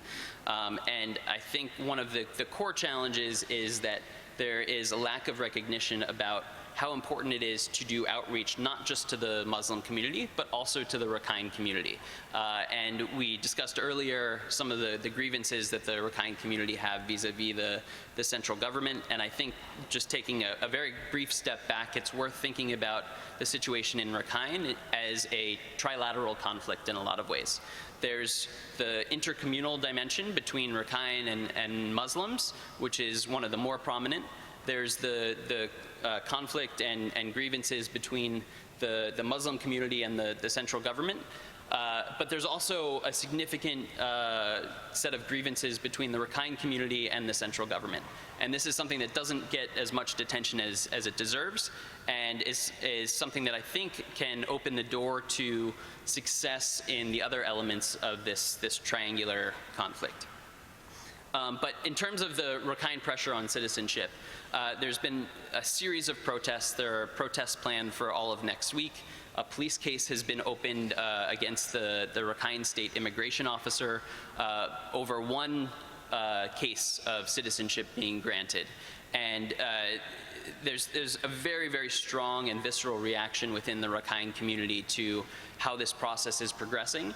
And there's been a lack of engagement on the government side to explain the process to the Rakhine and to try and get them bought in, or at least to tacitly accept some of the elements of this process. There's also, I think, an important distinction between what's happening in urban areas and what's happening in rural areas. At a rural village level, there's a strong desire by both Rakhine and Muslim communities to get access to livelihoods, education, healthcare. The desires are basically the same, with the situation somewhat more acute among Muslim communities because of both social and official restrictions on movement. The challenge is actually on the urban side, where most of the Rakhine political elites reside and where most of the opposition to these processes lays. So if a constituency can be brought up from the rural communities where there is more support and there is a necessity to work and live together, there might be more opportunities for these processes to go forward. That said, even if progress is made in citizenship processes themselves, the Ministry of Immigration has only limited control over what happens after citizenship has been granted. And the security forces would need to be bought into, for example, providing security in an active manner such that communities feel safe traveling from one place to another, rather than in the passive manner in which it is now provided. And that transitions a bit to the issue of freedom of movement. It's a broad advocacy point that has been repeated over and over for the last several years, that freedom of movement should be improved for Muslim communities. But the situation is much more complex than just saying that the situation should be improved. First, there's two different types of restrictions on movement. One is a relatively official restriction in terms of movement between townships or from Rakhine State to other areas in Rakhine. The other is a more social form of movement restrictions, whereby local communities, either Rakhine or Muslim, do not feel safe to travel from village to village or from township to township. And this requires security buy-in to be able to address it effectively, such that security actors are actively providing security to all actors in Rakhine. A further challenge is that government actors, and especially security actors in Rakhine, are highly risk-averse, and there's not perceived to be a benefit by taking risks and doing things that necessarily improve the situation. And so this dynamic, combined with short periods of time in a particular place, two-year stint at a local level in Rakhine, means there's a lack of incentives to move forward. Before going into a handful of recommendations, I want to caveat them by saying that I think that this is a process and the events in Rakhine need to be led by the people in Myanmar and the people in Rakhine State, and that there are limitations to the influence that the international community can have. And there's also, as was alluded to just a moment ago, some concerns about the way in which external actors engage being counterproductive. One example, I think, of this is that in the immediate aftermath of the election, there was very high expectations and I think quite a lot of pressure on the government to demonstrate. And there was a rushed citizenship process at this time that wasn't particularly well thought out, and it sowed further mistrust. So we need to very carefully calibrate advocacy and support for what there's space for on the ground, where there's room for policy implementation. Just some very, very brief recommendations or suggestions for engagement further. One is, I think there's quite a lot of space and scope to support the efforts of things that have the government's ear already. One, which Dave alluded to in his introduction, is the Rakhine Advisory Commission led by Kofi Annan, and the support for the recommendations that they have made in their interim report, with a final report expected later this year in August. And second is further efforts and further support for the quiet diplomacy efforts that are happening behind the scenes that are having a much more positive effect than some of the naming and shaming techniques that are more traditionally associated with external engagement on the Rakhine issue. And in particular, I think that there are Western governments that have played a positive role in this, and in the region, Indonesia has played a quite positive role behind the scenes in encouraging the government to take a look at the issue from a regional perspective. In terms of engagement with civilian actors, I think there's a way that the international community can support civilian actors to play a more significant role in governance in Rakhine. And actionable policy advice must take into account how difficult the situation is on the ground and the constraints that government actors are facing. Two further recommendations quickly, and I'd be happy to go into more detail on these in the question and answer. One is in terms of engagement with security actors. It's one of the recommendations that comes through in the interim recommendations in the Rakhine Advisory Commission, that there should be support for security actors on this issue, and that support should come from the international community. And finally, and another recommendation that comes through in these interim recommendations, is the importance of looking at the situation from Rakhine from a regional perspective, and in particular, the Myanmar-Bangladesh relationship, and seeing it as a regional issue with the call in the interim recommendations for a joint commission to look at some of the bilateral issues that could be addressed, rather than viewing this as conflict. Excellent. Thank you very much, Steve. We're over to Matthew Walton. I may not have mentioned in the introduction that Matthew Walton is the Aung San Suu Kyi Fellow in Modern Burmese Studies at St Antony's College at Oxford, and he joins us from Oxford today. Matthew, over to you. Great. Thanks so much, Dave. Can everybody hear me? Is this volume level okay? That's perfect. Okay, great. So I should say I'm stepping in via Skype to replace my friend and colleague, USIP colleague Susan Hayward, who was supposed to be talking on this panel and couldn't today when it got rescheduled. So I'm channeling not only my views but a few of hers as well. Most of you will know that we write together frequently, so we have similar views on this. So I want to make four broad points today. And the first one is that I think in general we need to start adopting a different approach to analyzing and engaging with Ma'abatha. I think there's way too much generalizing in the way that media, scholars, analysts, government officials, everybody deals with Ma'abatha. I'm going to pick on the Irrawaddy for just a second, but this really could be almost anybody's reporting. Just a few days ago, they had an article entitled "Ma'abatha Takes Aim at the Media." And this was about filing a 66D suit against Sui Win with Myanmar Now for something that he had written about Uwarathu. So it's connected to Uwarathu, who's a Mabatham member. It was a suit filed by a Mabatham member, but at least thus far, this does not look to be a kind of official Mabatha initiative, and I think it's kind of sloppy reporting to say that Mabatha is doing it. I think what this reflects is the tendency, especially on behalf of Myanmar's media and the big media outlets that have this sort of pro-democratic, pro-progressive, anti-Mabatha slant.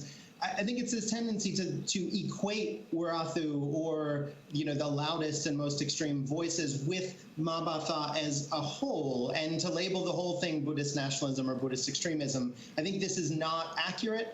I also think it's potentially really counterproductive. So it's counterproductive because we want to be able to make space here for alternative interpretations, notions of protecting Buddhism, of propagating Buddhism that might not be exclusionary to non-Buddhists, that might not be anti-Muslim. And we want to make space for the people that we know exist within Mabatha to move it in those sorts of directions. Treating this organization as a monolithic anti-Muslim extremist group is not only inaccurate, it's dangerous. So demonizing Mabatha doesn't help us open up that space because there are lots of people across the country who still see Mabatha as doing important and useful things like Buddhist education in rural areas, even as they might be getting really tired of people like Uwarathu and other prominent voices that say increasingly outlandish things. So I want to make clear that what I'm asking for is a kind of recalibration of the way that we engage with groups like Mabatha. It doesn't mean we don't criticize them when it's appropriate, or that we shouldn't put pressure on them to reject outlandish things like Uwarathu praising the assassins of Ukoni. But we do, I think, as media, as scholars, as analysts, as foreign governments, as outside commenters, have much more credibility when we don't paint them with broad brushstrokes. And I would point out that especially at a time when we're sort of asking Buddhists in Myanmar not to generalize the entire Muslim population based on the actions of a few people, it's not really appropriate for us to be doing the same with regard to Buddhists in the country. So that's the first point I'd like to make. Secondly, I think we need to recalibrate our kind of view and expectations of the State Sangha Mahanayaka Committee as well. As I talk about it here, I'm going to use the Burmese acronym MAHANA for this group. So you'll recall back in July, there was this sort of moment, this kerfluffle where Mabatha was kind of claiming a lineage with Mahana, and Mahana came out with a statement saying that actually Mabatha was not an officially sanctioned Buddhist group. And of course, the media heralded this as Mahana disowning Mabatha and all these things, which I wrote at the time with my colleague Aung Tun, we didn't really think was an accurate portrayal of that. We also thought that the statement from Mahana at that time was kind of the minimum that they could do to sort of wash their hands of Mabatha and associated monks without actually taking any more concerted action or taking a stand. I think this was largely still accurate. The same can be said in terms of their recent response to Uwarathu's comments on Facebook regarding Ukoni, where just a few days ago they initiated a year-long teaching ban. Preaching ban for Uwarathu. I mean, I think there's certainly a case to be said that this is, again, the minimum that they could have done. There's a strong case for more discipline. Sui Win got in trouble for quoting another more senior monk for saying that this actually could be grounds for disrobing Uwarathu. So while recognizing that there's a long history in the Theravada world of monks condoning killing, certainly it's not something that is broadly accepted in public discourse, and we should have higher expectations for the Sangha committee to do more about that. I think increasingly people are trying to sort of think critically and creatively and in a different way about what Mahana is and what it could be. The previous line that was always echoed is that this was just a monastic council that was created by the former military government, that was just a puppet of the military government. And I don't really think that that was ever completely accurate. I think what was probably more accurate is to say that it was made up of deeply conservative figures who were interested primarily in protecting Buddhism institutionally in Myanmar. And what that meant, of course, was, opposing any sort of broad monastic demonstrations or, monks criticizing the government or anything like that.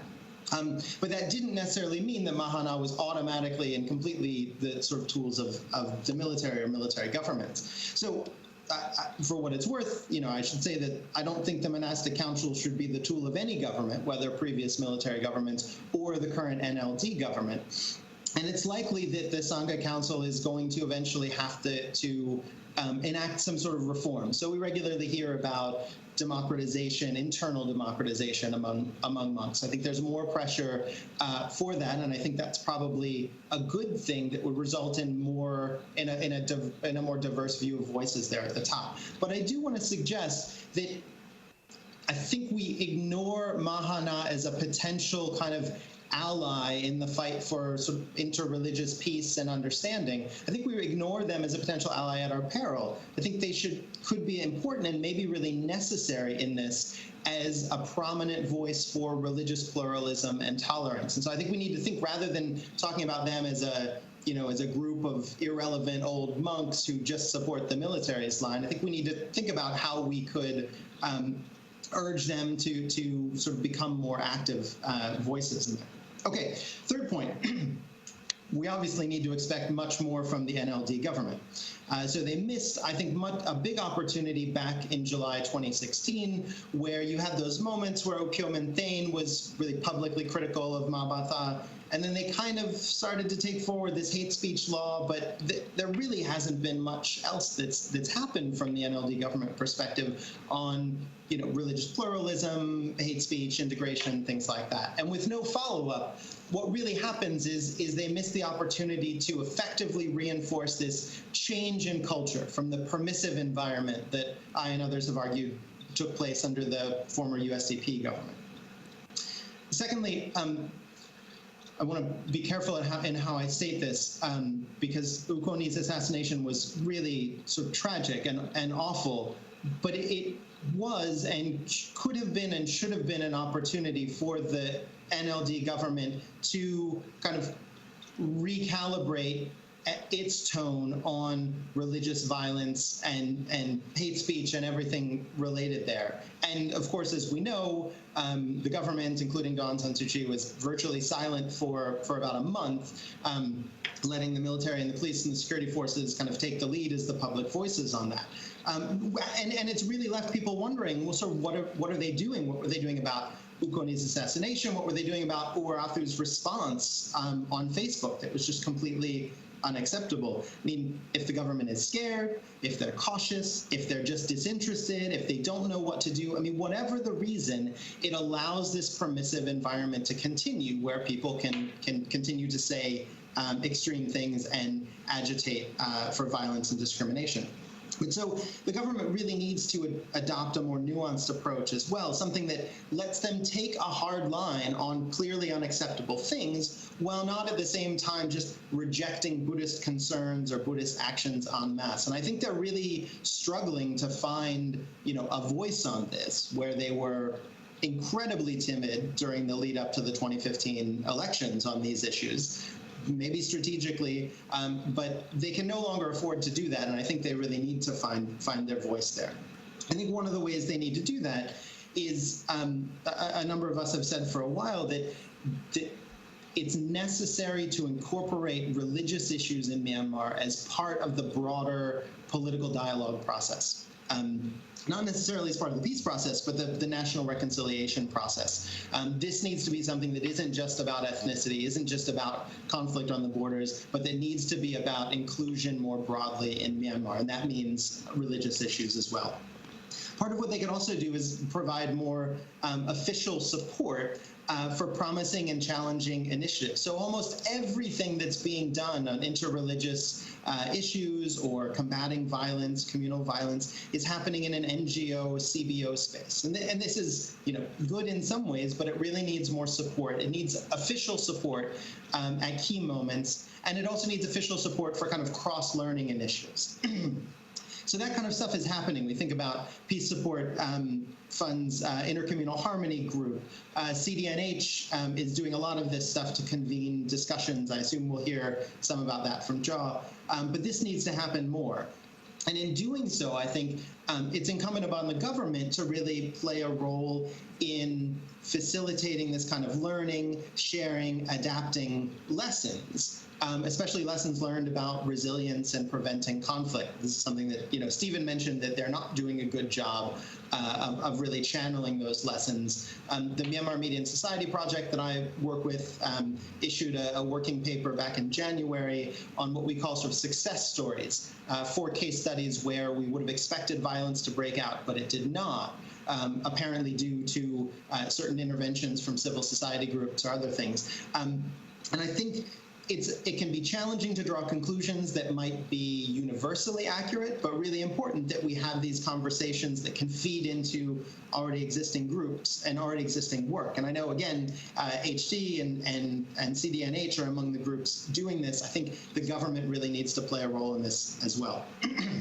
So the final point that I'll make, and this is particularly a strong point from Susan, something I agree with as well, is that the interreligious engagement that exists needs to really move to a much more challenging level that includes intra-religious dialogue and engagement.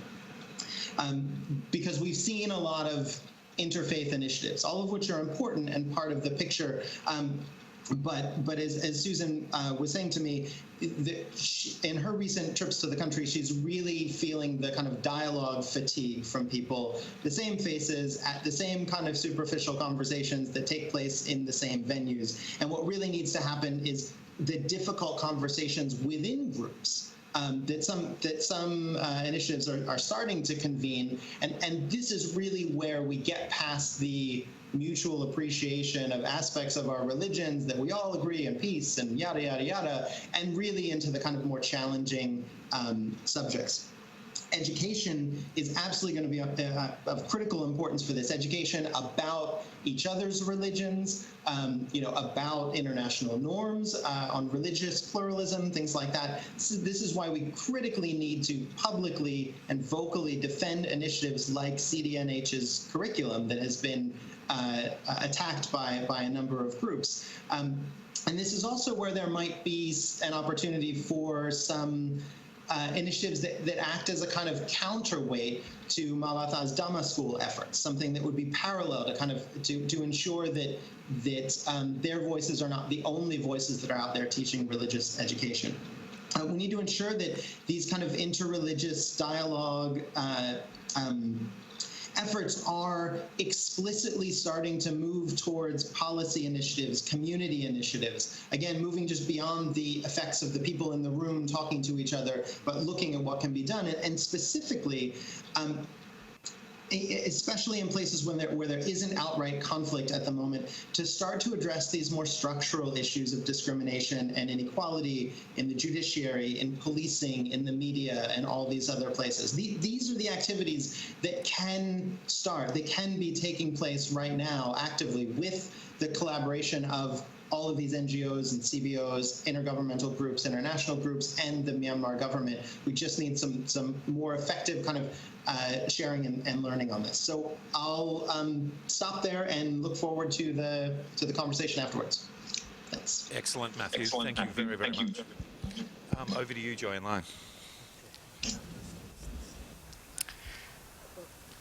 Well, not the best time to be giving my presentation, like immediately after lunch, but we'll try our best. Thank you. I would like to thank USIP for inviting me to this event, especially for getting a chance to meet up with many of my old friends at this event. And both Steve and Matt have touched upon most of the issues I was initially planning to discuss. So I will try to say something, add something new to what they have already discussed, but I will also be echoing more or less similar things in my presentation. So let me start with some positive stories. Whenever we talk about Rakhine, often we mainly talk about negative stories, and then often it's also true that we don't really have a lot of positive stories to talk about. Matt earlier mentioned in his presentation about these people from different communities working with each other. in Rakhine. Compared to 2015 and then early 2016, I would say conflict prevention network has become much stronger. People from both communities try to contact each other whenever there are rumors. And the CDNH, the organization I'm a part of, we have organized what we call the reconciliation meetings since the middle of 2014. Even though CDNH was formally established in late 2014, we started organizing these meetings early on. And at the very beginning, when Derek was ambassador, still ambassador, and then he even came to one of the meetings, and all these participants were very belligerent. They didn't really want to talk to each other, and they like to challenge, especially Ambassador Mitchell. I'm talking about Rakhine community activists.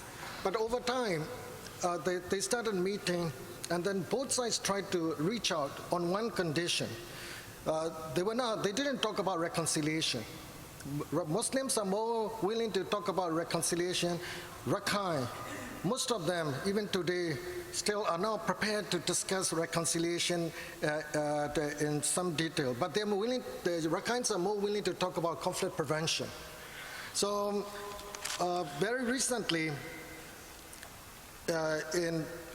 in Burma, which is near the Rakhine IDP camp area in Sittwe, a large number of Rakhine community members came out in response to the rumor that a large group of Muslims were on their way to their neighborhood, and then they didn't know what these Muslims were planning to do. But what these Rakhine leaders who are part of this conflict prevention network call up their colleagues in the camp, and then the Muslim leaders didn't even know what was going on. And then the Rakhine leaders said, we heard a loud noise from your areas. Then they started checking. What happened was a group of Muslim workers who were working at a construction site near Burma, they were shouting mainly because they were not allowed to take dinner break. Then when the Rakhine leaders, when they heard what was really going on the ground from their Muslim colleague, they explained it to all these Rakhines who were gathering there, and then the crowd was dispersed very quickly. So we have conducted a number of surveys in Rakhine State, and we have published 2 Rakhine needs assessments. In both assessments, what we found out was this.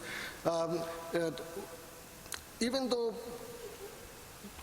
a large majority of Rakhines didn't still want to talk about reconciliation, they are willing to talk about conflict prevention.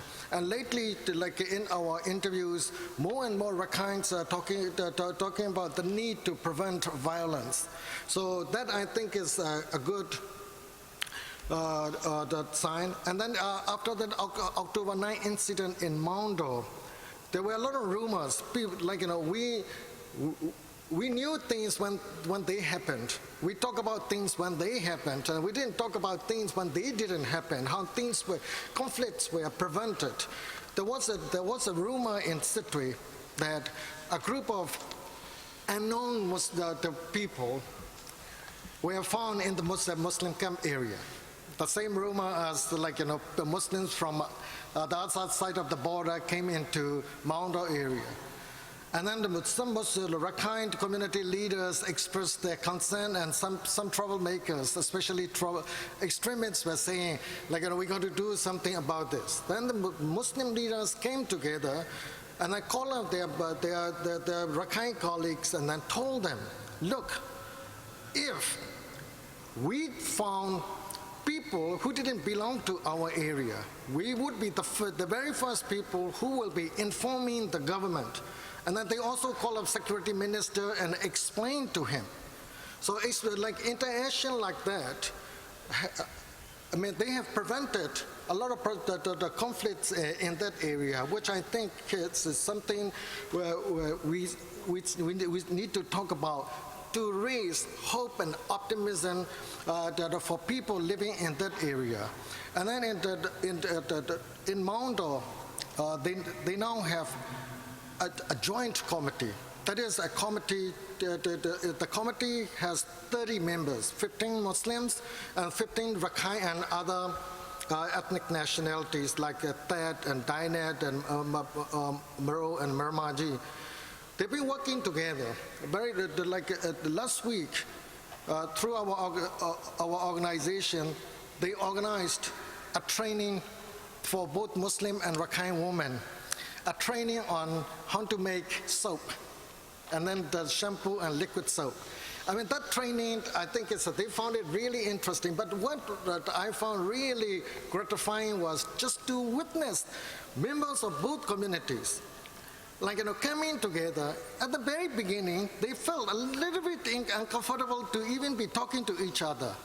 3 hours later, after listening to the two instructors, the instructors are Muslims from Yangon, and then they all work together, and at one point about after lunch, you don't see the difference between Muslims and Rakhine anymore.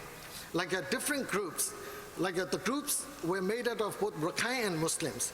And then our group, their group, and then Muslims and Rakhine working together to prove that they produce better soap. So, what I'm trying to, the message I'm trying to give here is, we're not, the situation in Rakhine is dire, but at the same time, not totally hopeless. People on the ground, the regular people, they want to live or move on with their life, and then they want peace and stability in their areas. And then a couple more things. Steve talked about citizenships, and then compared to the past. But I'm not saying that this is a dominant the trend in Rakhine State, but more and more Muslims have started to consider applying for the citizenship verification, more so now than before, for a number of different conditions.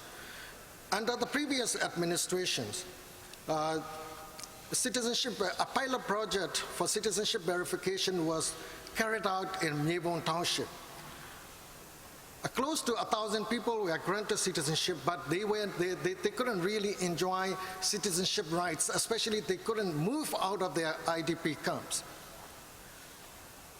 And then they didn't know that they could move out either. Last week and this week, we invited Muslims from Nyebon to Yangon for a training. But the training for last week, something got wrong, and then we couldn't get permission, travel authorization for Muslims without citizenship, a clear citizenship status. But Muslims from Nyebon, they didn't need travel authorization. They could come to Yangon and then move around, all the different areas and regions freely. And then another thing is, Muslims with 3-4 cards, not just a citizenship, they can now apply for passports. Muslims from Rakhine State can now travel to foreign countries legally. The very first group of Muslims with the 3-4 cards, and then we asked them whether they would try to apply for passports, and they did, and they got it, and then we sent them to Sri Lanka with a group of Rakhines. And then Matt Walden was absolutely right. You can do, Mabata is not monolithic. You would be surprised to know that chairman of Bago Mabata and those Muslims from Rakhine State went to Sri Lanka together. And then they became really close friends. And then it's not easy to bring Muslims to the Buddhist monks on a trip. You really need to serve them food and stuff. And the person who took the responsibility of serving food to Buddhist monks from Bago is Muslim youth leader from Bago. And then we said to him, we will take care of the monk. And then this Muslim youth leader said to me, no, he is my monk, not yours. I will take care of my monk. And then all the way, for about 10 days in Sri Lanka, these Muslims from Rakhine State, And then Buddhist monks from other parts of the country, they were working together. So even the people have started to see the benefits of joining the citizenship verification process. And then this positive development, I think, is also something we should discuss further, because as both Steve and Matt Walden mentioned it in their presentation, the bigger role the government should play in bringing the different communities together. And then civil society organizations, the NGOs are talking about all these things at the grassroots level. The government hasn't talked about these things in some detail. However, regardless of I'm not condoning what happened in Maundo and then human rights violations in Rakhine State. But I've been going to Rakhine State since 2012. But the big change I noticed very recently was government officials are now very interested in trying to understand genocide and basic human rights, and then also conflict sensitivity approach. Our organizations have given a number of trainings on those topics to employees of the General Administration Department, something we could not mention a few years ago, but we can now discuss that. I'm not saying that everyone has endorsed these things, but right now, at this moment, we can open the discussions on these issues with all those people. And then I know I don't really have a lot of time, but one more thing, which is we talk about violence all the time whenever we talk about Rakhine. Another thing that we should also pay attention to is maintaining community peace at the grassroots level. In northern Rakhine State, in many other places, there are a considerable number of villages that should have experienced violence, but that they have not experienced violence at all. And then we have started doing some research and then talking to some others. We found out 4 conditions. One is that a large number of members of both communities, I'm talking about in mixed villages, more than 50%, if they have to rely on each other to make a living for their livelihood, you tend to see community members working together to prevent conflicts. And that is also very important. The recommendations from the Rakhine Advisory Commission, one of which is establishing markets for both communities so that they can come together and work. So if they can rely on each other for their livelihood, and we are going to see more peace in that area. The second factor we found out is social interaction. In many communities, small villages, for instance, if you ever get a chance to go to Chao Tho Township, go to a village called Kaundok. In Kaundok, Muslim community leaders are very influential, and there are also retired school teachers who used to teach Rakhine students. And then the Muslim community leaders and the Rakhine community leaders, they interact with each other all the time. People, in communities where Muslims and Rakhines interact with each other on daily basis, you tend to see more peace and stability in that area. And then the third factor is leaders, village administrators, and Buddhist monks. If they are respected and capable, you need both. Not all Buddhist monks are respected by community leaders. Not all village administrators are capable or respected. But in villages where village administrators are respected and capable, you tend to see peace in those villages. That's why it's really important for General Administration Department to pick the right people for those positions. But in the Rakhine communities, they cannot elect.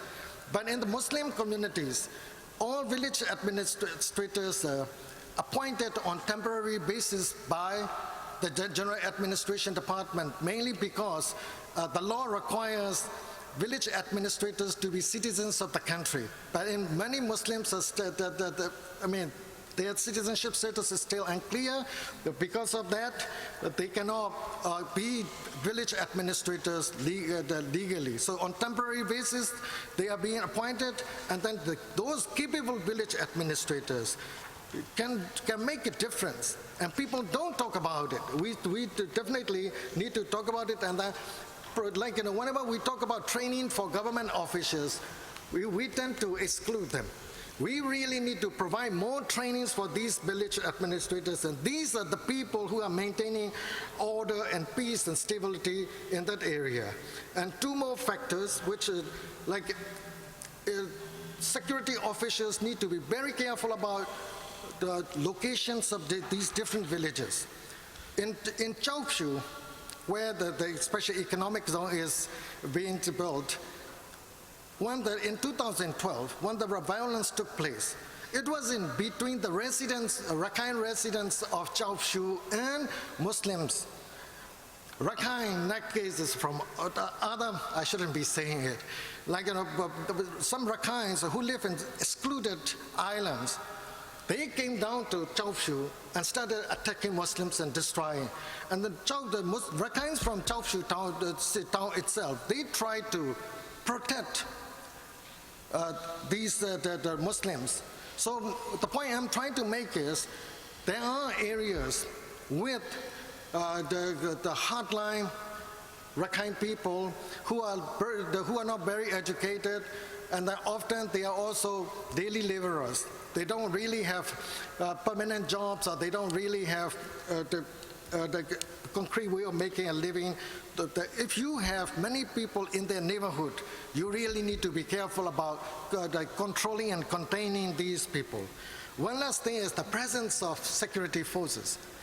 After what happened in Maundor, you would think both Muslims and Rakhine would not want the presence of the military units and police units in their neighborhood. But in Maundor areas and some villages, that is the case. But in the rest of Rakhine State, when you have the security units in your neighborhood, especially the ones led by non-Rakhine military officers, they tend to ensure peace in your area. And then a number of challenges, most of which Steve has already covered. So right now, there are a number of things we need to be very careful, which the first thing is Rakhine civil societies are highly mobilized, not because of citizenship issue, but because of the ongoing 21st century Penlong and political dialogue. And they didn't want to be left behind. So civil society organizations, political parties, and community organizations, they all came together and are having meetings after meetings in Rakhine State, and they're terribly mobilized right now. And then one more thing is the rise of ethnic nationalism, Rakhine nationalism in Rakhine State. So a combination of this high mobilization and the growth of ethnic nationalism, a very bad combination. So that basically strengthened the positions of hardliners. Many moderates are involved in these activities, but they will not say a word because they could get into trouble. I have been to many of those meetings, and then the voices of the hardliners are much louder than the voices of the moderates. So this is one worrying situation. And then both Matt and Steve also mentioned it. Intra-communal tension is also growing. When you talk to Muslims, they're not that afraid of Rakhine that much. They are more afraid of their own people. The same for the Rakhine people. They are more afraid of their own Rakhine hardliners. So whenever they want to talk about conflict prevention, whenever they want to talk about establishing joint committees, they say is the government going to ensure our safety? That will be the very first question. And then who are you afraid of? our own people. So that sort of situation. And 2 more points and I'll stop.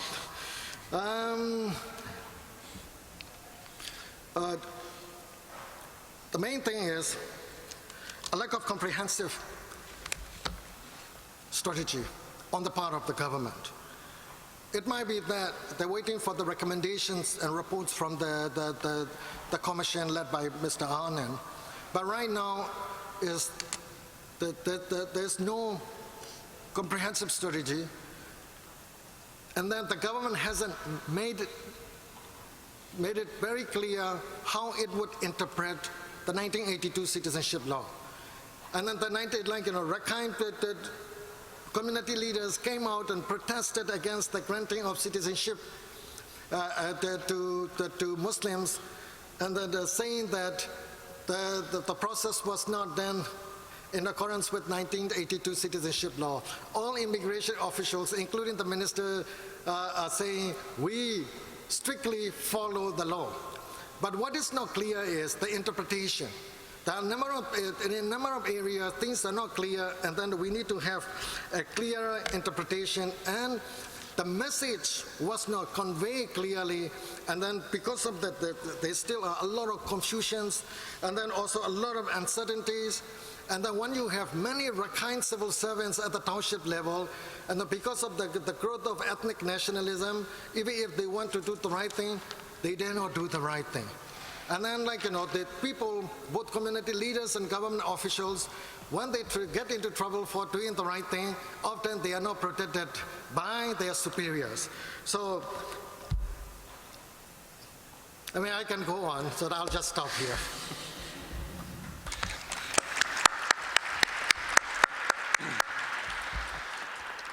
That was excellent, Joe. Thank you very much for all 3 of the speakers. That was a brilliant job. I'm going to open the floor up to questions. We should have about 25 minutes. So I'll take 2 questions. No, I'll take 3 questions first. You there, and then at the back.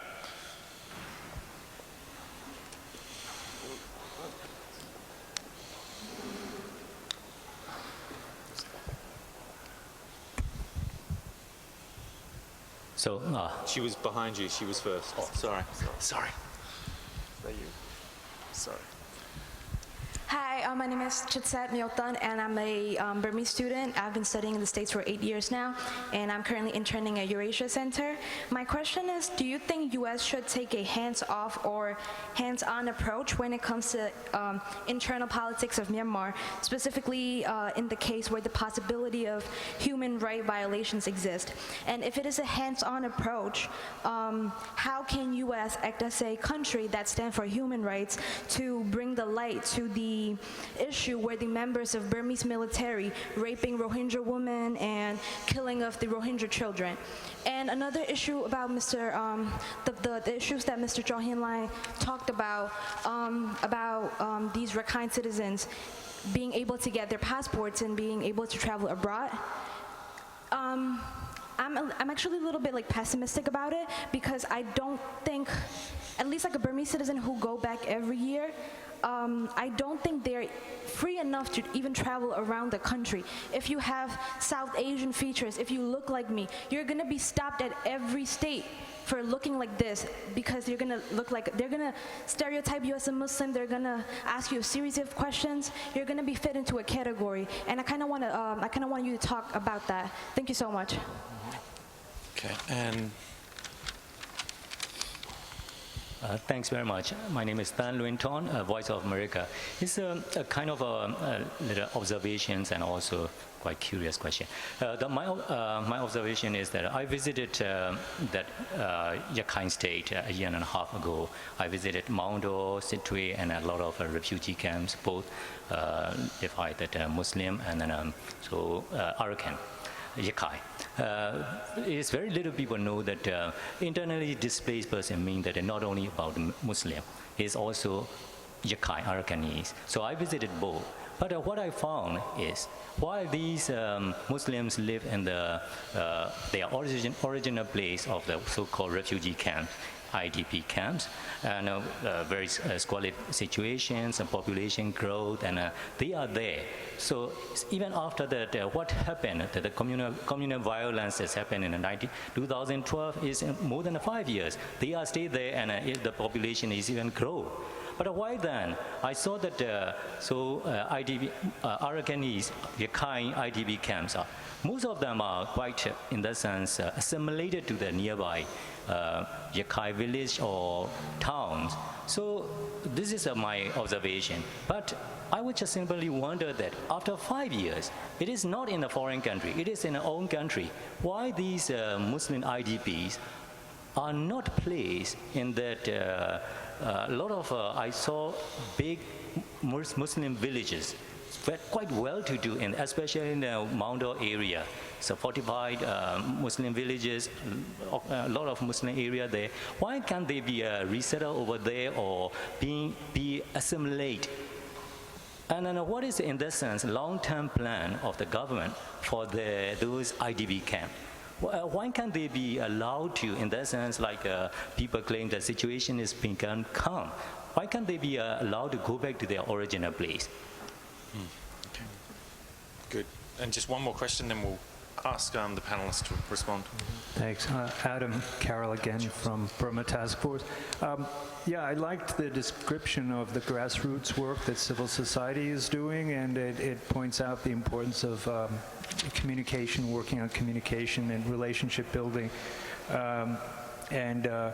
It also reminds me that the local leaders don't often get named in media reports that depict one group as victims and the other group perhaps not as victims, but they kind of dehumanize those in conflict situations. And pointing out who the local leaders are, even if it's on a very small level, is very important to give people agency. So my question is, there's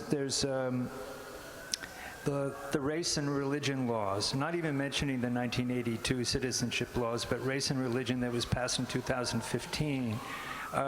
When you have some momentum and some good models on the grassroots level, then you have this void at the government level. And so what is needed to move the government forward on reforming and rescinding the race and religion laws? And is it getting the international community involved as making this a regional issue, since there's so many refugees, hundreds of thousands everywhere? And just the last thing, the Rohingya refugees as well as other ethnic groups, I think it's important here to use their name, and it's sad that some groups, including the Kofi Annan report, choose not to mention their names. Thank you. Thank you. Matt, perhaps I could ask you to take the lead on that, answering the last question on the race and religion laws, and then we can open it up for all three of you to answer the other two. Yeah, sure. Thanks, Dave. Before I do the race and religion laws, I'll just say really quickly that I think we need to be really cautious about the benefits of recognizing the agency of local leaders from all sides who are playing a role in conflict prevention, precisely for the reasons that Kojoy and Linn mentioned, that like there are real risks to the people who are doing this stuff, right? And so we need to recognize, I mean, for our Myanmar Media and Society report, we anonymized so much of our case studies precisely because we really felt the need to protect informants in these very risky situations. So while wanting to recognize local agency, I also want to throw that out there. So race and religion laws. So these laws aren't good, but I feel like I've been arguing for a while that they're kind of a red herring. They're not the primary thing that is being used to repress people on religious grounds. I mean, you know, yes, ultimately they ought to get off. They need to get off the. You know, we need to get them off the books. But they're. the religious repression that's happening in the country is happening through other laws, like the telecommunications law and unlawful associations and things like that. And so I'm actually going to suggest that the efforts of different groups is best oriented not towards those really prominent race and religion laws that are likely to spark a real backlash from Mabata. It's probably the one thing that will create a lot of public sentiment for Mabata at the moment if you really attack those laws, and suggest that actually we should go after the laws that are still being used more often to repress people on religious grounds. Not to say that they're not bad laws, but I think we need to be kind of pragmatic about that. Excellent, thank you, Matt. Steve, would you like to talk about the IDPs and from both communities? Sure. In terms of IDPs, I think there's a couple of points here. One is that in 2015, actually under the prior government, there was some progress in resettling IDPs. Approximately 25,000 IDPs were resettled in central Rakhine. And a related point to that is that the vast majority of those that are displaced are not from the northern part of Rakhine State. They're from central Rakhine State. And there was very little displacement in northern Rakhine State. There would also, I think, be a concern among the Rakhine community about trying to move displaced populations who may not want to go to northern Rakhine in the first place to that part of the state, because there's a concern about the potential that that part of Rakhine could secede or could become its own enclave in a way that threatens Buddhism and threatens the Rakhine control over that territory. So I think that there was some progress in 2015. Those were the much easier cases, people who were not displaced far from their homes, who could very easily be resettled in their places of origin. The cases that remain are largely in Sitwe area and in neighboring Pakta Township, and those cases are much, much more difficult. I will note, however, that in the interim recommendations that came out this morning, one of the recommendations is to close all IDP camps in Rakhine State.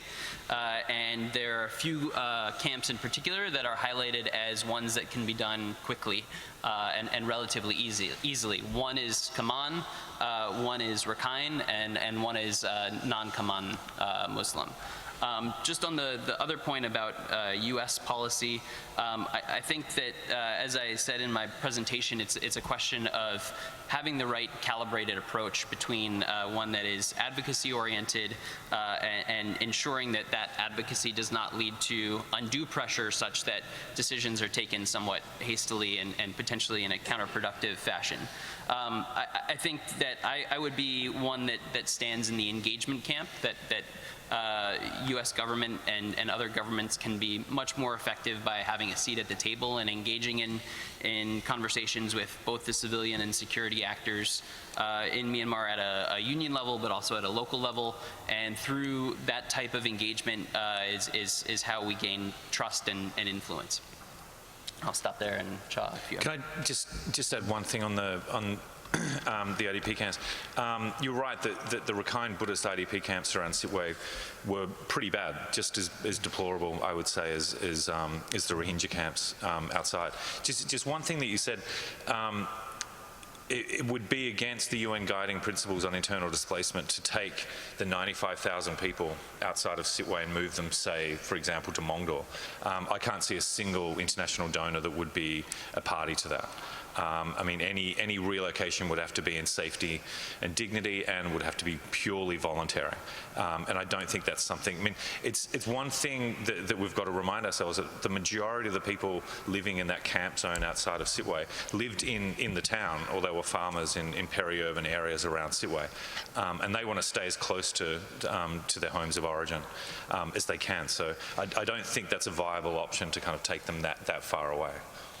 Over to Joe. I'll start with this IDP question. The previous government came up with a plan, relocation plan. Back then, they asked me to develop an action plan for relocation. Gave me the information, we put it together. It wasn't a bad plan. in areas where if it is possible for Muslims to go back to their original places, according to the plan, they should be allowed to go back to their original places. If they cannot, then the government is supposed to find new places which are acceptable to these people. But it was never implemented. Three things. The first one is that the resistance from the Rakhine community. It's not that the Rakhine hated Muslims that much. But many Rakhine people, they worry that if Muslims come back to their neighborhood, then the violence are more likely to occur. Without them, it will be easier to prevent violence. Rightly or wrongly, that is what they think. And then the second reason is resistance from some Muslims. And then in Pauto Township, the government said, if you want to go back, you can go back to your original villages. The government allowed them to go back, and then the Muslims refused to go back on the ground that we go back to our villages, and then we will no longer be IDPs. Once we stop being IDPs, we won't get any assistance from the international organizations. And then under when things are not easy and we are not sure that we will be able to make a living, we don't want to go back. That is their resistance. The third one is a lack of sufficient political will on the part of the government. The government should have done a lot more than it had. But the previous government, regardless of this action plan they didn't really do enough to help out these displaced Muslims. They did a lot more for displaced Rakhines than Muslims.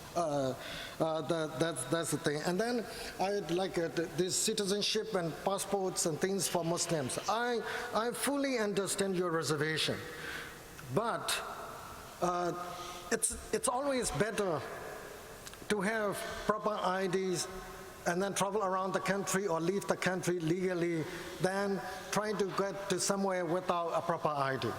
And then that's one thing. 6 or 7 years ago, under the military government, the Muslims were they're more subjected to harassment and a lot of hassles. But right now, yes, I'm not saying that they won't be subjected to it, but right now the situation has improved to some extent. But of course, they are citizens of this country, and then we have to have this conversation. It's really embarrassing as a citizen of the country. I'm not suggesting that the Muslims will be able to move around as freely as I do. I fully understand. But at the same time, these days especially, with passports, with proper IDs, they are subjected less to these harassments. That's why, for me, I'm not saying that everything is hanky-dory and they are free and then they will be able to enjoy citizenship rights. If I had given you that impression, I apologize. That is not my intention. But what I'm trying to say is, here are opportunities. Depending upon the political will of the government, the current administration, these opportunities might improve the living conditions and the freedom of movement of Muslims from Rakhine State. And then for local community leaders and stuff, as Matt has said earlier, it's really difficult. For us also, we have undertaken really a thorough analysis of thorough stakeholder analysis. We will never share it with people, because we would end up putting these people into trouble. So we should recognize them under the circumstances. It's better for them to remain nameless and then focus on what they can do in their own community. Race and religion law, trust me, I'm with you. I want this law to be rescinded, and then when I was in a position to talk about it, I did. But they did it anyway.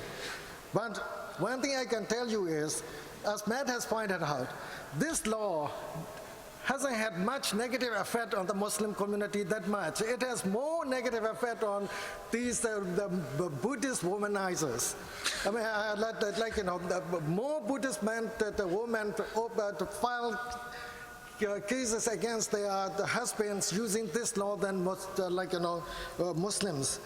And that's the thing. And then human rights violation. If there are violations, people who violate it should be held accountable with no exception. And then not just that, what the international community should do, they will have to pressure the government to do that. And then one more thing is not just asking or pressuring the government to do those things, we also need to educate people. People have gone through this different socialization process under which these things are okay kind of thing. But we really need to expose government officials to different types of socialization where they will learn to live like good citizens, and then they will learn to accept that these things are not acceptable. Okay, we could go on for a very long time, but we might wrap it up there and have a very quick break, and then it'll be the final session starting in about 10-15 minutes, so don't dawdle. Matthew Walton, thank you very much for joining us and filling in for Susan. That was an excellent panel. Thank you very much.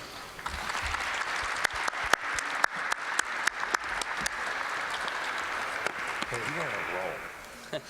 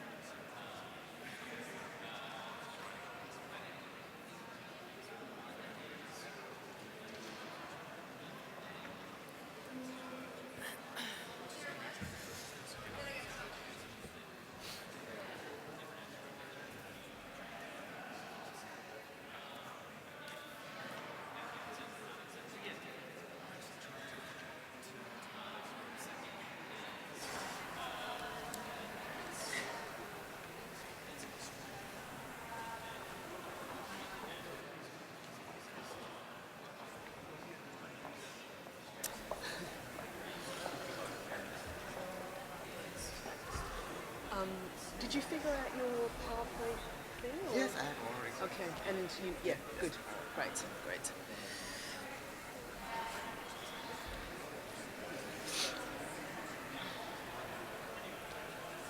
So I think you are first speaker on this panel, and then me, and then finally Paul Groves. So.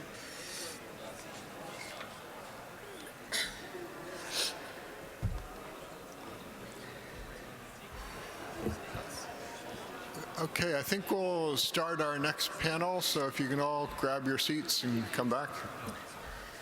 Hi, I'm Andrew Wilder, here, the Vice President. Paul Grove, glad to see you. I'll start it I'll bring it up on the screen when you're ready to do your. Yes, sir.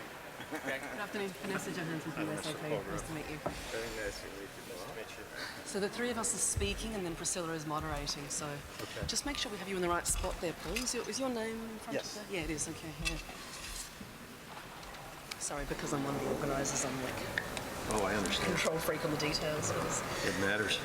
It does.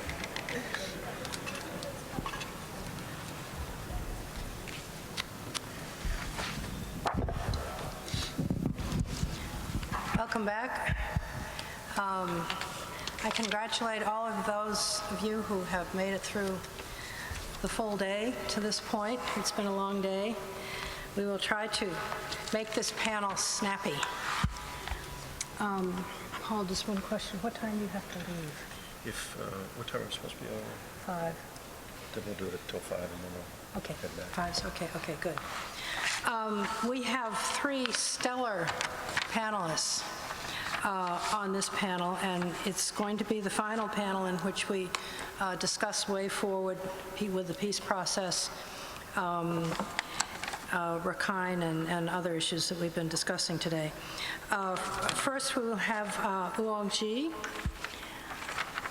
who is advisor to the Myanmar government on the peace process, and he's going to give us his wisdom on where the peace process stands today. And then we will have Vanessa Johansson, who is our USIP representative in Yangon, and she will discuss her ideas about what the future of the peace process should look like.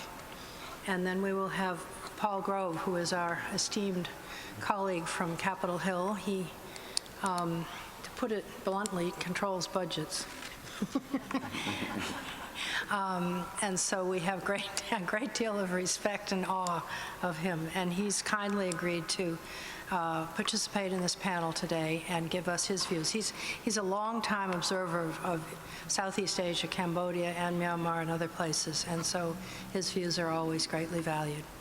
So, Wang Ji.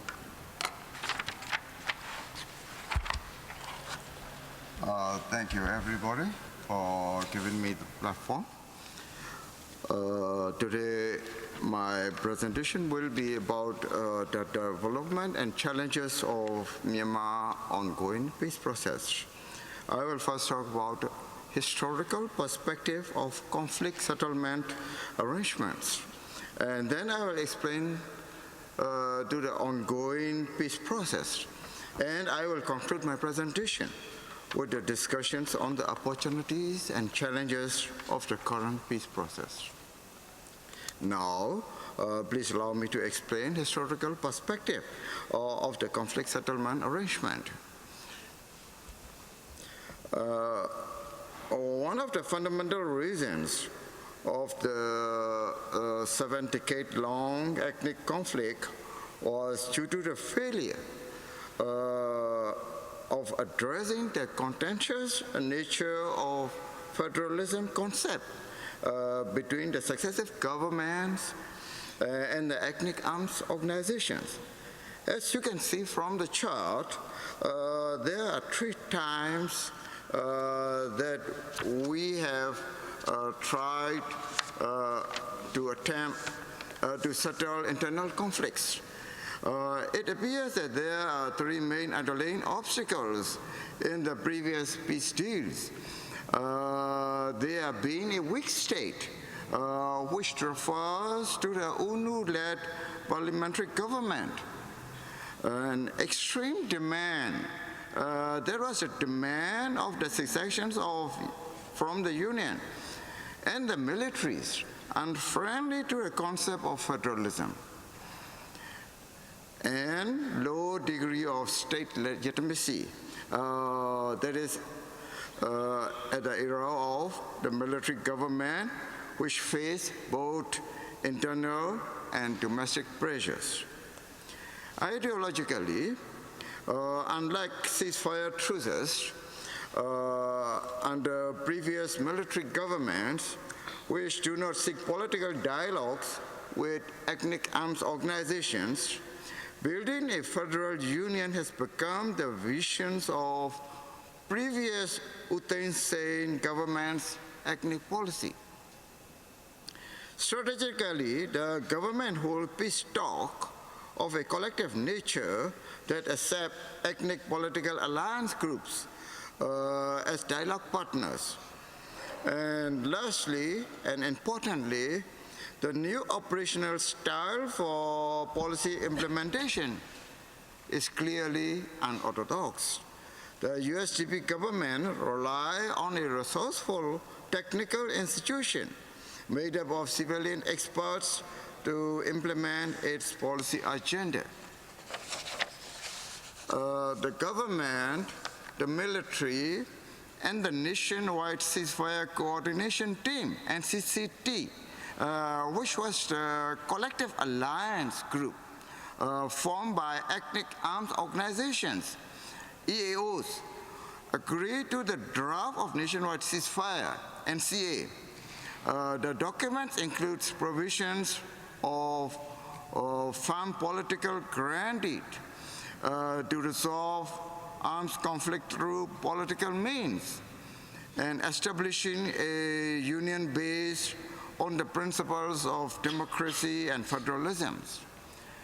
Out of 15 EAOs, 8 EAOs signed the final NCA on October 2015.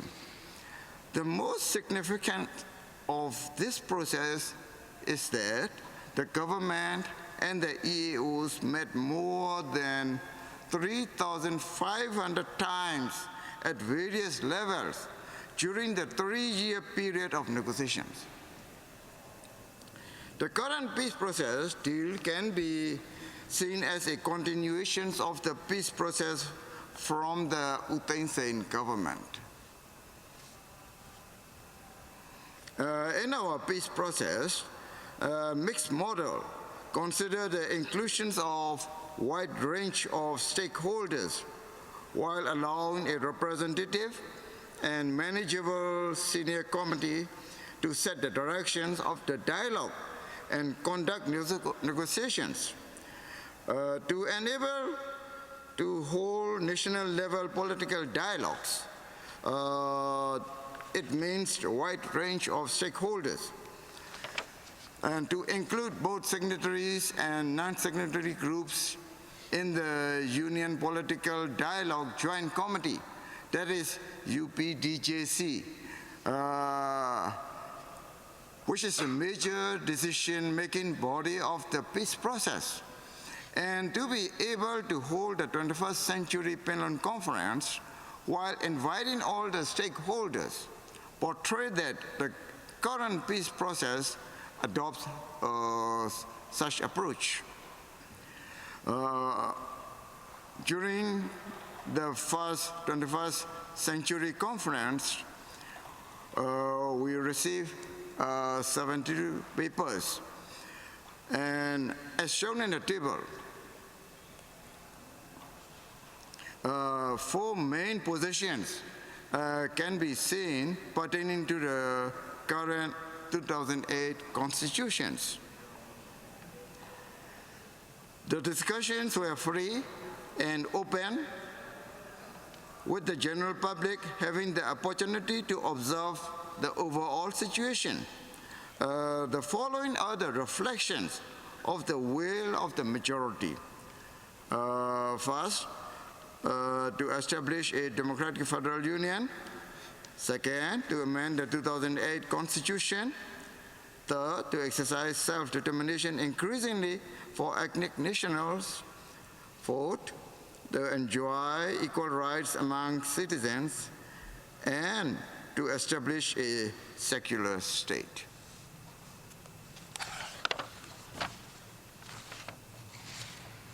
The current peace process possesses relatively better position than those in the past. First, the elected NLD government is not as weak as the first civilian government in 1958. Second, the demands of the most EAOs are in extreme positions, such as secessions from the Union. Likewise, the military is slowly accepting the concept of federalism, although holding the position that 2008 Constitution possesses such federal features.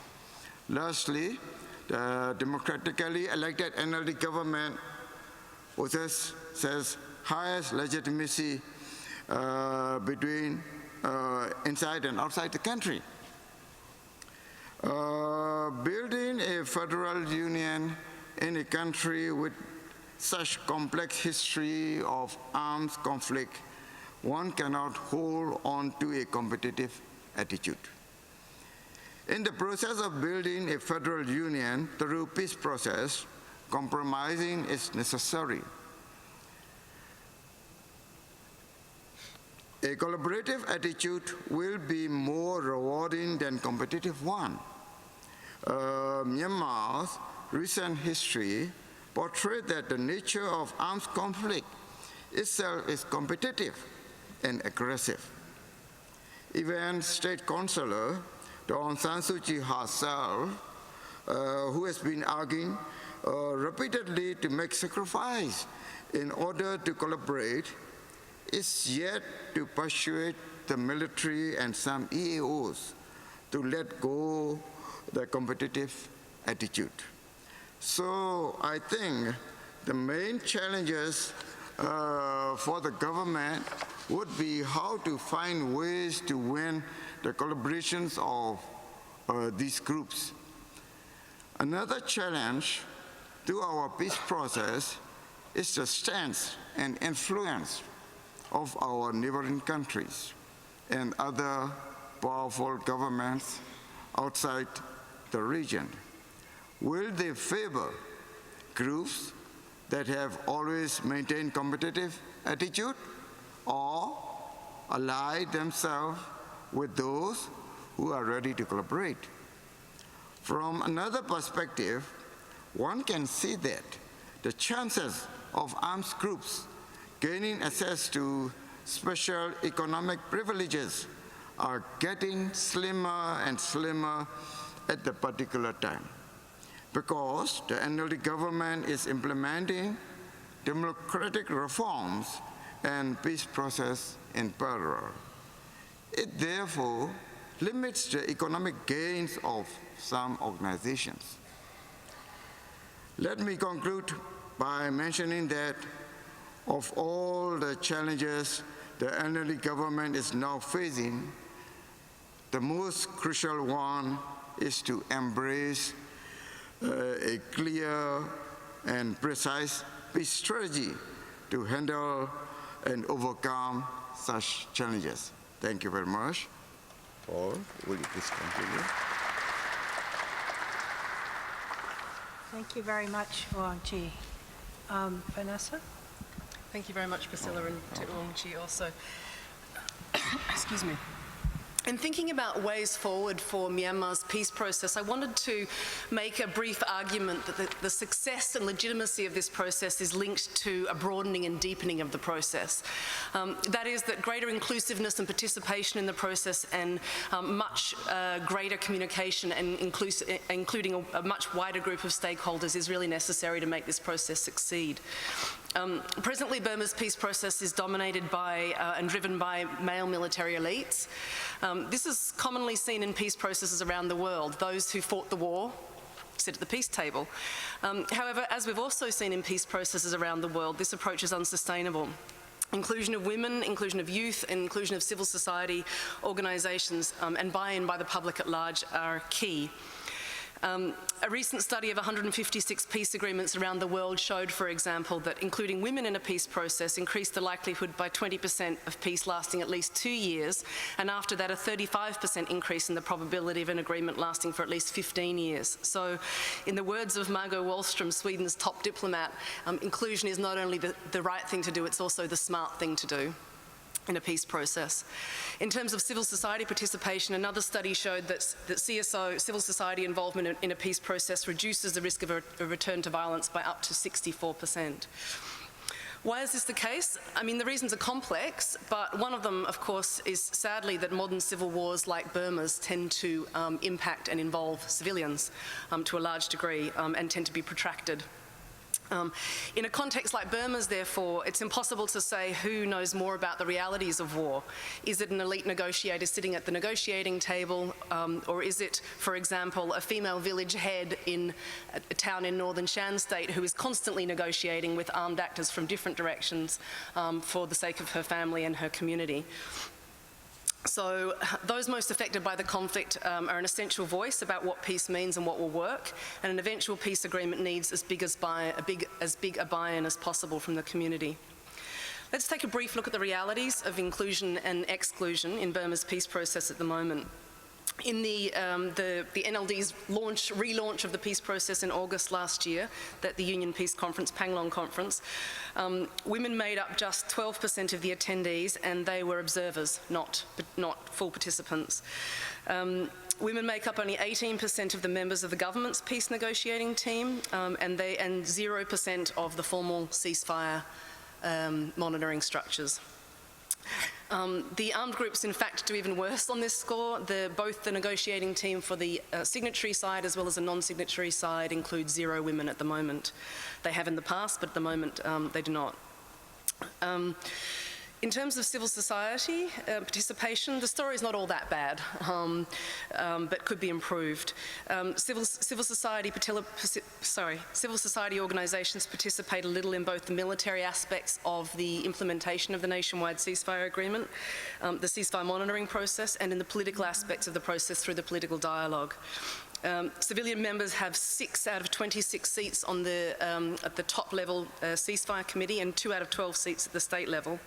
And they are allowed to carry out a political dialogue process which runs parallel to, but is not a part of, the main political dialogue process.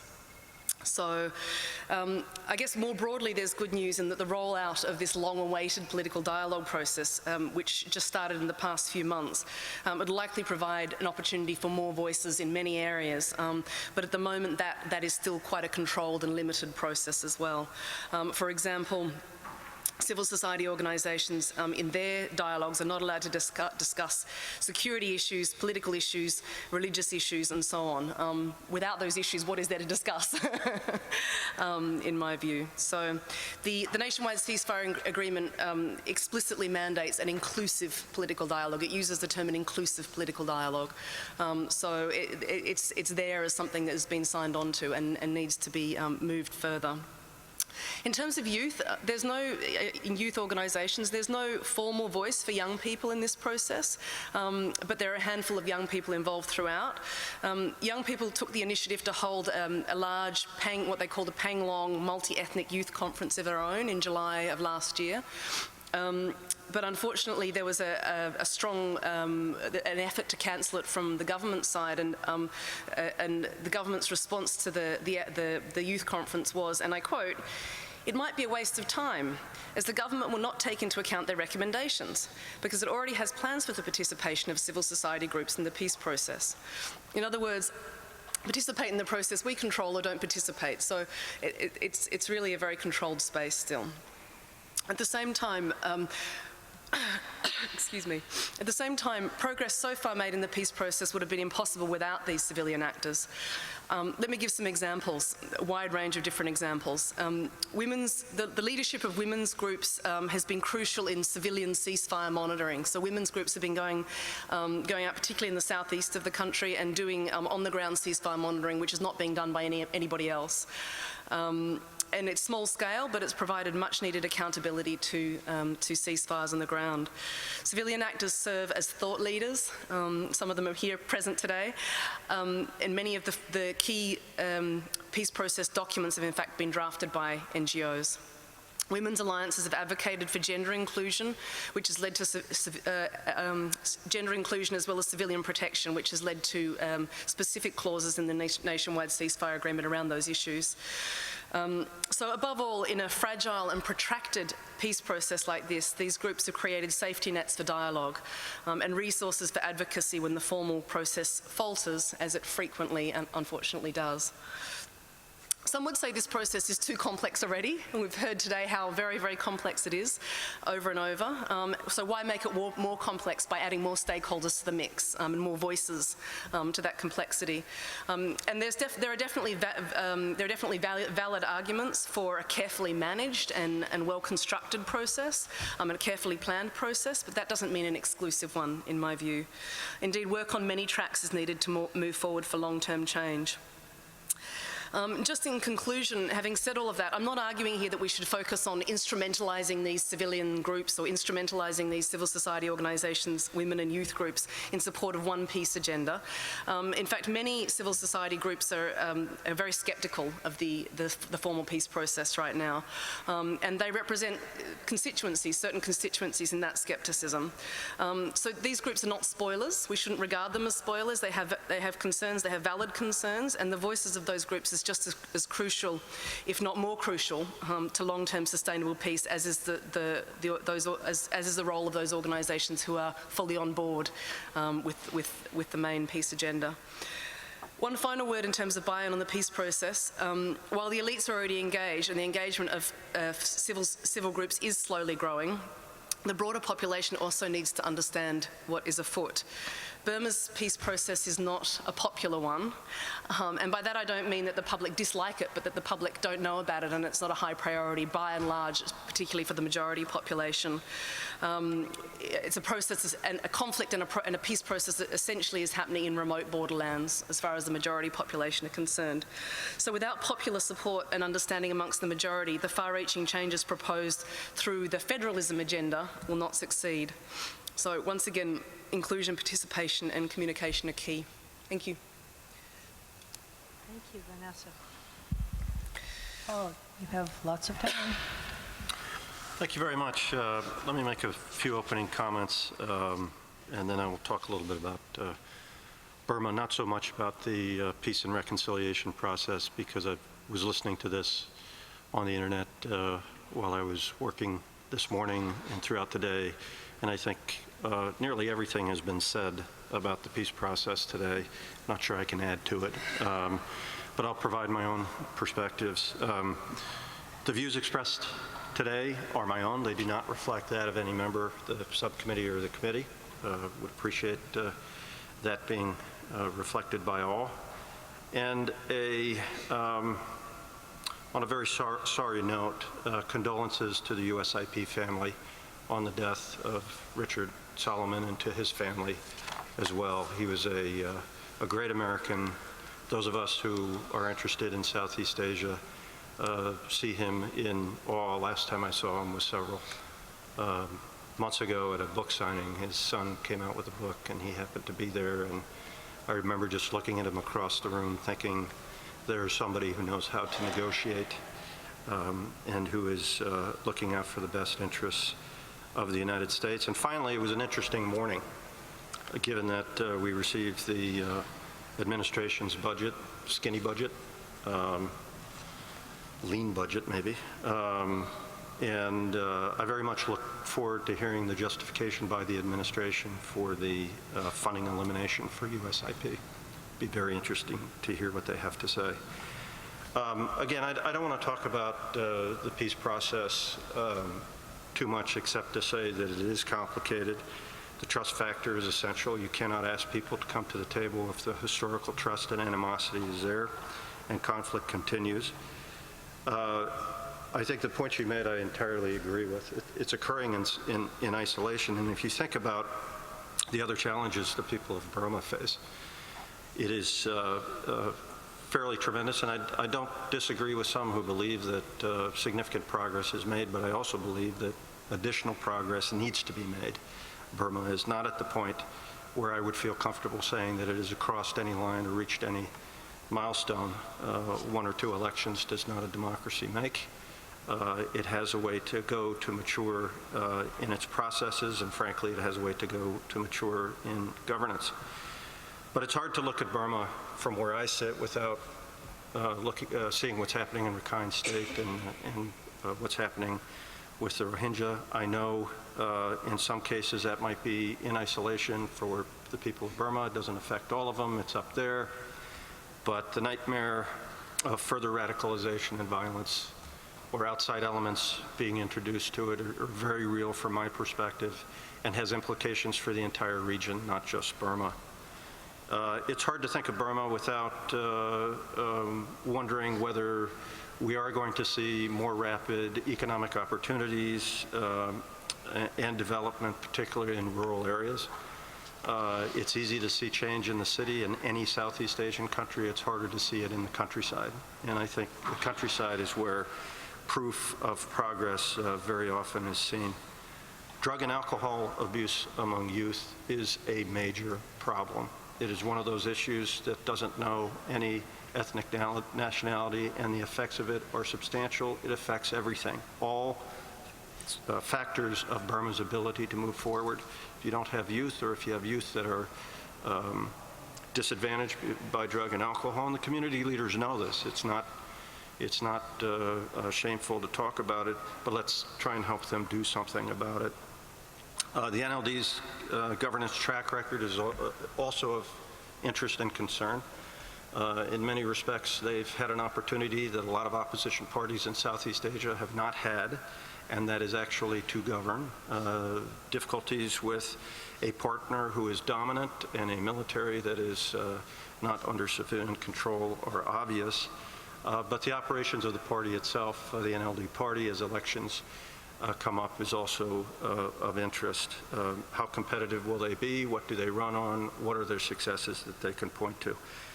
When I tuned in at one point today, people were talking about corruption, natural resource management. All of this factors into the trust, view of trust and accountability by the government. If they say sweet nothings about a peace process, while at their level corruption is rampant, or other evidence that rule of law is not there, it's very hard to believe that things go well in one sector but not in other sectors. I agree with the condemnation of human rights abuses, assassination, killings, and rapes that have occurred. It is a problem. The people of Burma need to speak out more forcefully and more aggressively when they occur. Radicalization of Buddhism and the fear of the other that we're seeing feeds into the narrative that it's hard to cut deals. Boy, I didn't mean to say that. I don't like saying that. It's hard to negotiate solutions to real problems. And finally, I would say geography. China, India are very interested in what happens in Burma. Just as I said earlier, radicalization, further radicalization, outside elements being introduced into Rakhine changes the equation. For me at least, geography matters. I think Patrick was the one who talked about managing expectations, and to me that is also critical. Is not just the expectations of the people of Burma that might be high, or our expectations that might be for quicker, perhaps more linear reforms. Those of us who have spent a lot of time working in Southeast Asia know that the shortest distance in Southeast Asia very often is not a straight line. As I was thinking about this morning, particularly after receiving the budget, I found myself a bit perplexed because I could list out 10 problems that Burma has that we all agree. I think most of us would agree with what I've said today. These are predictable. We've all studied them. Many of you have worked on them for decades. Then I thought to myself going forward, what is our policy? And if you look at the budget, there are some things people need to think about. The budget for the 150 account has fewer people and fewer programs. Countries will be zeroed out. If you look at the cut of 29% being proposed, without a doubt, ships will sink with the tide. I can't tell you what countries those are because the detail is not there. The administration will have to provide us with congressional budget justification materials, hopefully in the spring, that will identify the winners and losers more clearly in this budget. But with respect to Burma, my fear is it doesn't rise to the level of interest or concern for this administration. For the first time in a long time, we have a White House that is not interested in what happens in Burma, that personal connection that we've seen with previous administrations, whether it be the aspirations for success of the people of Burma as they take steps forward in a new environment, or for those who were there as the struggle continued while Dasu was under house arrest. White House leadership and attention has made a big difference. For some who have served there, I'm sure it was a bit of a pain to have that high-level interest in what happens, but I can tell you from the appropriations perspective, it's a lot easier when the administration requests a certain level of funding and we can meet it rather than having to try and find that funding from other programs. So if there is a decrease in interest and decreased assistance to Burma and the efforts of what the people of Burma are trying to achieve, what are those consequences? What are those consequences to the people of Burma? What are those consequences to the United States in the region? Again, geography matters. There are a lot of countries in the region that will step up and exert influence in a manner that they see as in their best interests, that I would argue is not in our interest. Let me close with my own view that the struggle for freedom in Burma is still being written, and American engagement is important, and we must remain engaged. And I'll end it there in Q&As. Thank you very much. That's kind of a sad note to end on, so we won't end there. We still have an hour left, and I'm going to invite questions and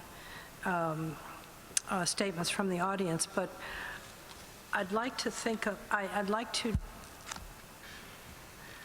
give you, first of all, the essence of my conclusions from the whole discussion we've had today. I think that running through our discussions of both the peace process, the tension on the western border, the conflict on the western border, the conflict on the eastern border, the situation with the peace process, there are a couple of general themes running through this of things that need to be done. First of all, there's a deficit in communication. There's not enough transparency. There's not effective communication from the top down and from the bottom up. It's particularly acute in Rakhine, but I think it applies also in other ways to the eastern side of the equation. In Rakhine, the government is quietly trying to make some serious progress in normalizing the status of the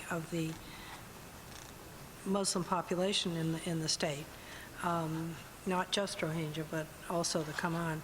And they're sending communications down through the system. They're not getting to the people at the bottom on the ground level, and in turn, things that are happening at the ground level are not funneling back up to the top. There needs to be more attention to some kind of effective and regulated communication system. And on the side of the peace process, there needs to be a lot more public communication and public education that will affect people's expectations of the process. People, for some reason, tend to believe that it can produce results overnight, and they need to be conditioned to see this as a very long-term process and not to have outsized expectations of how quickly things are going to be achieved. And they need to also be conditioned to understand the concept of compromise. As Oowang Ji said, the success in the peace process is going to take a lot of compromise, not only on the part of the armed ethnic groups, but on the part of the civilian populations affected by it, too. As I said earlier today, one of the things that's happened in this transition is that the lid has come off the society itself, and all of the differences and resentments and fights over territory and resources are coming to the surface. They're being exercised vocally through a relatively free press and a transformed communications system with electronic communications and Facebook and internet and everything, telephones, and it's creating a cacophony of views, and it's been very difficult to channel the discussion. The government probably needs to be a lot more proactive, not just the government, it probably involves society itself in beginning to bring people more into this discussion in a very measured way. All of this relates to the deficit, the huge deficit of trust that Paul mentioned. Trust has run through all of our discussions. It is missing. Trust between the civilians and the military, trust between civil society and the government, trust between different ethnic groups, different nationalities, trust in religion, and a lot of that relates to the communication problem. So it's all sort of one big package, but I think it can be reduced fairly simply to the two issues of communication and trust, better communication and ultimately building trust. That's my takeaway. So I would like to invite questions from the audience, questions or thoughts. I'm having trouble seeing because the sun is in my eyes and I can't do anything about it. Yes, back here. Now we have microphones. I think we have two questions back there, so let's. Hi, I'm Nicole from CSIS. One of the things that hasn't been touched on today is the role or the place of the migrant community in the peace process. I know that right after the elections, Aung San Suu Kyi took quite an effort to connect with the migrant populations outside of the country. So what role or space do you see they can play, kind of realizing that maybe the economic or the educational opportunities are not the same in country as they are receiving out of the country?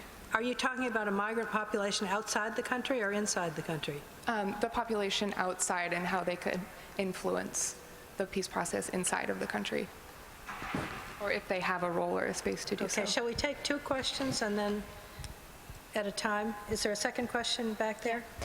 Hi, my name is Holly. I'm with the Georgetown Institute for Women, Peace, and Security, and I wanted to thank Ms. Johansson in particular for talking about the need for greater inclusiveness in the peace process and how that actually leads to more sustainable peace outcomes. What will it take for women to have a greater voice in the process, given that the 30% quota alone will likely do nothing? What are the strategic access points for women to have meaningful participation? Okay, we'll take those two questions. Should we start with the question of how the migrant community from outside can influence the peace process? We've already seen a considerable example of that during the Thein Sein years, and I think to a certain extent it continues today, because many of the experts in the Peace Center during the Thein Sein government were returning exiles. So you might have some thoughts on that, Oowang Ji. What we need is to educate our people more about the peace process, I think. We have less making efforts on giving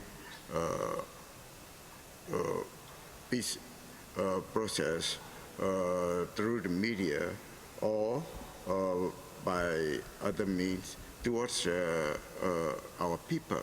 So that's why we need to promote educating the people on peace process.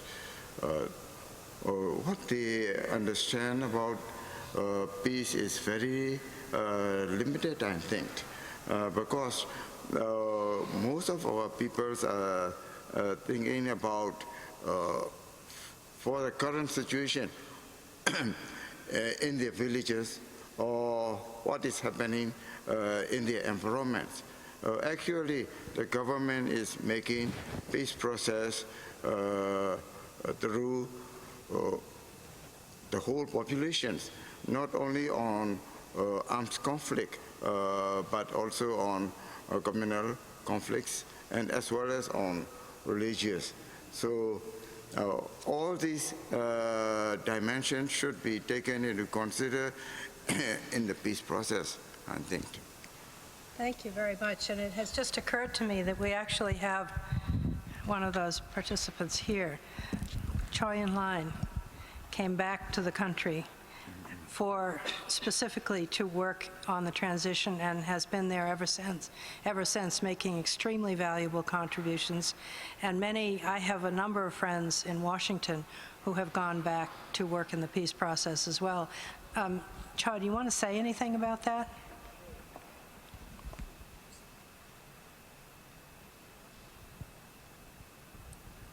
At the beginning of the previous administration, both President U Thein Sein and a number of people who were around him talk about inviting people like myself back to the country.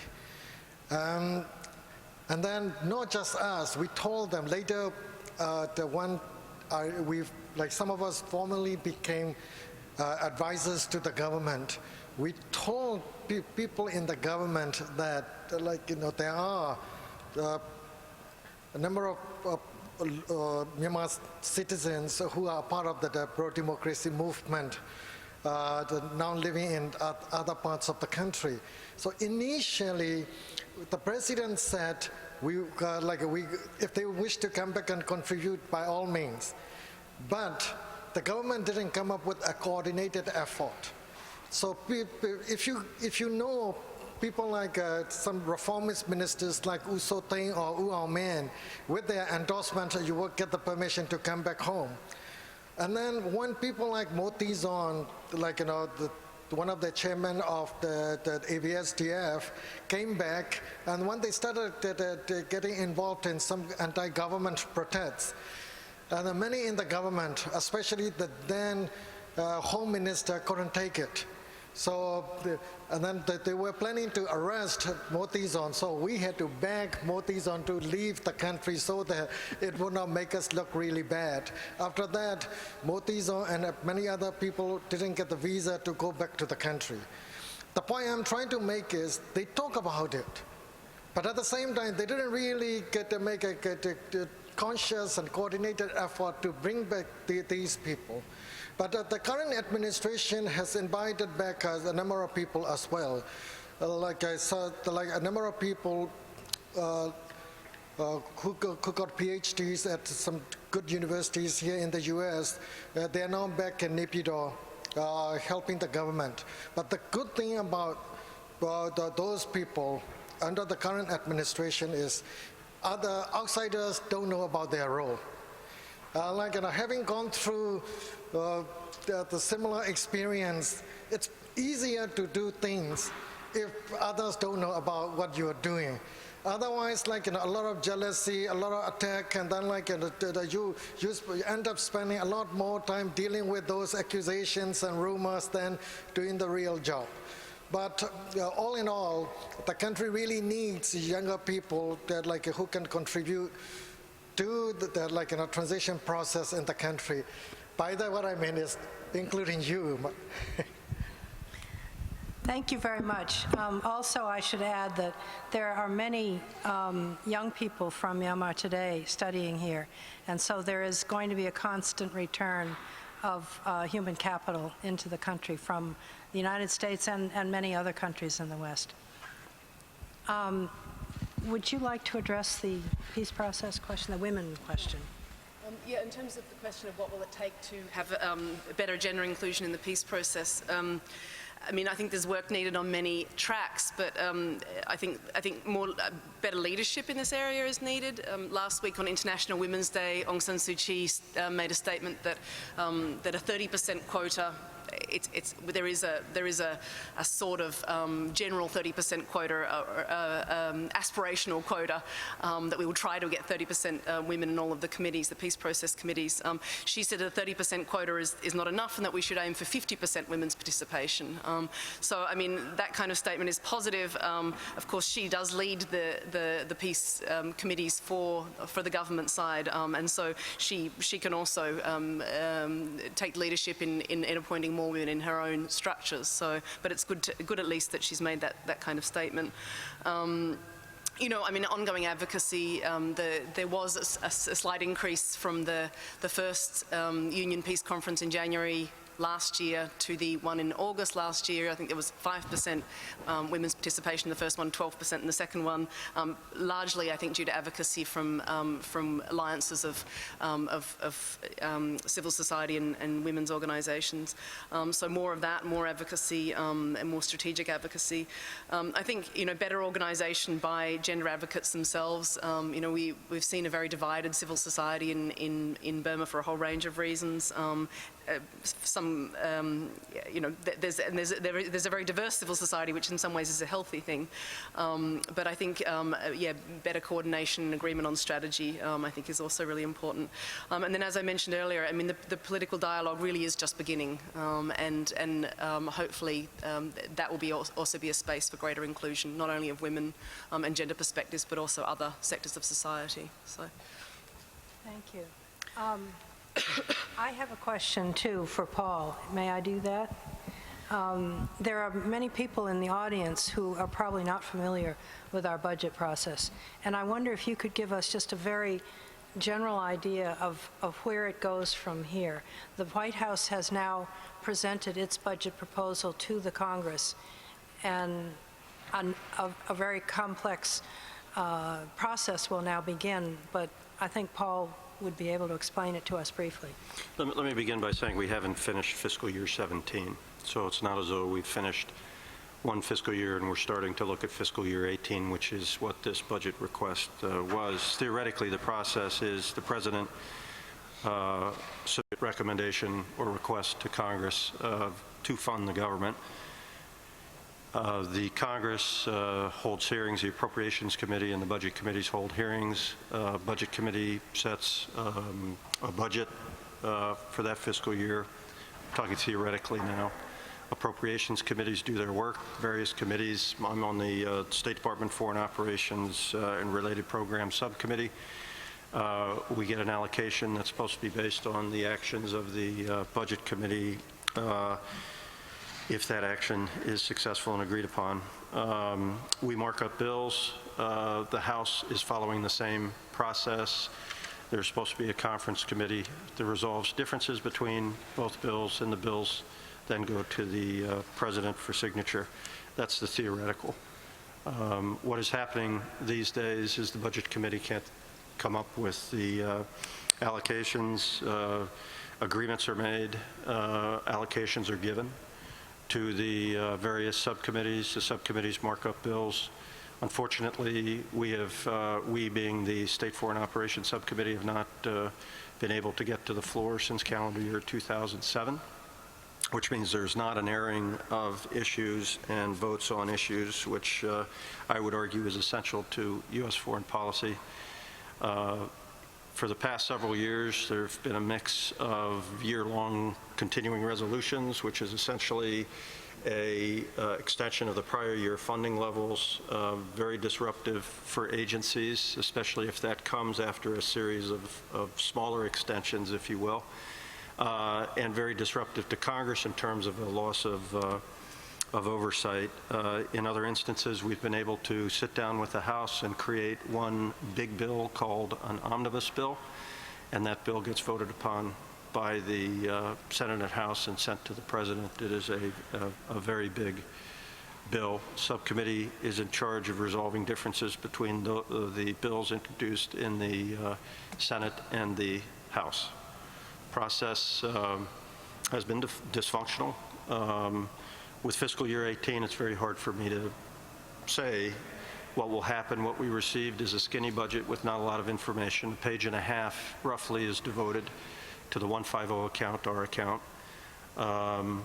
Additional information is supposed to be forthcoming in May that will hopefully provide the detail in the budget justification materials that I seek to know what the winners and the losers are, what exactly are they proposing. But I fully expect that the committee will mark up a bill. As the committee does, the committee will do what the committee can do, and then we will wait for direction for the full floor and leadership, and that's about as far as I can predict. So we could be on another continuing resolution. I expect at least we'll be on a short-term continuing resolution for 18. Yeah, isn't there a date coming up when it has to happen? April 28th is regarding fiscal year 2017, which we haven't finished. We will either have to pass an omnibus or a continuing further resolution. Otherwise, what happened a little while ago happens and the government shuts down because money is not available. But throughout this process, just to be very clear, we are taking a look at the requested funding levels and policy for countries.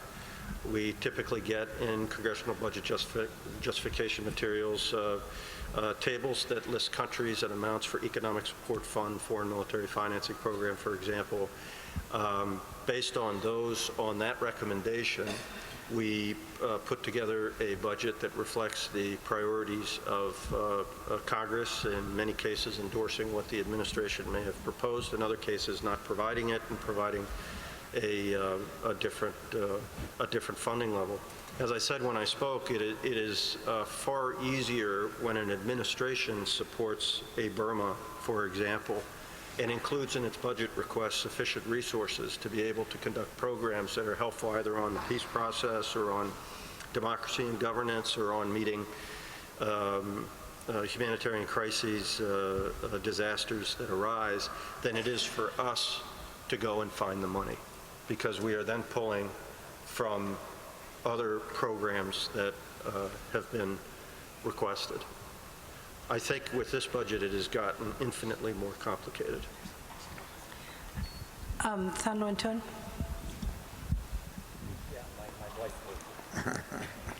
Here comes the mic. There's a question to Bob again. In this case, what will be the justification idea for Burma? For example, like rather than development and peace, would it be about problem about extreme religious problem, or countering the influence of China will be a justification factor for Burma? That's a question for the administration. In some cases, we can set policy. As everybody in the room knows, there are many people in Congress who closely follow what happens in Burma. And for some years going back, 2 decades, it has been Congress that has set the policy toward Burma through various bills. With respect to what this administration does, you have to ask this administration. The detail is not in the budget that we receive today in terms of any policy changes toward Burma, but usually we can either get from the materials they submit or in discussions with the Department of State and USAID a sense of what any program changes or policy changes are. We do require in fiscal year 16 in current law that any significant changes we're informed about, Congress is informed about, so that we can understand how money might shift. With respect to the 2018 request, the one from this administration, we do not have any insights into any shift in policy. Also, I think one has to take into consideration that the administration has not approved or not appointed people to lower levels below the secretary level, the ministerial level in the departments. So you don't have the people there to fill out these justifications that are needed in the budget. That's probably one reason that it's so skinny. Yes. Thanks. And Priscilla, thanks for filling that in that for the congressional budget justification that Paul will be receiving, you need that kind of middle tier over in State Department that isn't there to figure out exactly how the numbers are going to add up programmatically. So it'll be interesting to see how it moves forward. My question is actually for the panel in general, but Vanessa and Ang Chi in particular. To a certain extent, I think there's actually two very separate peace processes that people are talking about. One is the end of the Civil War, the low-grade Civil War that's been going on for a long period of time. And then that's where you talk about ceasefires and the end of active conflict. And that's one peace process. And to a certain extent, one could claim the critical agents involved in that's a smaller group. Then you've got this larger peace process of forming a federated union to resolve the internal problems of various sorts that we've heard during the day. And if I can sort of steal from this woman's question about, you have 250,000 refugees or displaced people in Bangladesh. You have another 250,000 in Thailand, an unknown number in Malaysia, Indonesia, even as far as wide as Pakistan. How are they going to fit into this larger community discussion of the future? Because if they come back, that's a significant increase in the population. Where do they go? What's their role? How do they fit in? One other comment about that, they have in these camps that have been active sometimes for more than one generation, their own leadership, their own goals and objectives, their own priorities. How are they going to be heard in this process? Just to interject my thought on that, the state of the economy will have a lot to do with the rate at which people come back. Many of the people who left for economic reasons. I mean, the millions of people that are in Thailand, many of the people that are in Southeast Asia and even in the Middle East went in search of work as well as for political reasons. So I think that until you have, significant improvement, economic growth, as it were, in Burma, Myanmar, you're not going to see large waves of people coming back. But do others have thoughts about that? Maybe just to start with your comment about the two separate peace processes. I mean, I would say there are more than two.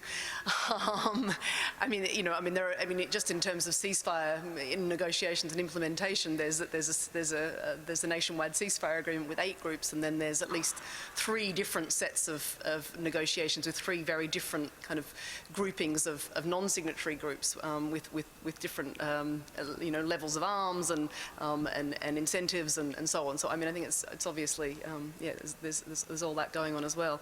And then even when it comes to the implementation of the nationwide ceasefire agreement, yes, there's a 33-article document that, some of which is a political document that talks about the long-term process and sort of fundamental change to the country, and then some of that is about ceasefire and stopping violence. So, and there's definitely all of that happening. Look, in terms of those vast numbers of people outside the country, as far as I know, there's been very little outreach to them at all on any of the political transition issues, including the peace process, and very little, well, I mean, there are voices of the diaspora in various issues, of course, in that very diverse diaspora, but in terms of some sort of, managed or systematic engagement, I'm not aware of it, but perhaps Ong Chi would like to comment as well.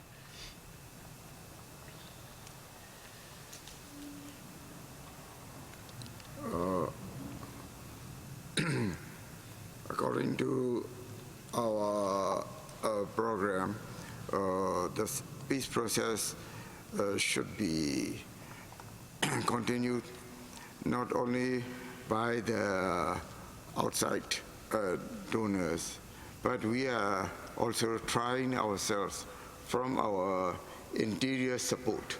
That's why Aung San Suu Kyi has also asked some businessmen to participate in peace process. So that may give us some opportunities if we meet difficulties by solving our problems within ourselves. Yes, let's take some more questions. Thanks. Lisa Misol with Global Witness.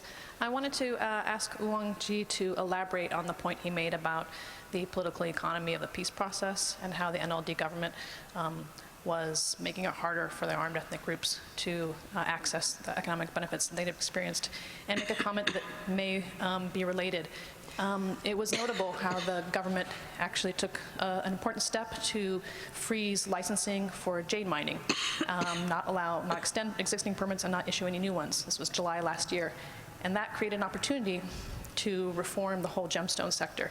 But we haven't seen the government take advantage of that opportunity. And what we see instead is some efforts to push through premature legislation on gemstones that hasn't been subject to consultation and isn't getting to the core issues. How can that process be advanced constructively and help feed into this wider political economy of the peace process? I think the question that she's posing is whether there are any mechanisms in the peace process that can serve to improve the exploitation of resources such as jade in a way that the people who live in the area will benefit from the economic dividends produced. Is that in the peace process yet? I mean, are there serious discussions of that resource question? Actually, we have faced very serious problems with making negative peace within the era of previous government, because you know that that negative peace have received by means of the cost of the resources, because most of the ethnic organizations got economic privileges. Some may be legal or some are maybe illegal. They get, anyhow, they get much privileges from the economic sector. By that means, negative peace could stabilize under the previous gender government for more than 20 years. Nobody have problems, nobody have questions, and nobody is talking about political dialogue. But they enjoy having such kinds of benefits. But that costs much to the people, much to the country, much to the nation. So by this time, the NLD government, as it is transferring to the democratic means, it cannot do like that. So there may be some problems, such as jade mining or gold mining or lodging. She can give such kinds of license or permissions as much as the previous government, I mean the gender government, could provide them. So according to some of the ethnic groups, they are comparing with the current situation that they have lost their benefits. That's why they are considering about the new peace process, which may be mainly for the goal of federal union. They understand that the new government is solving this arms conflict to reach to the federal union. Because Aung San Suu Kyi herself expressed in the last first meeting, first Penang conference, that she is going to establish a genuine democratic federal union by means of peace process, by means of changing the 2008 constitution within this peace process. So that may become certain obstacles or hindrance for going forward, as it is stated in our heading title. So we need to make more attachment with these EAOs that they may get more profit if we got positive peace within our countries. And that will let our whole people, whole nation to become prosperous. In this way, we need to discuss more about this. But we have no means to compensate what the benefits they have got as in the previous government. Thank you very much. You understand what he was saying about negative peace? What he's talking about is the previous ceasefire agreements that were done by the military government in the 90s, because they provided for companies, particularly military-supported companies, to come into these ethnic areas with resources such as the jade and basically take over the economies. And it's really hard, as you know, to turn that around. So you've got a vacuum right now because they're trying to move into a new dispensation, as he said, with a positive peace. But it's also a question of capacity. You know very well that the government doesn't have the capacity to suddenly turn the jade industry around. That's why Aung San Suu Kyi is always saying to sacrifice their benefits to get peace. Yeah, Janan.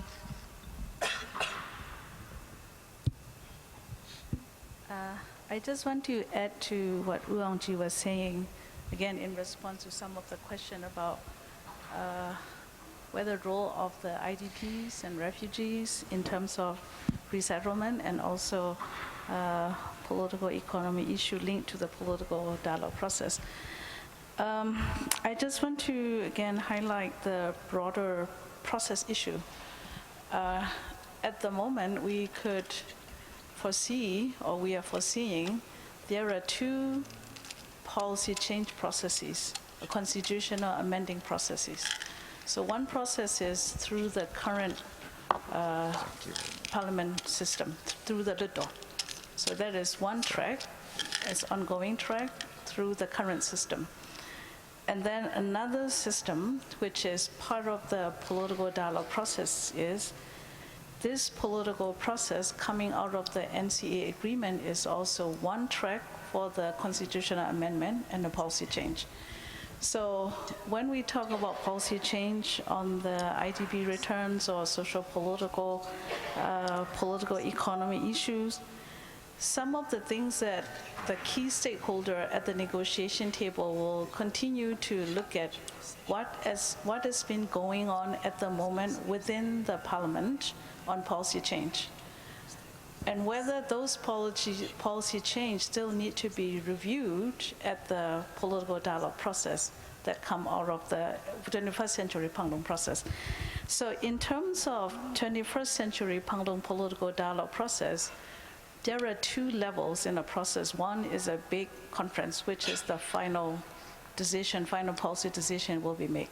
But before that, there is another level of the political dialogue process, which is more on the consultation process on the ground level. And then, according to the current political dialogue framework, the agenda to be discussed at the political dialogues generally has been already agreed. There are 5 main thematic issues. One is politics thematic, another one is security thematic, third one is economic, and then fourth is social, and then fifth is land and then environment. So within each thematic topics, there are subtopics been already identified, but those subtopics at the moment it's not sequenced yet, but that is under discussion.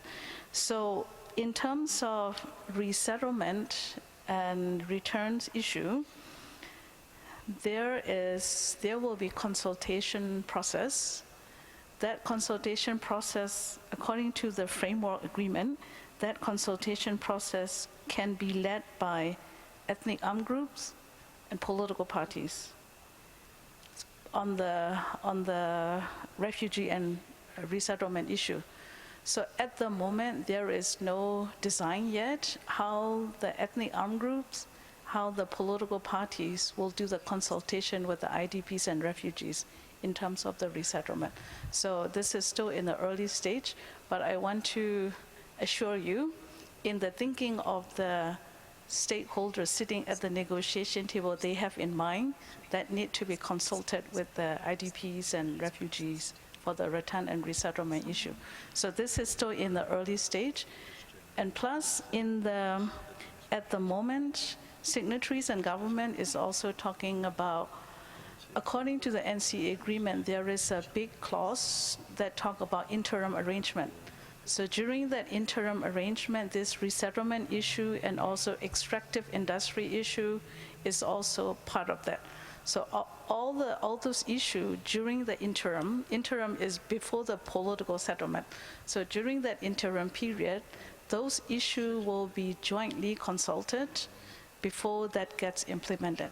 So I think the process is there, but the issue, the discussion of the issue is not there yet. So I just hope that as the process goes on, there will be proper consultation with the concerned community and concerned key stakeholders, so that, and then CSO, who has expertise on those certain issues, will be consulted so that we can frame and we can draft, we can provide the policy recommendation to the 21st Century Bangladesh. So that's a process, and it is still early to say that this has been discussed and this will not be discussed, but the process is there. So I think what the international community should also encourage is continue to monitor and watch this process and push and encourage the key stakeholder to do proper consultation. Thank you. Thank you, Janan. Derek? I know we just have a few more minutes, but I'd like to push Paul just a little bit further. As you mentioned, Congress has played a prominent role on Burma policy for some time.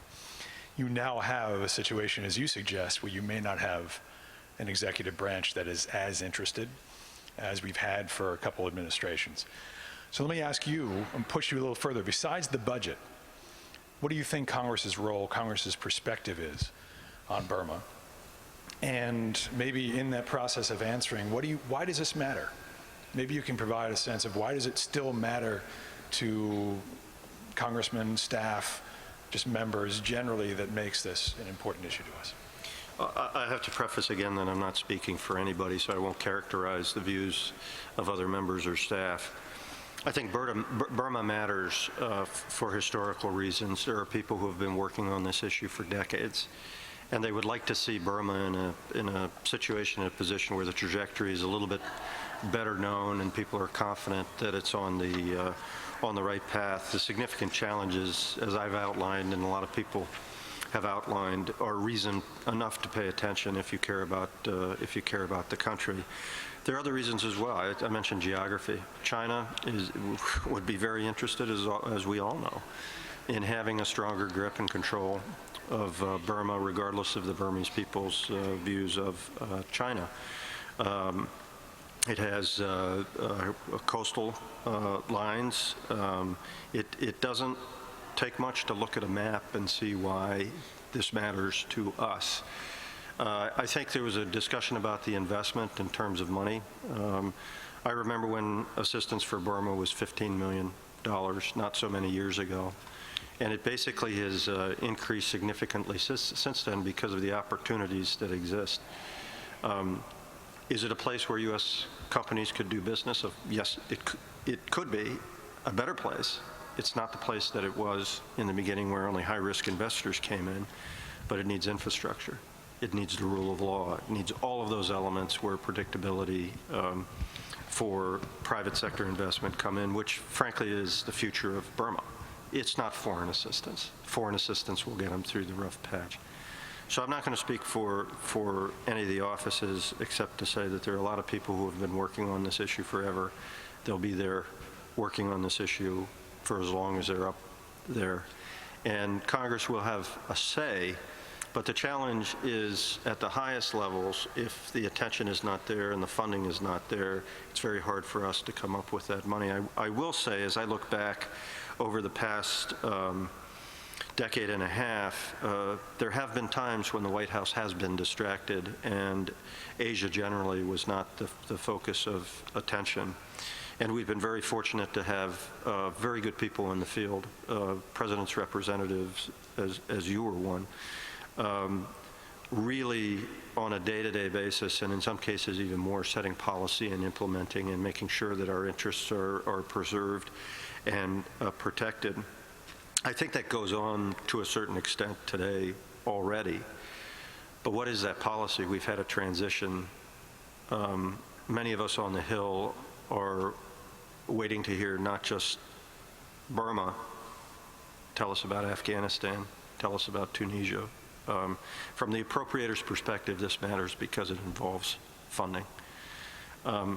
My own interest is about 20 plus years now for Asia, and it's a challenge. It's probably the most challenging time that I've faced as I look forward in terms of funding for the region, in terms of ensuring policy, but I take some comfort in Ambassador Marcel out there, who I've known, and everybody in this room probably has known for a very long time.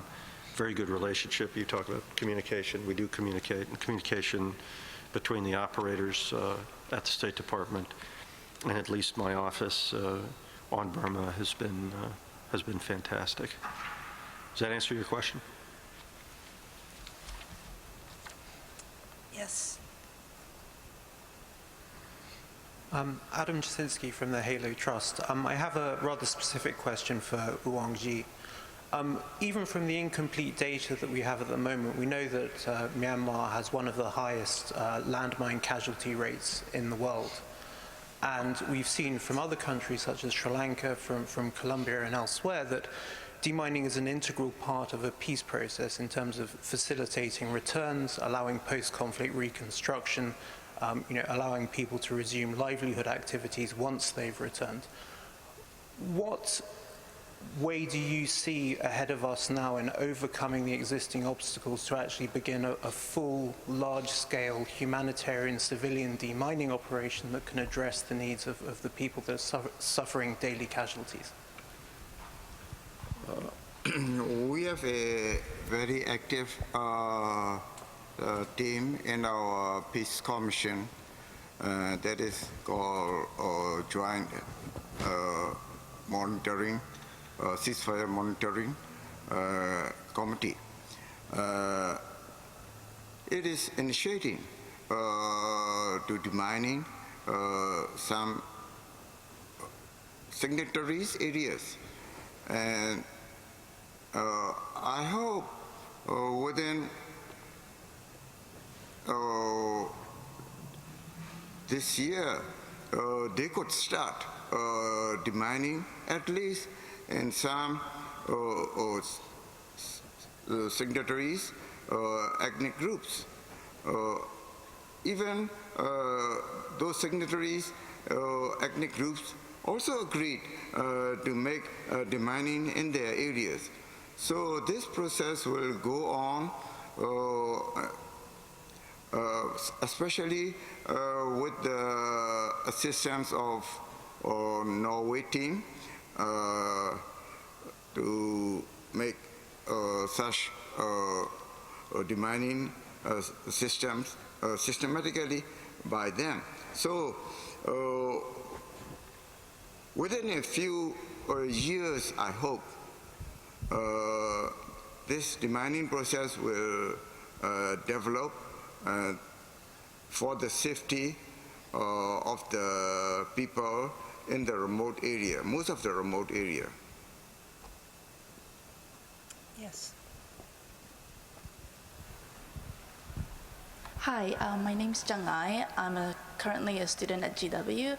My question is about Burmese community that has resettled in America and what possibly their role could be in advancing the peace process. So I grew up in a Burmese immigrant community in Jacksonville, Florida, and in Jacksonville alone, there are hundreds, if not thousands of us, people who immigrated from Burma. And so is there anything, that we can do in order to make positive contribution to push the peace process forward? Thank you. We would warmly welcome any persons to join in the peace process. Actually, I myself is giving as volunteer in peace process. I am a former minister, and when I have resigned from the post, then I try to make some volunteer service, especially on peace or conflict management. That's why I give volunteer service in this peace process. So,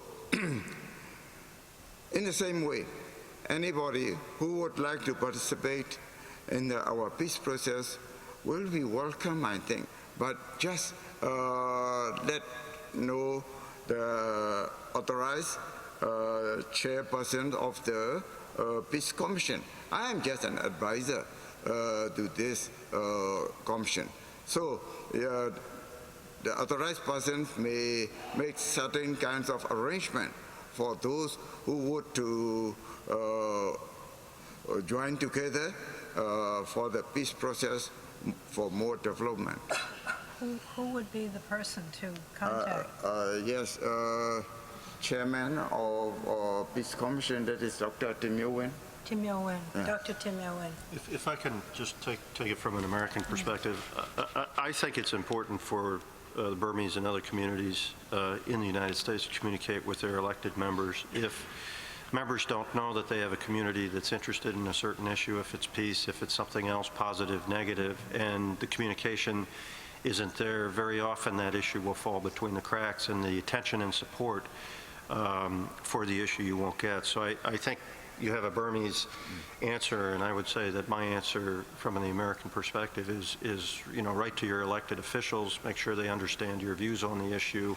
It helps those of us who are longtime watchers and activists on Burma on the Hill to have more voices, more discussion, more debate, and frankly, more support. Actually, we need more human resources in our Peace Commission. U Thein Sein has used many civilian experts in his era, but after NLD has won the elections, NLD is just using very limited resources in the peace process. So I think more human resources will be needed for the future. So both your congressman and your senator. Senators. Okay, do we have more? Have we reached the end of the road? We've reached the end of the road. I'm getting a time signal. Thank you all very much for bearing with us through a long day. I appreciate your participation. And now we have final words from Derek Mitchell. It says 15 minutes. I'm not going to inflict 15 minutes. It's been a very long day. And it's been I have to say, it's as good and detailed a conversation about these issues of peace and reconciliation in Burma that I've ever heard in Washington. This is exactly what we need more of, so people understand, both at USIP and Washington generally, and hopefully people listening can also learn from this. We want to be a center for that. I just want to go over some of the issues that I heard, some of the themes very quickly. We started on the issue of context, of really being, understanding the political, the historic, the cultural, the geographic, geopolitical, and the social context of this country. Like any country, if you're going to get this right, whether there's a peace process or not, you have to understand where it comes from. It does not start 5 years ago, 10 years ago, even 20 years ago. There's a long context. We also talked, as part of that context, that the most important issue, which is not understood, and we talked a good bit today, is this issue of majority-minority relations. It is what I've called the defining challenge, the peace issue. And we had a little bit of a conversation, maybe a false dichotomy between whether peace is most important or democracy is most important. And in fact, you're not going to get peace without democracy. And you probably won't have a real democracy without peace. They go hand in hand. Peace is absolutely essential, but unless you give people a voice and a stake in this process, you are not going to get success. And this is obviously an issue you cannot solve militarily. They're very, most of these issues you cannot solve militarily. It has to be done through a political process. On the peace process, if you haven't figured out already, this is probably the most complex peace process in the world. Maybe I can't think of any other process that is as complex with so many different groups by many orders of magnitude. That is not, though, the complexities are not a recipe for inaction. It's not a recipe for throwing up our hands. There are lots of things that can be done. We've heard about basic outlines that have come together that may be difficult to achieve ultimately or to implement, but there is more of a discussion and more of an understanding of the principles by which this discussion needs to be had, and that is progress, as long as this process will take. We also heard about the various sources of instability that will complicate this process, whether it's drugs or guns or human trafficking, refugees. This is an extremely important, all these things kind of go together and have an influence on the stability of Asia. And we're talking about a country that is at the crossroads of Asia. This country matters whether you're interested in values of democracy or very basic issues of health or other security-related matters in Asia. I do want to highlight one issue that I think was demonstrated by what Vanessa said when she talked about women and youth. I've always said this is not simply a peace process. This is nation building. They are trying to figure out, maybe for the first time in a peaceful way, what is this identity of a new nation? And that can't be done simply between people with guns. It has to be done with the entire society talking about this bottom up, not just top down. So it is absolutely essential that this be an inclusive process, to be sustainable and to be credible. And that means consultation, cooperation, understanding as you go along. We talked a bit about intercommunal conflict, about this being a very serious social challenge, internal security challenge, that there is a permissive environment that continues and needs to be addressed.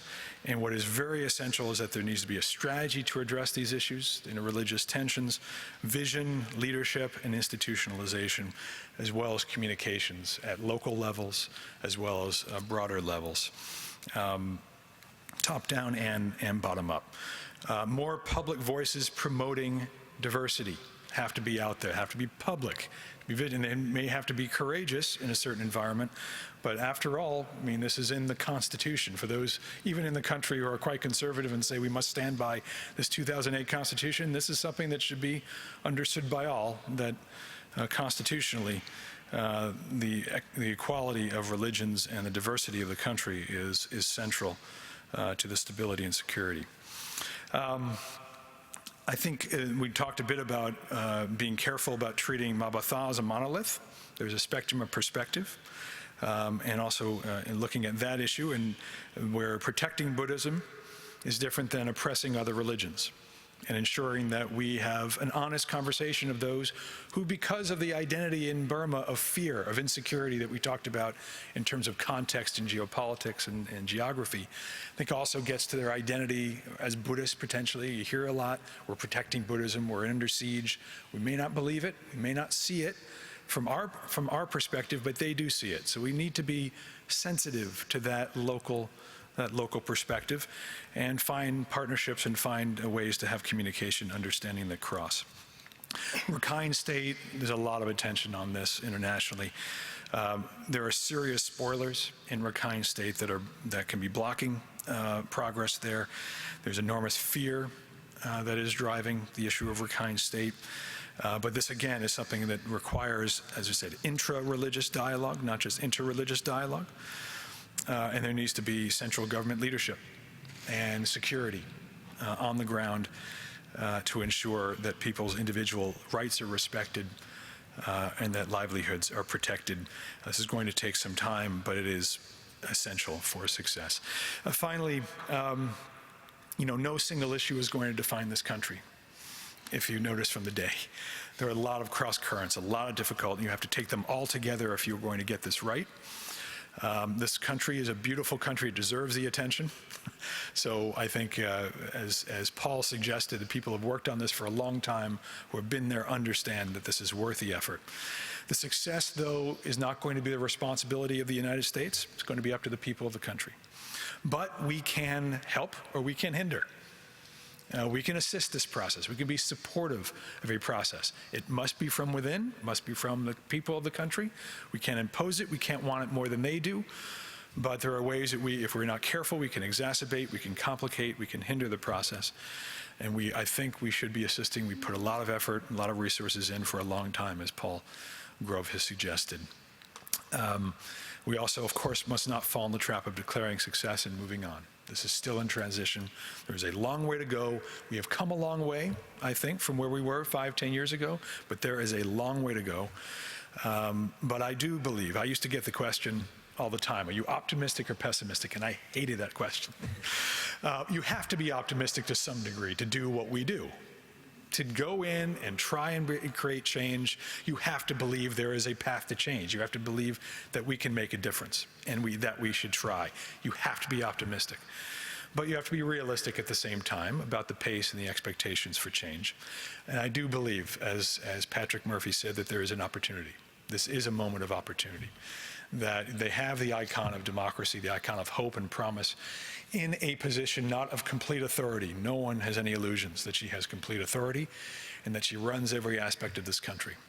There are constraints on her. There are other things that have not changed in the country that need to be worked out over time. But it is a moment of opportunity we need to invest in, we need to understand. And this is something, as we heard earlier, that there needs to be a learning curve on the ground and a learning curve out here to help keep up with the changes. And that's basically what we're trying to do here at USIP. We're trying to learn, we're trying to keep up with the learning curve, keep up with what happens there. I've been gone a year. When I was gone for 2 weeks in the past, I used to say, I don't know what's going on there anymore.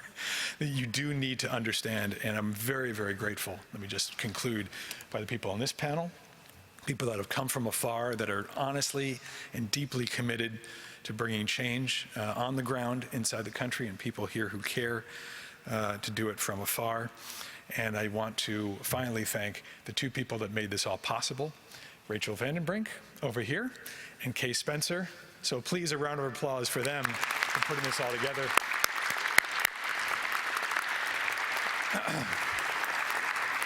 They have brought the sun today. They could not help it on Tuesday. I thank you all for coming and changing your schedules to come on a Thursday. And we will continue this conversation, so keep your eye on the USIP website. Thank you all very much. Great to see you. Very nice to meet you. Great to meet you. Did I give you my card? No. When you come to Yangon, Yep. let me know. I will.